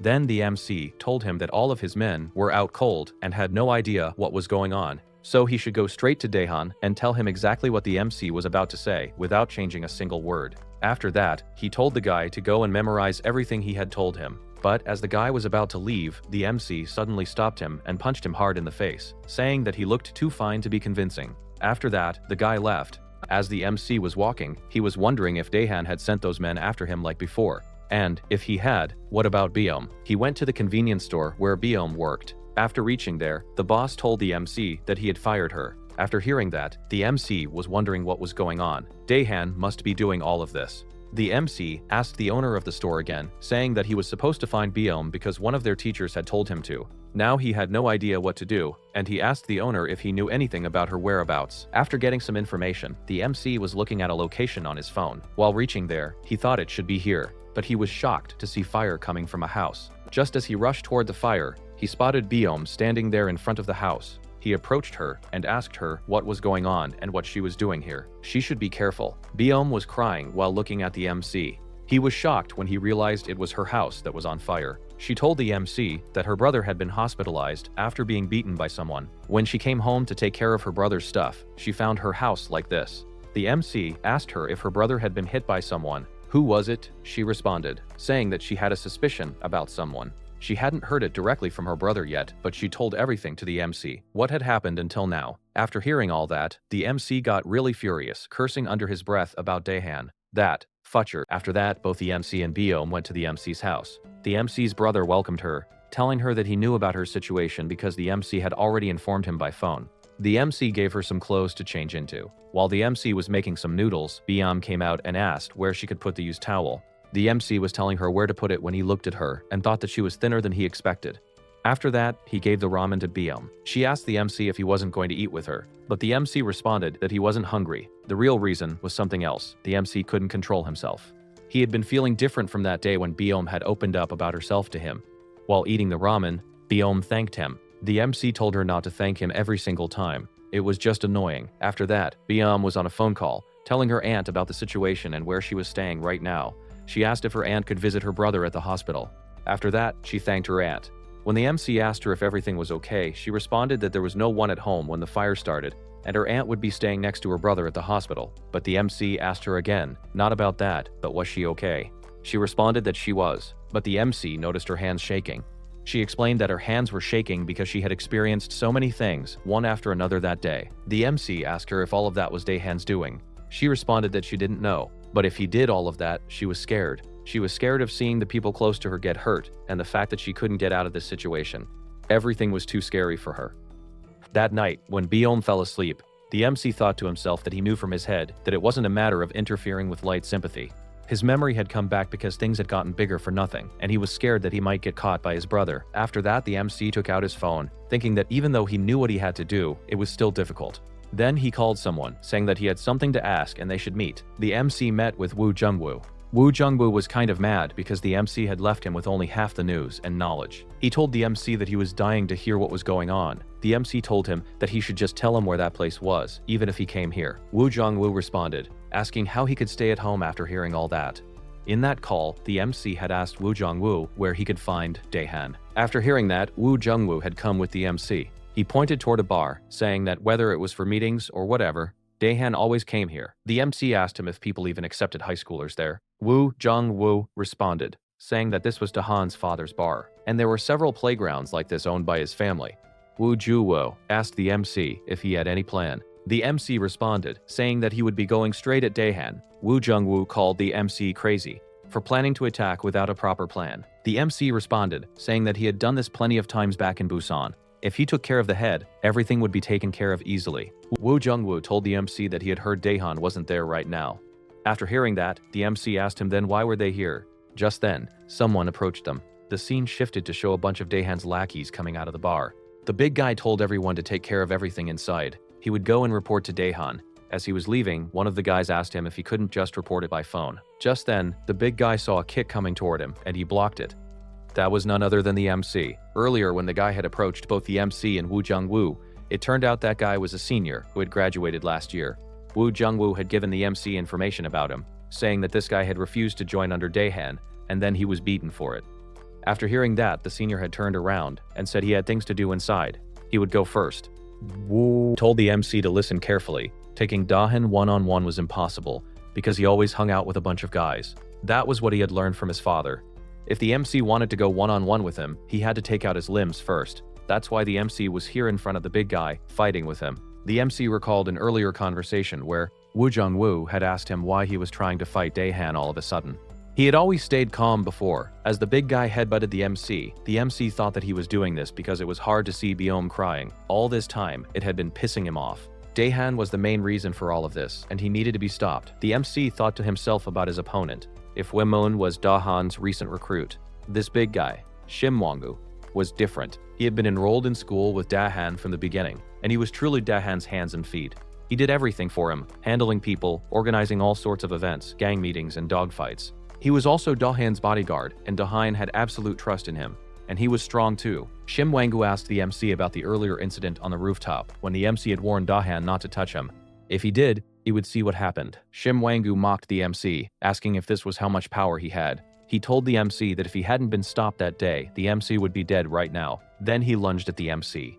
The MC thought to himself that the earlier attack was clumsy. Not only had Shim Won gawked it, but he had followed up with a headbutt. He was quite strong too. Shim Won-go, looking at the MC standing there with his weak points exposed openly, thought that he had an opportunity to strike hard. When he started punching, the MC blocked his attack with one arm. The MC thought that Shim Won-go was quite fast for his body size. With this speed, size, and power, he could beat even a top fighter back in Busan. Shim Won-go prepared to attack the MC again while saying that the thing the MC had called childish, the classes and all that, was meant to be scary and serious. The MC thought to himself that, as expected, the leaders always had complexes about themselves. The MC figured out that being called Daehan's dog was his trigger point, and seeing him openly excited like this, Shim Wang-gu had exposed a weak point. The MC punched hard under his arm, which hurt him badly. Then the MC instantly punched him hard on his face, but the MC missed. He had aimed to hit his chin and finish him with one blow. The MC praised him, saying that he was holding up well. Most people got knocked out in 2 punches. As the MC was about to hit him again, someone suddenly kicked the MC. It was Shim Wang-gu's friend. The MC thought to himself that he had completely forgotten there was another guy. The guy, while smoking, started talking trash, saying the MC should apologize right now. But instead, he got kicked hard on his chest. That was none other than Woo Jung-woo. After seeing Woo Jung-woo arrive at the right time, the MC told him that he was quite slow. But instead, Woo Jung-woo complained, saying that he had told the MC not to rush alone. They should have attacked him at a more secluded place. He asked the MC if he knew about team play. The MC responded, saying that it wasn't team play. Shim Wang-gu, looking at the MC, thought back to a few days earlier. Basic had asked Shim Wang-gu about the MC and what he had done so far at school. Shim Wang-gu had responded to Basic that he didn't know much, but Daein seemed interested in the MC. He had asked why Basic was asking. Basic had responded, saying that it was nothing, but he didn't know the MC's intentions. It was hard to tell Daein about the MC right now. Just in case, he was telling Shim Wang-gu that if possible, they shouldn't mess with the MC. Even if they ended up messing with him, they should never engage the MC in a one-on-one fight. Back at the fight, the MC was ready to attack again. He punched Shimon Kospet several times, kept hitting his weak arm, the one that had gotten damaged earlier while blocking the MC's kick. The MC started kicking and punching him with precision. The MC was quietly impressed by Shim Wang-gu too. He was fast and kept up the distance well, and still he was standing. As the MC rushed at Shim Wang-gu again, this time the MC was blocked. Shim Wang-gu grabbed both of the MC's hands and told him that if he was caught by him, no one had survived. They both fell to the ground. Shim Wang-gu told the MC that he might have come here after messing around in some rural corner of Busan, but the MC should be humbled here. There were a lot of monsters in Seoul which the MC had never seen in Busan. But the MC asked him, the monsters he was mentioning, was he one of them too? While the MC punched him, he asked if those monsters were at his level. Then he didn't think he had to stay humble at all. On the other side, Woo Jung-woo was handling Shim Wang-woo's friend. The guy was mocking Woo Jung-woo, asking why he had caused trouble after getting beaten and suspended. He should have just stayed quiet. Woo Jung-woo mocked him right back, saying that he had heard his specialty was fast punches, but he was damn slow. Jung-woo kicked the guy hard, telling him that back then he had been jumped by many people. He looked at the guy and asked him if he thought he was something special just because kids at school were bowing down to him. He told him that he was nothing more than Daehan's lapdog. After that, the guy fainted. Jung-woo looked behind to check on the MC. He was surprised to see that Wang was still standing. As the MC and Wang-gu continued fighting, the MC gave him punches one after another, but Wang-gu was still standing. The MC was genuinely impressed. Wang-gu had good endurance. Even after taking all those punches, he was still on his feet. In response, Wang-gu charged at the MC, saying that he hadn't gotten any weaker yet and he could still beat him. The MC blocked his punches and returned several of his own. Wang-gu was confused. How was the MC so strong? Even after suppressing him, he couldn't do anything. Wang-gu thought to himself that this was the first time he had faced someone this strong. As the MC was about to land another punch, Wang-gu spotted a glass bottle nearby.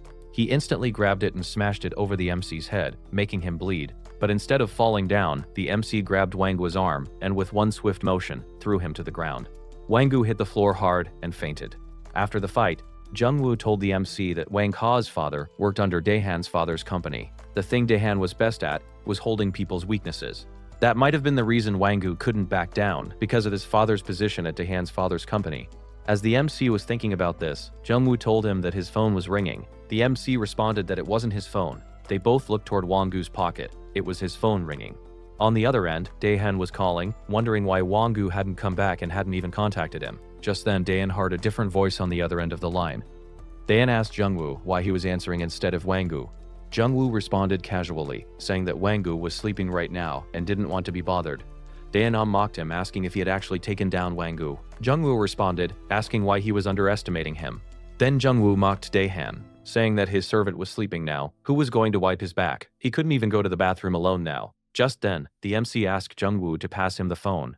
The MC got on the line and told Daehan that he had warned him not to mess with him. Now his dog was on the ground, sleeping.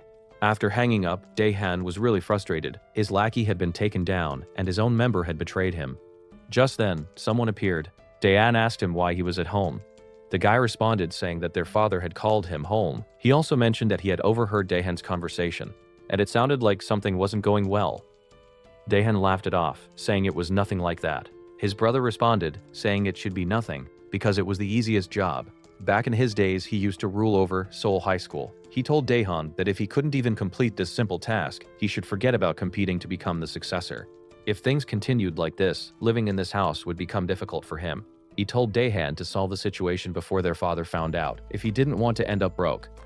After that, Daehan's brother left. Daehan took out his phone and contacted someone, telling them to gather everyone up right now. The scene shifted to the MC's house, where he was sleeping. He suddenly woke up after hearing Byum's voice. She was right there, looking directly at his face from up close, which completely caught him off guard. In that startled moment, his mind flashed to the doppelganger girl, Seonhwa, and he called out her name before he could stop himself. Byum confused and asked him who Seonhwa was. The next scene opened with the gathering of Daehan's alliance. Everyone was asking him what had happened and why he had called them all of a sudden. They wondered if another district had picked a fight with them. Daehan responded calmly, saying that the alcohol they drank and the cigarettes they smoked all the time, all of that came from someone's wallet. After hearing that, everyone was confused. They asked if he had called them all just to say this. Obviously, it was all his money. Daehan then told them that this association had been built by his brother when he used to rule over all of Seoul. So they all knew well how important Daehan was in this organization. Then a message appeared in the group chat. Everyone took out their phones. The message told them that Haitu Moon had been beaten. And after that, today Wangu had been beaten too.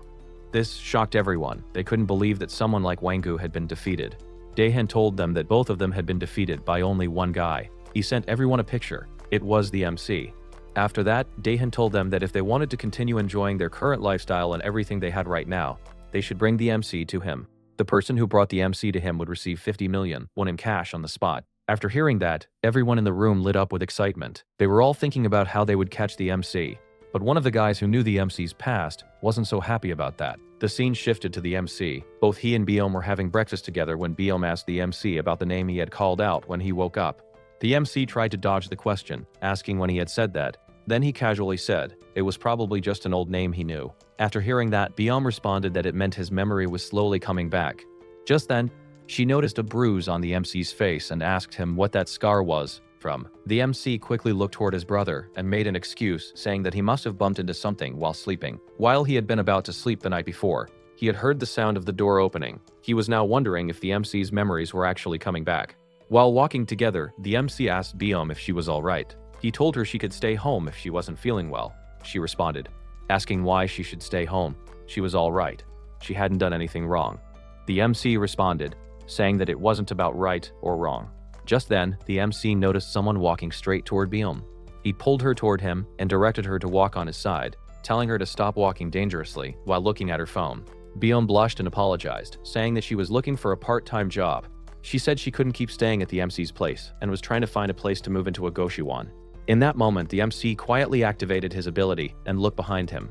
He knew that guy was suspicious. When Byum asked what he was looking at, the MC shrugged it off, saying it was nothing.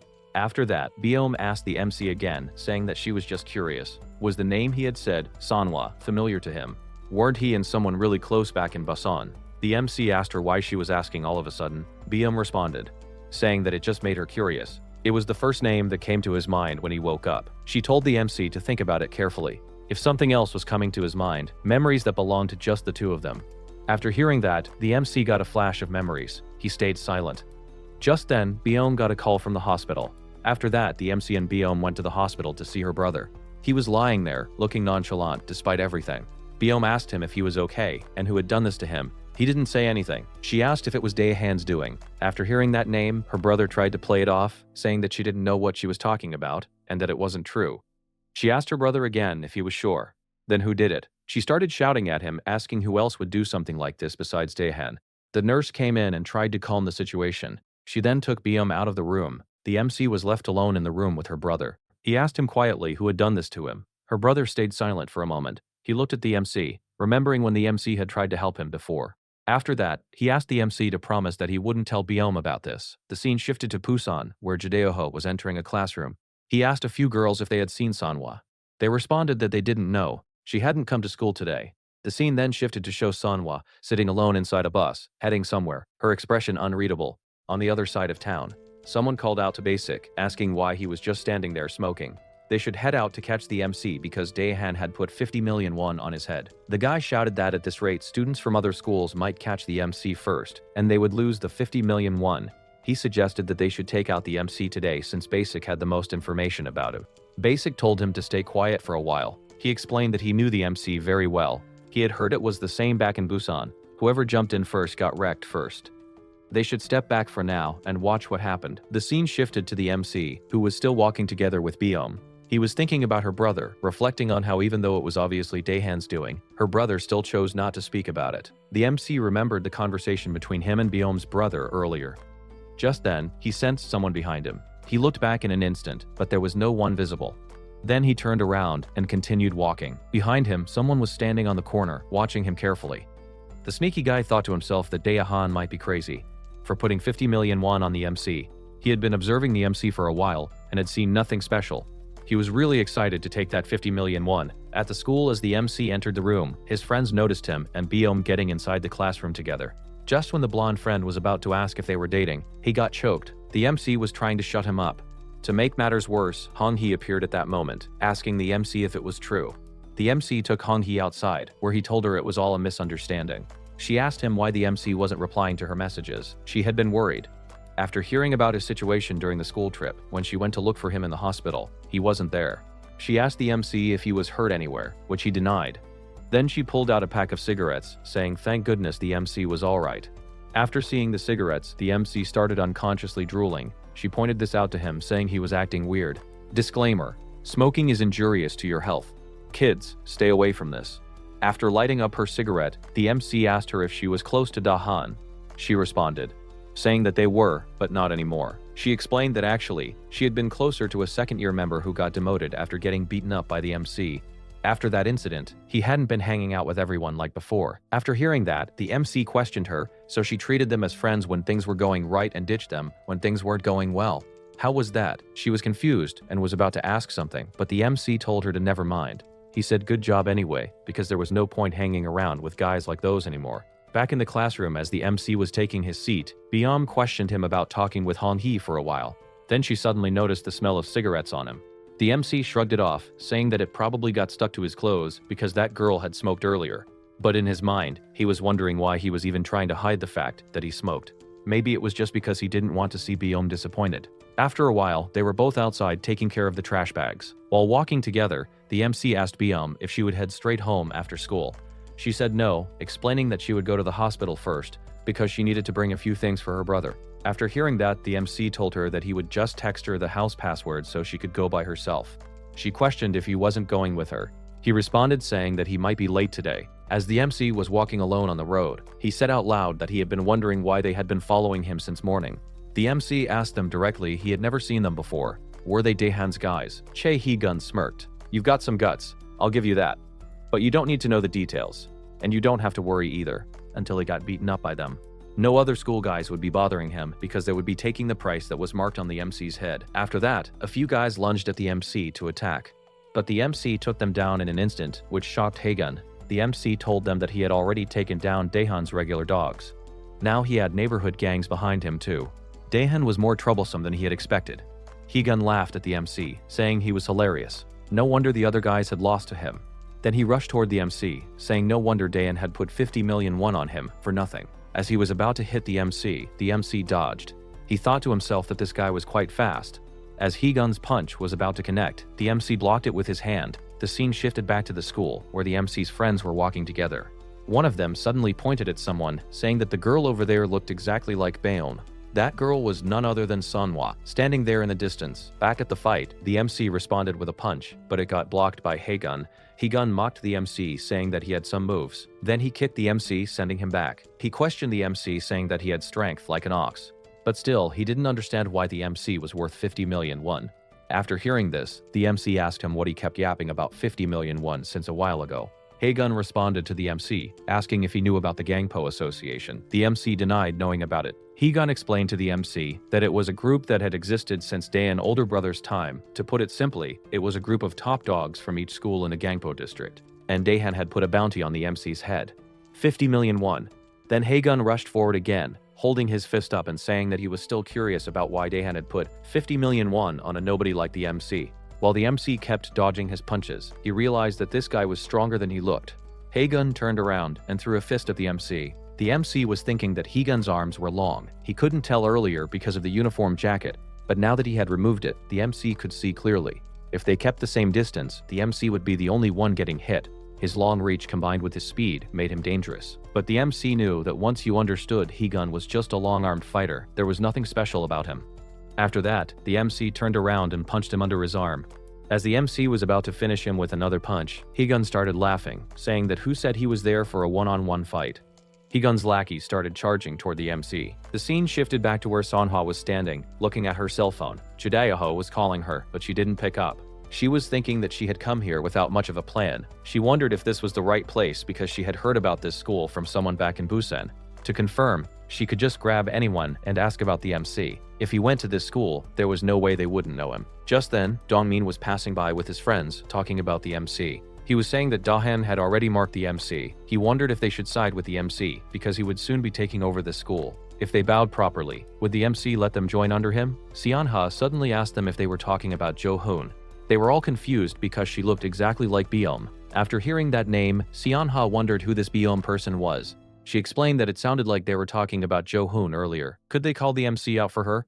She told them to just say that Seonha was looking for him, but they responded, saying that they weren't talking about Jo-hoon. They were talking about Jo-hoon. They were talking about Jo-hoon. Ikwan, frustrated, asked her why she was talking to them like this.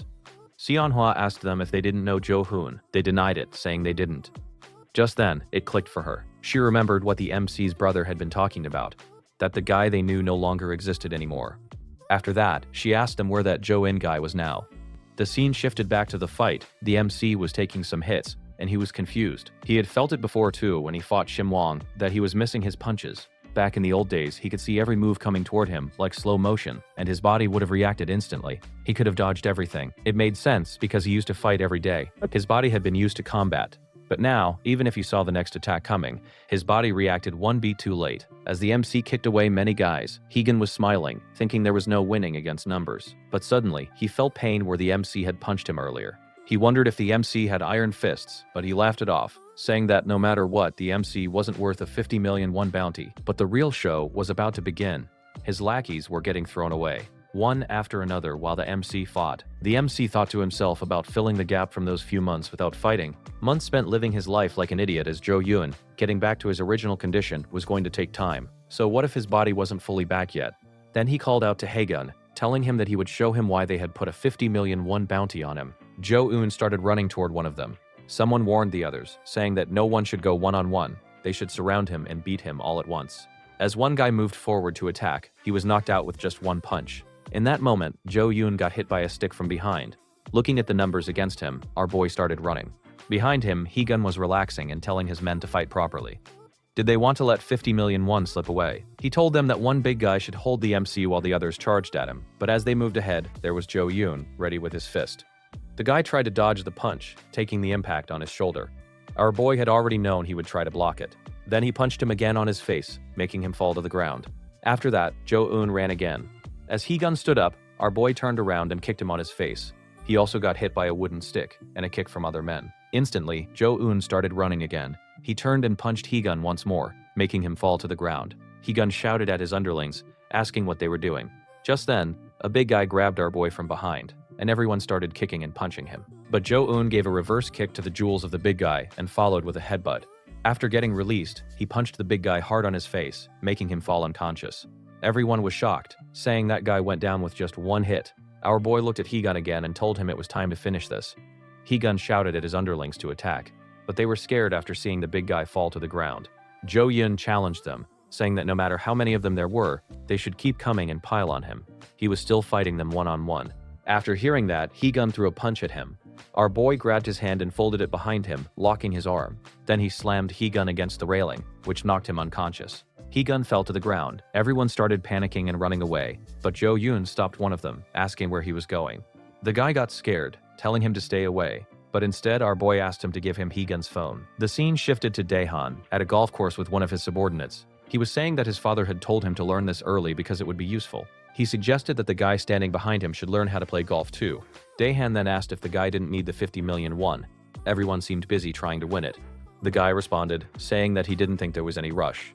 Usually, the rich were the stingiest, so he thought there had to be a reason why Daehan had put 50 million won on a guy like Jo-yoon. Just then, his phone buzzed with a message. He said he guessed he was right. There was a picture of Higun lying unconscious. After that, he told Daehan to check the Gangpo Association group chat.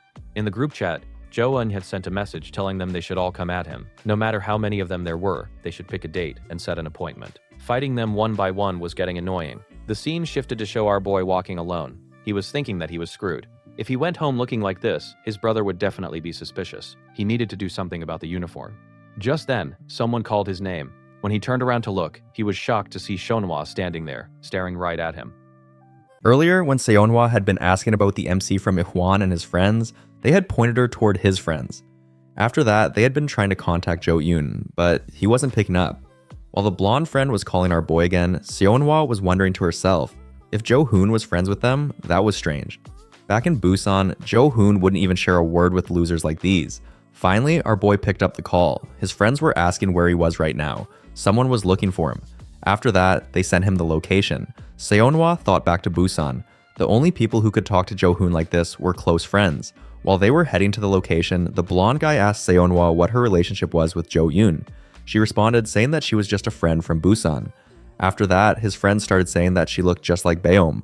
After hearing that name, Seonhwa was wondering who this Baeom person was. Suddenly, the blonde friend asked Ihwan and his friends why they were following them. They responded that it was nothing particular. They were just passing by, and they thought they would see Jo-eun since it had been a while. In their minds, they were thinking that they should get closer to him. They had no idea how things would change later. Just then, they spotted our boy. That's how they met. His friends asked him why he was looking like that. Jo-eun responded, saying that he had gotten into a fight. After hearing that, Ihwan thought to himself that he had heard rumors about the Gangpo Association targeting Jo-eun. The fact that he looked like this meant he had some kind of showdown with them. Suddenly, our boy pointed at Ihwan and ordered him to give him his uniform. After that, Jo-eun told him to wash and bring his uniform back tomorrow. As he was about to leave, his friend called him, asking if he didn't know the girl standing there. After remaining silent for a moment, he responded saying that he didn't know her. Then, Jo-hyun asked her if she knew him. Seonhwa stayed silent, thinking about the past encounters and what his brother had told them about his condition. She was wondering why Jo-hoon was looking at her like some stranger. It was just hard to accept. Then, she responded saying that she knew who he was. She knew him better than anyone. Then, she turned around and told him to follow her if he was curious about his past self. The scene shifted to show some guys from the Gangpo Association. One member with a scar on his face was asking about information on Jo-eun. The guy he was talking to responded, asking if they really needed to know anyone's info if they just wanted to crack his head open. Then, he showed the picture of Hegan lying down unconscious and said that they shouldn't think Daehan would put 50 million won on some nobody. Just then, someone else responded, saying that he could give them that information. It was none other than Basic. He explained that he had been in Busan for a few years and had gathered some information about Jo-eun. He told them he would give them the info, but he wanted half the bounty. The guy with the scar on his face responded, saying they should hear it first, then he would decide. The scene shifted back to our boy, who was asking Seonhwa why she had brought him to a place like this. She responded, saying that it was because he used to love eating snack food here. But our boy responded, saying that he didn't really like this kind of stuff. After hearing that, she asked him, "So you remember this? I thought you didn't remember anything." Jo-hyun tried to cover up, saying that he remembered small things like that. She responded, saying that she was the one who used to buy him snacks here. "Even though you didn't like snacks, you used to come with me all the time." Our boy asked her. Seeing that she had come all this way to find him, it looked like they were very close. She responded, saying, yes, they were very close. She explained that he had liked her a lot, and she had liked him a lot too. After hearing those words, Jo-hyun stayed silent for a moment. Then, he asked her, then she must know what actually happened on that accident day. After that, both of them changed locations. Seonhwa started telling our boy that if he truly had no memory of that day, then he probably wouldn't remember this either. The day he had the accident was the day before his birthday. She wanted to tell him what actually happened on that day. The scene shifted to the past, showing the school rooftop where Jo-hoon was standing with Jidaeho and Seonhwa. Two students came by, apologizing to them. Jidaeho told them to lift their heads and start talking. He asked what had actually happened. It looked like they had gotten beaten by Daesung Technical High and embarrassed their school's reputation. Just then, Jo-hoon told them to speak with their own mouths about why they had gotten beaten. They started explaining that they had known a girl since middle school and didn't know she had a boyfriend. They had just messaged her to grab a drink and hang out, and her boyfriend had misunderstood. They were beaten by students from a different school. After hearing this, Jo-hoon responded, saying that the story he heard was completely different. What he had heard was that they tried to get a girl from Daesung High drunk to take advantage of her. They got beaten up, and then they used their school's name, saying no one could touch them no matter what they did to that girl. After that, Jo-hoon started beating them, saying he was out there cracking other school leaders' heads just so these pieces of trash could act however they wanted. As he was beating them, Jidaeho stopped him, saying that was enough. They had gotten the message. It was enough now. After that, Jidaeho told them to get out of there. As they left, Jidaeho told Jo-hoon that he always got really sensitive around this time of year whenever his birthday got close. But Jo-hoon responded, saying that after learning how to smoke, he regretted it a lot. But did they know the first time he thought smoking was cool? It was when he saw the look on his father's face turning pale when his father caught him smoking. He asked both of them, did they think a guy like him would actually like his birthday? Seonhwa stayed silent. She had heard this before, but this time when he was telling them, he looked especially lonelier than usual. Jidaeho asked if they should take care of those guys because, either way, it was a fact that Daesong High had touched their school's students, and if they just left it, he got cut off when someone asked Jo-hoon if he wanted to play football because someone had put a bet of 110,000 won on him. Jo-hoon said he would go change and be right there. Jidaeho asked if he was even listening. When Jo-hoon left without saying anything, Jidaeho was annoyed, saying that brat never listened to him. After looking at Seonhwa, he smiled awkwardly and said he was talking to Jo-hoon, and he just ignored him and walked away. She responded, asking why he was explaining to her. Then she asked if he had forgotten about tonight, what she had asked him to help with. He responded, saying, yeah, he remembered. He would be there when it was over. That was the last time Seonhwa saw Jo-hoon before the accident, because the next time she saw him, he was lying in a hospital bed. After he was hospitalized, no matter how much she tried to visit, she couldn't meet him because of his family. When she went to his house, they told her that Jo-hoon had left for America. She tried to comfort herself, thinking that living in America would be better for him. But when she ran into him in Jeju Island, how she felt, Jo-hoon wouldn't know because he was a jerk who didn't even remember who she was. Just then, our boy got a few flashbacks. She asked if he was alright. In his mind, he was remembering. The day before his birthday, he had been in a bad mood all day. He wanted to be with someone. He had contacted Seonhwa and Jidaeho, and both of them said they couldn't make it. So he was drinking alone when he received a message. He couldn't remember who it was from. He remembered the message vividly though. Someone had said they saw his girl with some other dude. After reading that, Jo-hoon had run toward the location to witness it with his own eyes. When he arrived, it was none other than Jidaeho with Seonhwa. After that, his memory cut off. Jo-yoon asked Seonhwa, saying that he just got a few memories back. A flashback. Could he ask one thing? If, like she said, she was his girlfriend, why was she alone with another guy in the middle of the night with his so-called best friend on the night before his birthday? She asked how he knew about that.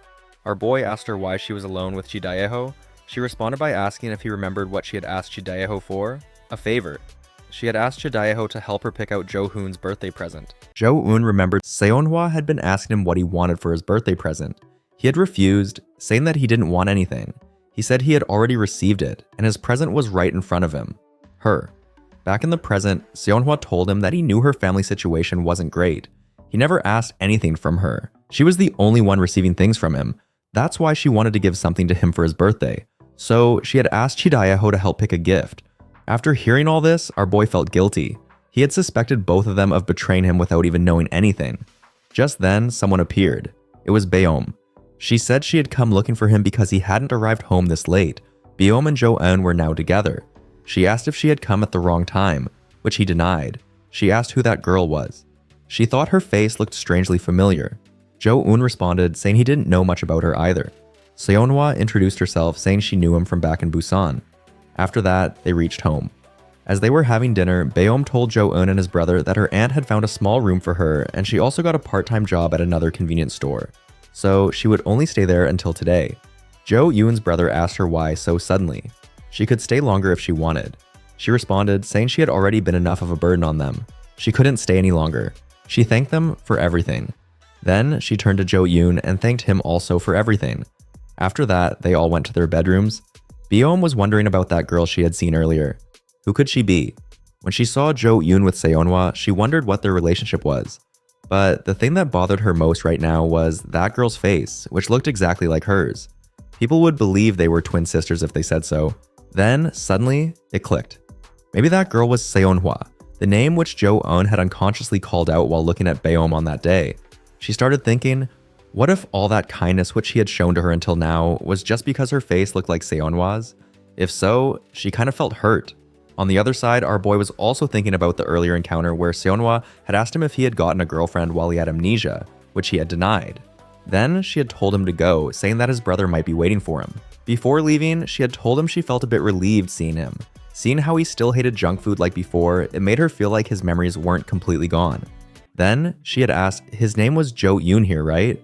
If later on his memories came back, if he remembered the Jo-hoon she loved, if he remembered the time the three of them had together, and if he started to miss her, he should come to Busan, when he wanted to live as Jo-hoon, not as Jo-yoon. The next day, when Beom and Jo-eun were walking together, he asked her if she had packed everything. She responded that everything had burned down, so there wasn't much to pack. This bag was all she had. Then our boy asked if she really had to leave. They still hadn't caught the person who set fire to her place, and it seemed dangerous for her to live alone. She responded, saying it was alright.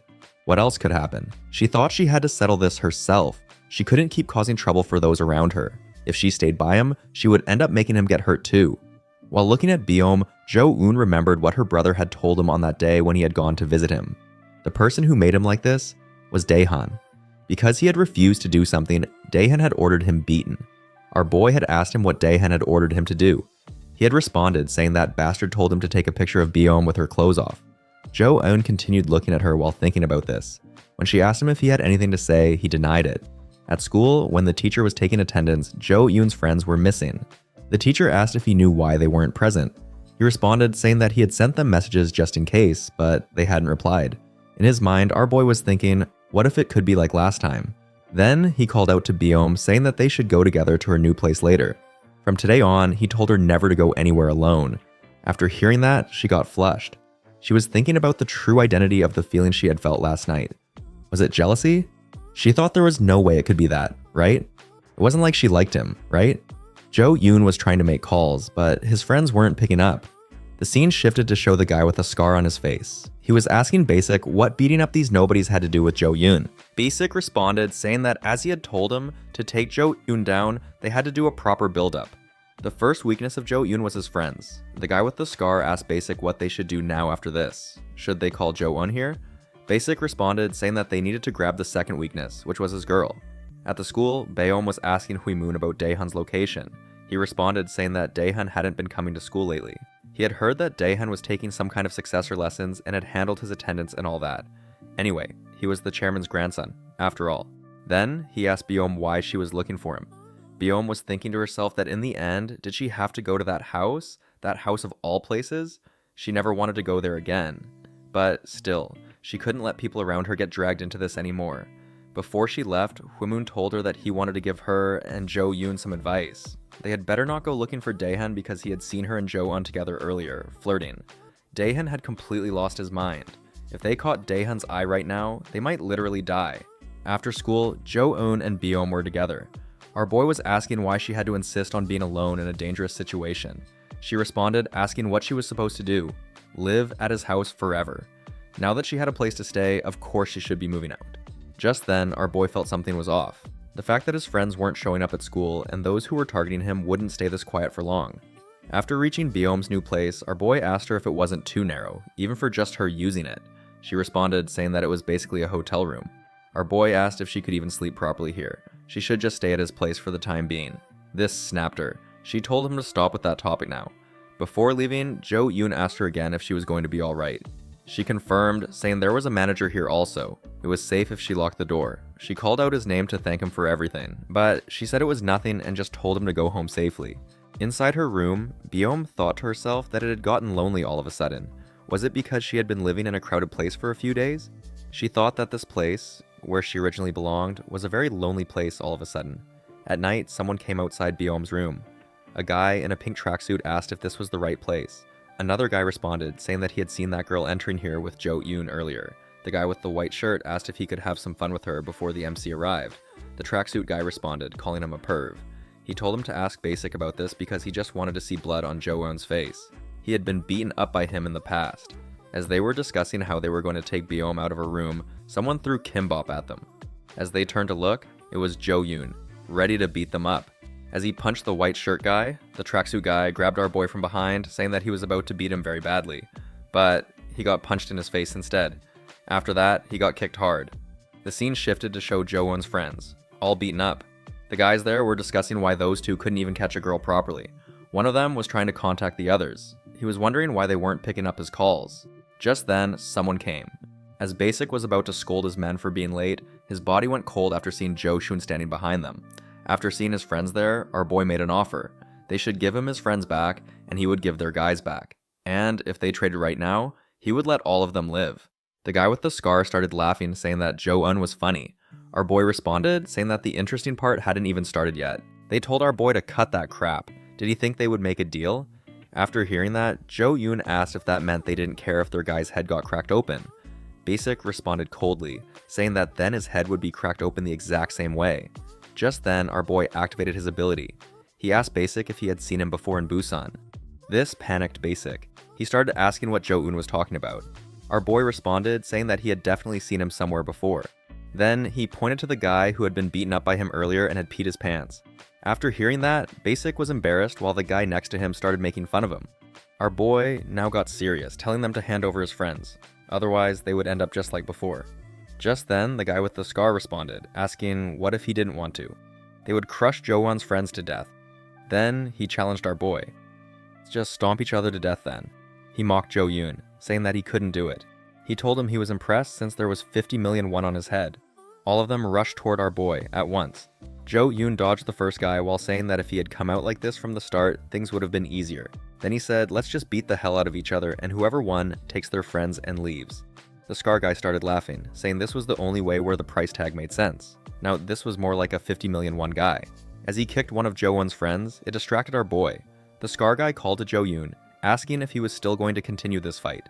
While kicking his friend again, he said he didn't mind continuing. After watching his friend getting beaten up, our boy knelt down and started taking their beatings. As he was getting beaten up, he thought back to Busan. There had been a similar moment. In exchange for handing over his school students, they had one condition. Jo-hoon had to take a beating quietly and leave. Then, they would let his school students go free. While all eyes were focused on Jo-hoon like that, there had been Jidaiho, who hit them from behind. Now, back in the present, as Jo-eun was taking the beating, the scar guy called out to Basic, asking if the MC was a softie, doing this just to save his two nobody friends. Just then, someone was playing the role of Jidaiho. It was none other than Woo Jung-woo, who came from behind. He quickly punched them and secured the MC's friends. When everyone got distracted, our boy saw an opportunity and started kicking and punching everyone. Soon, he reached Basic and punched him hard. Woo Jung-woo asked Jo-eun if he had a nice nap. Our boy asked why he was late. Jung-woo responded that when they were distracted beating him, he came late because he enjoyed watching Jo-eun get beaten up. Now both of them were standing together. The scar guy laughed, saying he thought Jo-eun was a lone wolf, but he had lackeys too. After hearing the word lackey, this pissed off Jung-woo. The scar guy took off his blazer and started saying that he was feeling bad for Daehan because he thought this was going to be easy money. But he was glad that wasn't the case anymore. He said none of Jo-won's friends were leaving this place today. He got ready to fight. The scene shifted to Busan, where Hidayako was looking for Seonhwa. He got a call from her number and picked up, asking where she was. She didn't even come to school, and why wasn't she picking up his calls? But on the other side, there was someone else speaking. They asked if he was an acquaintance of the patient. They responded saying this was Seoul Hospital, and they were calling because his number was the most recent missed call on the patient's phone. Hidayho's face went pale as he listened to what they had to say. With that, the story comes to an end. I hope you liked it. Don't forget to subscribe to Senpai Respawn